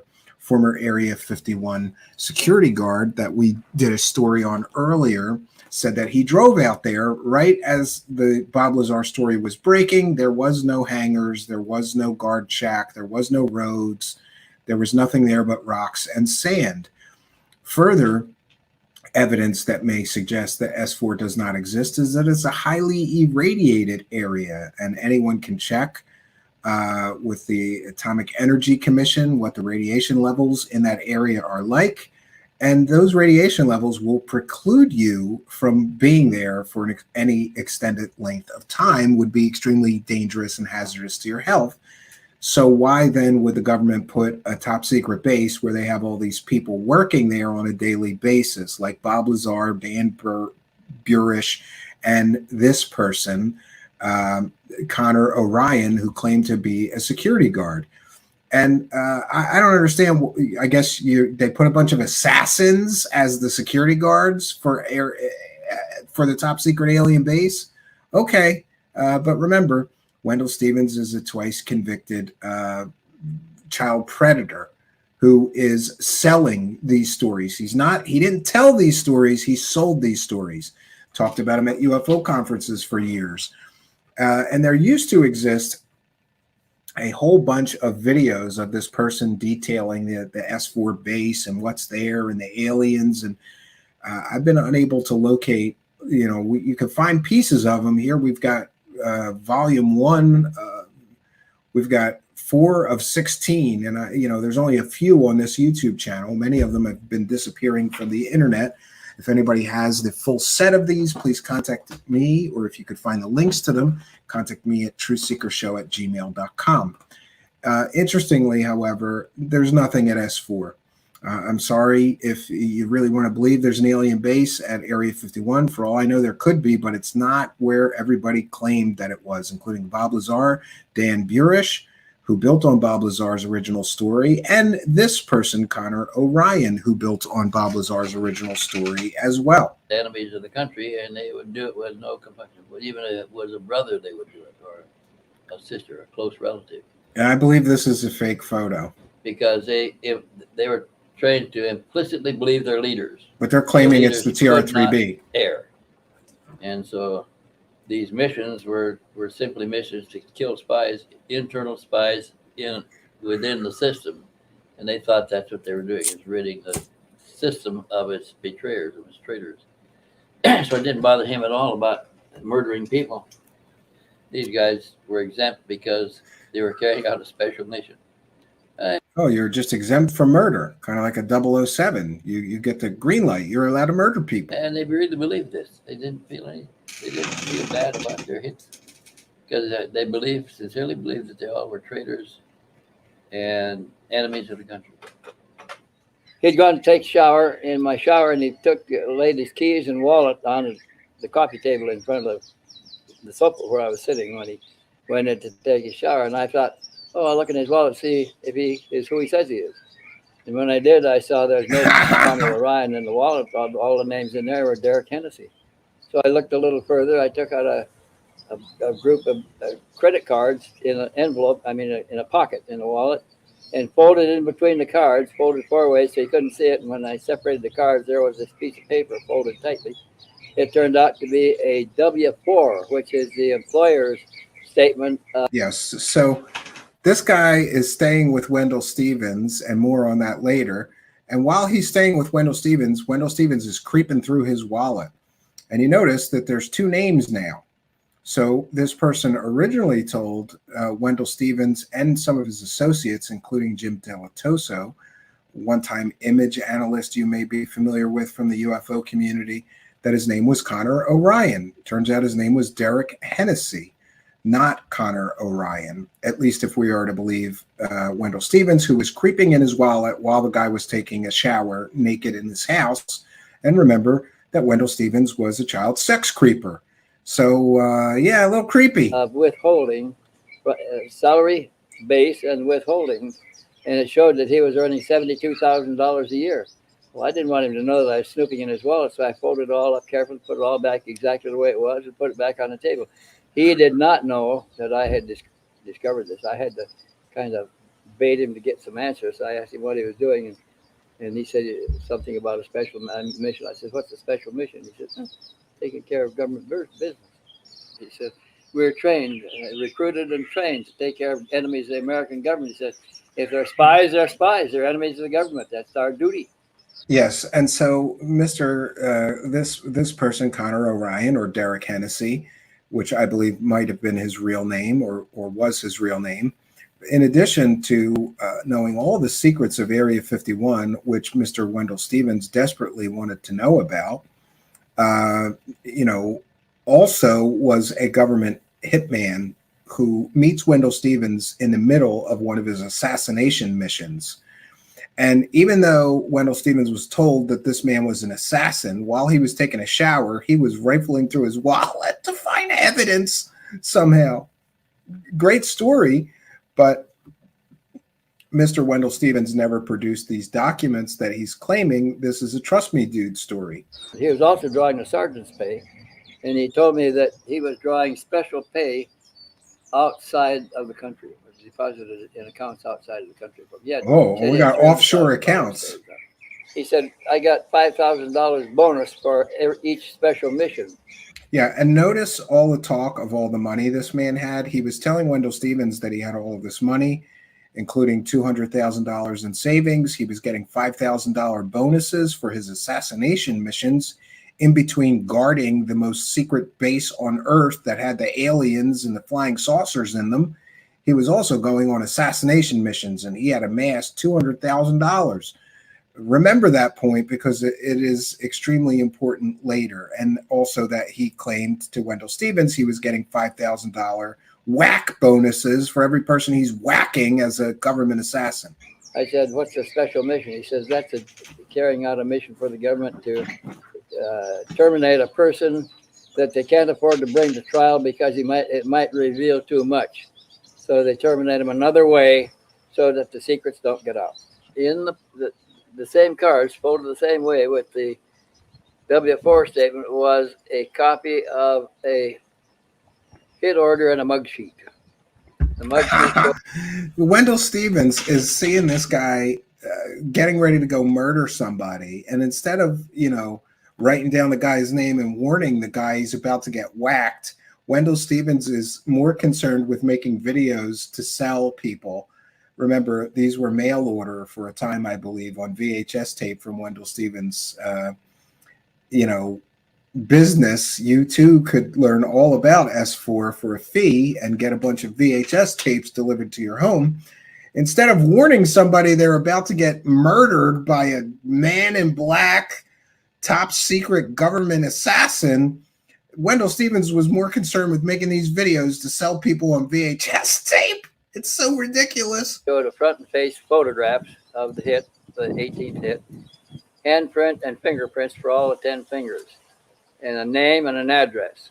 And I folded that the same way and put it back all back in his wallet, so he didn't know that I had seen it. But later I got him to tell me about his special missions, and he told me about the 18th one being his last one. Yeah, so Wendell Stevens had the next hits, name, address, I guess phone number, even the guy's fingerprints. But instead of warning the guy who's about to get murdered, Wendell Stevens is more concerned with filming this guy out in the desert, telling his alien stories. And he never warned the person who was about to get whacked by this top secret man in black who guards alien bases, but in between guarding the alien base at Area 51, he's running around whacking people. Great. I fished a little bit and got more information, but I never did tell him that I'd looked in his wallet. I don't think he ever knew that. When you took it out of his wallet, did you go over and scan it on your copy? Is that how you got copies? And made a copy, yeah. Okay. This is the hit order. Oh, we do. We get to see the hit order that he received under his in a valise with his clothes, was the hit order and his instructions to report to, says, Ghostwalker, you are to report to the American Embassy in Budapest, Hungary. You will be received by S.A. Grey Wolf. As a unit, you will proceed to terminate ex-S.A. David T. Johnson. That's the hit order. I wonder if he actually tried to find the guy that was in the hit order, or if he warned the guy, or if the guy's still alive. And there's David T. Johnson. He was a Army Green Beret. Well, now we have a mission. We're going to check on this so-called victim of the murderous Area 51 security guard. Staff officer in the American Embassy in Budapest. Murdered. By Connor Orion. And his partner, they both put bullets in him. His partner was S.A. Grey Wolf. Zoom in, you can see it's the CIA. Yeah, and I'm sorry, but I find it a little bit hard to believe that if the CIA is sending people out to kill people, that they're giving them paperwork with the CIA letterhead on it. Like, here's your CIA orders, and right in black and white, and we'll print it out for you. You can put it in your wallet so you know who to kill for the CIA next. I think this is ridiculous. Ask anybody that knows anything about CIA operations. I doubt that they would put this in writing, but this is probably one of his prover maneuvers for proving that the story is actually real. But these things can be verified, these names that he's mentioning. I have never, to be clear, I have never dug in this deeply to, try to verify these claims of this guy being a CIA assassin. But I do have more information on Connor Orion, or and his other name, and we'll get to that. Connor Orion was Ghost Walker. Oh, he's a ghost walker. Great when code they were on name. missions like that, they were not allowed to exchange names. He never knew who Grey Wolf was. He was in level 2 of S4 when he found a note under his pillow after he'd gone off shift. Report to his sergeant. The sergeant handed him an envelope and told him his car was waiting. And now Dick Cheney gets added to this story because, you know, at the time, Dick Cheney was the big bad government guy. They drive him to Las Vegas to the bus station. When he got to the bus station in Las Vegas, he knew, having done this before, that he would look for a key taped to the back of the locker. So he felt Hi, Melissa Mayer. So he found a key Welcome. taped there. It had the locker number. He opened the locker and took out a valise. I believe it was. Yeah. Valise. Nice one. With a suit of clothes, shoes, socks, shirt, tie, and everything for business travel. I agree, Megan Scott. The CIA is a little smarter than put that. his clothes back in the locker, his Marine clothes back in the locker, and took the bus down to Los Angeles and the airline ticket to Budapest. And had a schedule and everything else on. So he Level somebody 2 had already coordinated. He didn't have a long wait anyway. Exactly. The last Luis one, the Caetano. 18th one, when he was sent to Budapest, Hungary, he was paired with another. And it should be noted that this really was Mr. Wendell Stevens' last big grift. This was Wendell Stevens' last big cash in. And I'm told he made a lot of money selling VHS tapes of this story, Luis Caetano, which you could order by mail order for a time, and he would sell at UFO conferences. So you too could get all the truth about that alien base that you heard about Bob Lazar talk about. I don't think it's a coincidence that so many of these people built on already existing mythology, which was the foundation of which was laid by Bob Lazar, who, not coincidentally, was another, in my view, fake whistleblower. He was a convicted pimp who was bankrupt. His wife was a murderer. I'm talking about Bob Lazar. He could never have been cleared to work at any secret government location, but okay, he laid the foundation and everybody believed Bob Lazar that there was an S4 base. Suddenly, years after Bob Lazar, other people would try to cash in on the Bob Lazar mythos or mythology or stories first created by Bob Lazar by expanding on them. And both Dan Burish did so, and so did this Connor Orion, giving more details about the base and how many aliens they had and how many bodies they had and how many spaceships were there and what they were doing with them. Fantastic stories, no evidence. CIA agent or another agent like himself was another Special Forces troop. And they were given Hungarian clothes and Hungarian weapons and ammunition, shoes and everything to do it. Mugshots of their hit and where he lived, maps of where he lived, his routes that he traveled, where he went to church, where he went to the grocery store and everything. And they took him out together, one on each side of his car. When he came out of the grocery store with his groceries, putting them in his car, they hit him from both sides with his 2 teenage kids in the car. And now, I'm sure if a murder like that occurred anywhere in the world, there would be newspaper coverage of it. How much you want to bet there is no newspaper coverage of a man being gunned down by 2 mysterious assassins while their children watched? And this leads us to this sort of CIA top secret, secret agent stuff that always also gets injected into these UFO and alien whistleblower stories, or often does. put 7 or 8 bullets in him and he died. See, and they just pocketed their weapons and walked away in the crowd. They looked like everybody else there. And they went back to the American embassy, reported to the attaché, who gave them the clothes and the guns and the money. The attaché gave them their clothes, but traveling clothes back, and drove them to the airport, and they went home. Now that's what a mission was. And they were given back their American clothes and money.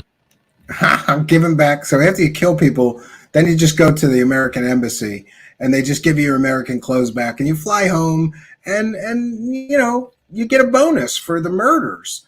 So the story of Connor Orion really is a cautionary tale. It was brought to us by a person who was a multiple convicted felon who did jail time for child-related predatory offenses. And you know what I mean, but YouTube doesn't like that P word, so I will leave it at that. And that would be one Wendell Stevens. All of the court documents are available that prove Wendell Stevens was a criminal, a very serious criminal. And besides selling alien stories, he did jail time for being a child-related predator. Interestingly, I did receive additional information about Connor Orion and his story from one Jim Delatoso, who told me that Connor Orion was not who he claimed to be. We heard Wendell Stevens talk about multiple names that this man had in his wallet. It appears that Mr. Connor Orion was not a military special forces person, but we can guess that he was lying about his military background because he told Wendell Stevens that he joined the Marines and then he became a SEAL. That's not how becoming a SEAL works. Ask any real and verifiable Navy SEAL. Connor Orion's military claims are completely and totally fictitious. And further, I was told by Jim Delatoso, who was around when Wendell Stevens was milking this man for his stories to sell and make VHS tapes and sell at UFO conferences. While Wendell Stevens was doing that, apparently this person who he milked for these alien stories to sell, Connor Orion, a lot like Wendell Stevens, was a convicted criminal and homeless drifter. Maybe grifter and drifter. But I was told by Jim Delatoso and one other source that Connor Orion just showed up one day at Wendell Stevens' door and started telling him that he could tell him the real truth about the aliens at Area 51 for a price. And so Wendell Stevens and him began to negotiate. Connor Orion wanted a place to stay, and he wanted cigarettes and liquor and beer. And all of this, cigarettes, liquor, and beer, allegedly or apparently, was provided by Wendell Stevens so long as Connor would agree that Wendell Stevens keep filming him talking about this top secret aliens that he was aware of while he worked at Area 51. Now, what we do know is that Mr. Connor Orion, or the other names mentioned, cannot be verified as a member of any SEAL team. And we know that because anybody who becomes a SEAL, it is public record. Their name is in a list of Navy SEALs. Guess who wasn't on the list of real SEALs? Connor Orion. And we can guess that he wasn't a real Navy SEAL because Navy SEALs are Navy. You don't join the Marines to become a Navy SEAL. It makes absolutely no sense.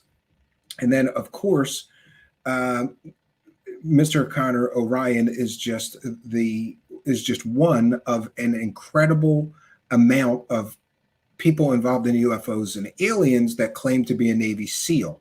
You might be aware that Linda Moulton Howe used fake Navy SEALs to sell stories. It appears that Mr. Wendell Stevens and Connor Orion used the mythos of the Navy SEALs to sell his credibility. Why would he be an Area 51 security guard? Well, he was special forces. He was a SEAL, and those guys are badasses. So that's the kind of people we want guarding the highest, most secret thing in the United States government, the existence of this base where we're studying the aliens and the alien technology. But the entire story falls apart.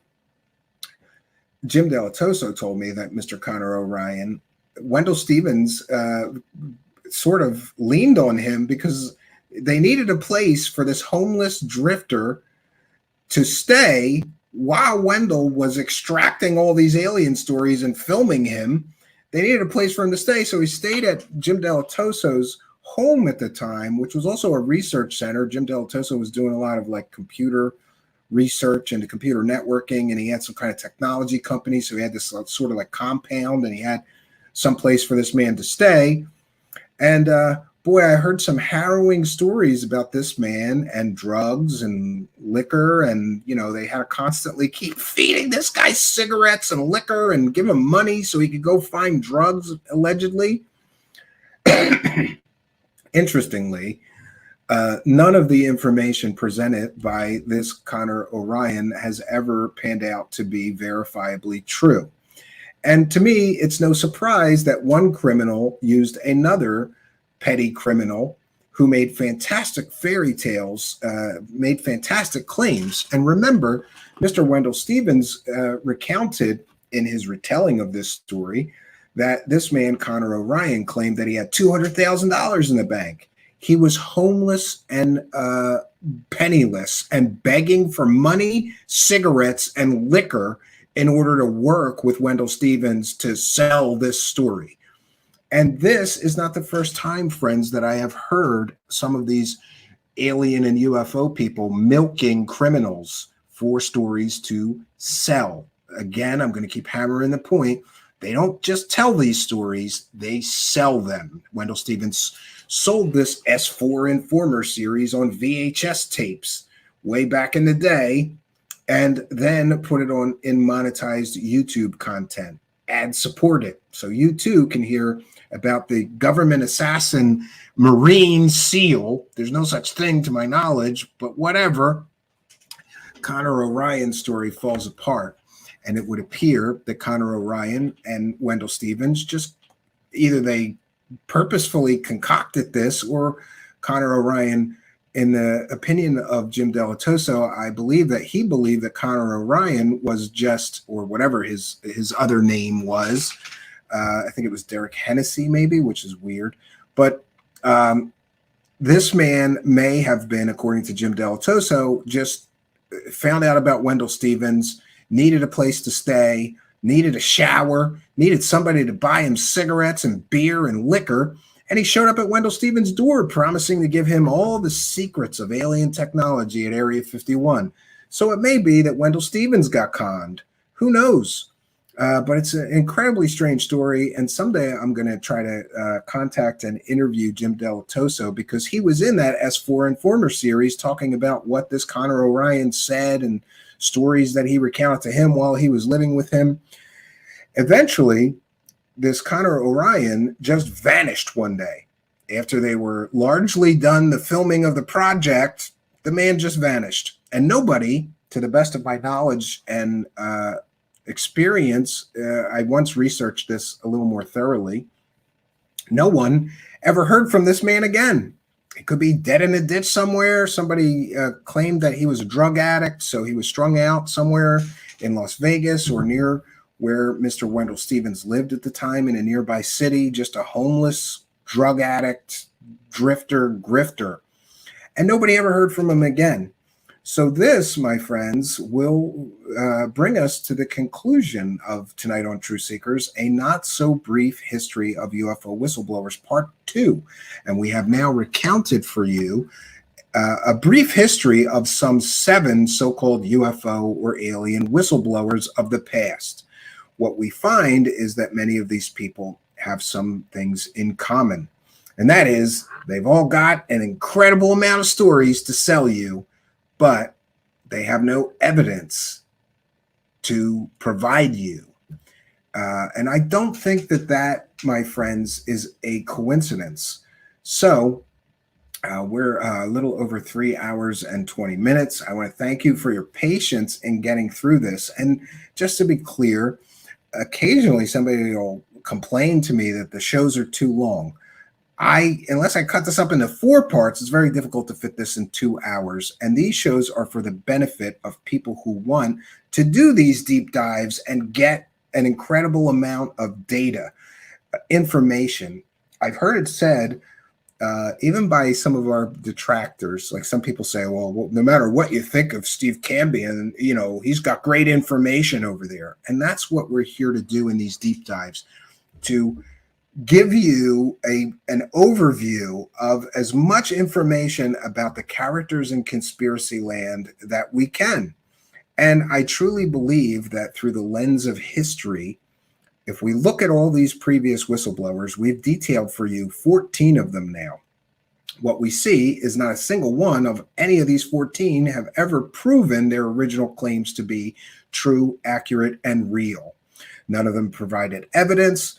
None of them provided, corroborating witnesses, unless you count somebody claiming his girlfriend is also a member of Majestic 12. Boy, imagine that. What a coincidence. My girlfriend, who I live with, is also a member of Majestic 12. She'll tell you I'm telling the truth about those aliens.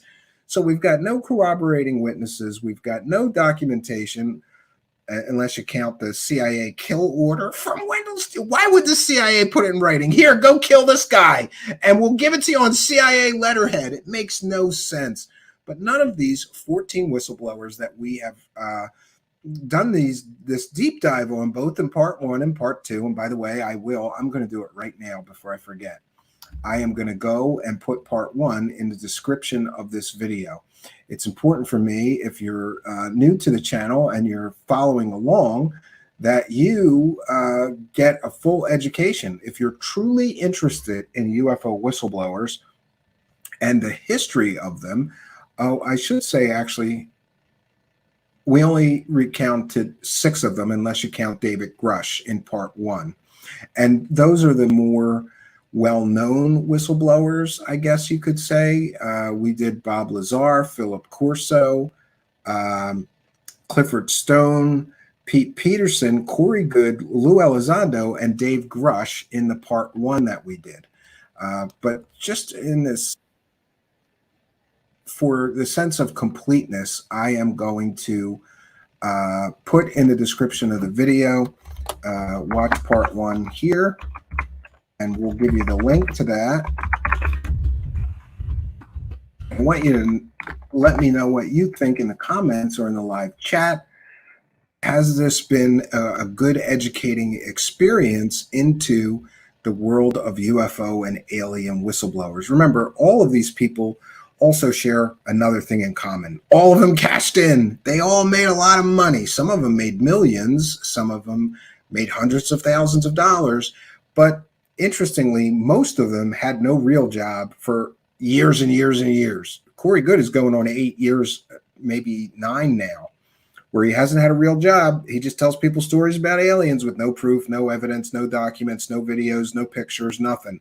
But boy, does he got a lot of stories about fantastic space adventures and time travel adventures to tell you. A common thread among all of these people is that and we really must recognize this, all of these UFO whistleblowers did what they did for profit. I haven't found, with maybe one possible exception, I haven't found a UFO whistleblower who did not seek monetary gain. There was an SSP whistleblower. He wrote the Mars records, which he gave away his story for free in a free PDF. Didn't try to work UFO conferences or get documentary deals like most of these guys, but that's a very rare thing. Most of these guys, they're cashing in. They are doing their best to make every UFO dollar they can, in some cases quickly. They want to make the money quick, get the big deals going before people start digging into their backgrounds and finding out that in many cases, some of these people are not who they claim to be. Okay, so we're coming up on 3.5 hours, and I want to take a moment to remind you that we are a viewer-supported show.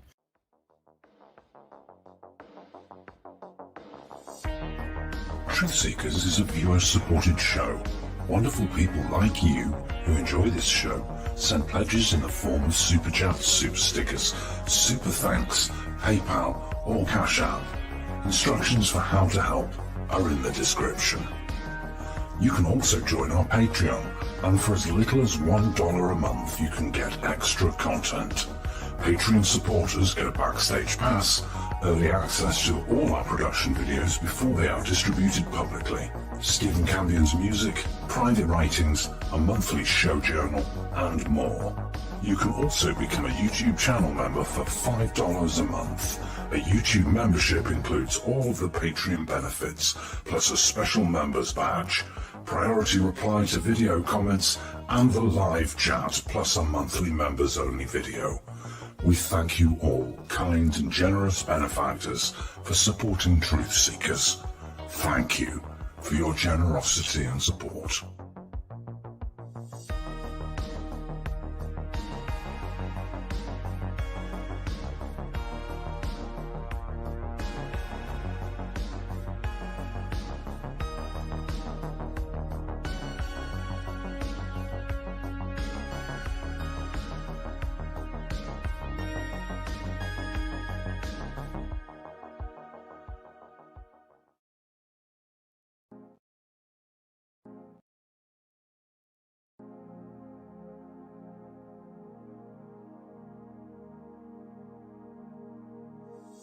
Truth Seekers is a viewer-supported show.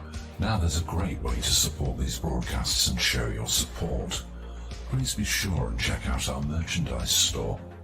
Links to our 2 merchandise online stores are in the links to this video or podcast. The Amazon storefront ships super quickly in the United States, Great Britain, and in many more places. Amazon may not ship to your country or location. If that's the case, hit our second merchandise link in the description and visit our Redbubble storefront. Merchandise from our Redbubble storefront ships worldwide, but may take longer than Amazon. We've got a great deal of super high quality merchandise for you to choose from, including t-shirts, phone cases, sweatshirts, and even pillows. The feedback from our products have been overwhelmingly great. Quality products and fast shipping.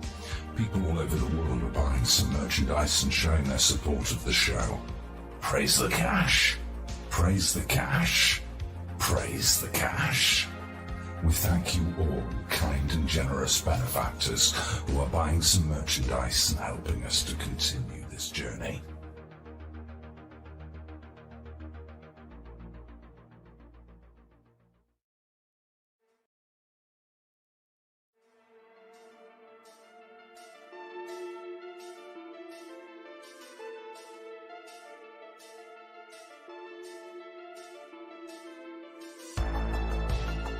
Thanks for being here. This is Truth Seekers with your host, Stephen Cambion.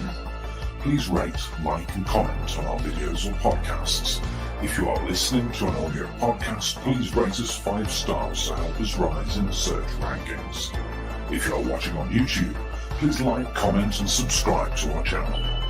If you're listening to an audio podcast, we love and appreciate you listeners, but you are missing the live tapings. All our shows are recorded live with video feed. We'd love you to come be a part of our live broadcasts and tapings for the podcast. Head on over to YouTube, click the search tool, the little magnifying glass, put Truth Seekers, one word in the search bar, and hit enter. You'll see a strange and mysterious guy with sunglasses. That means you found the channel. Go there, smash the subscribe button and hit the notification bell to receive up-to-date info on our YouTube channel. We welcome you to be a part of our live taping and our chat room during the live broadcasts. Seek the truth. Speak the truth. This is Truth Seekers. Truth Seekers.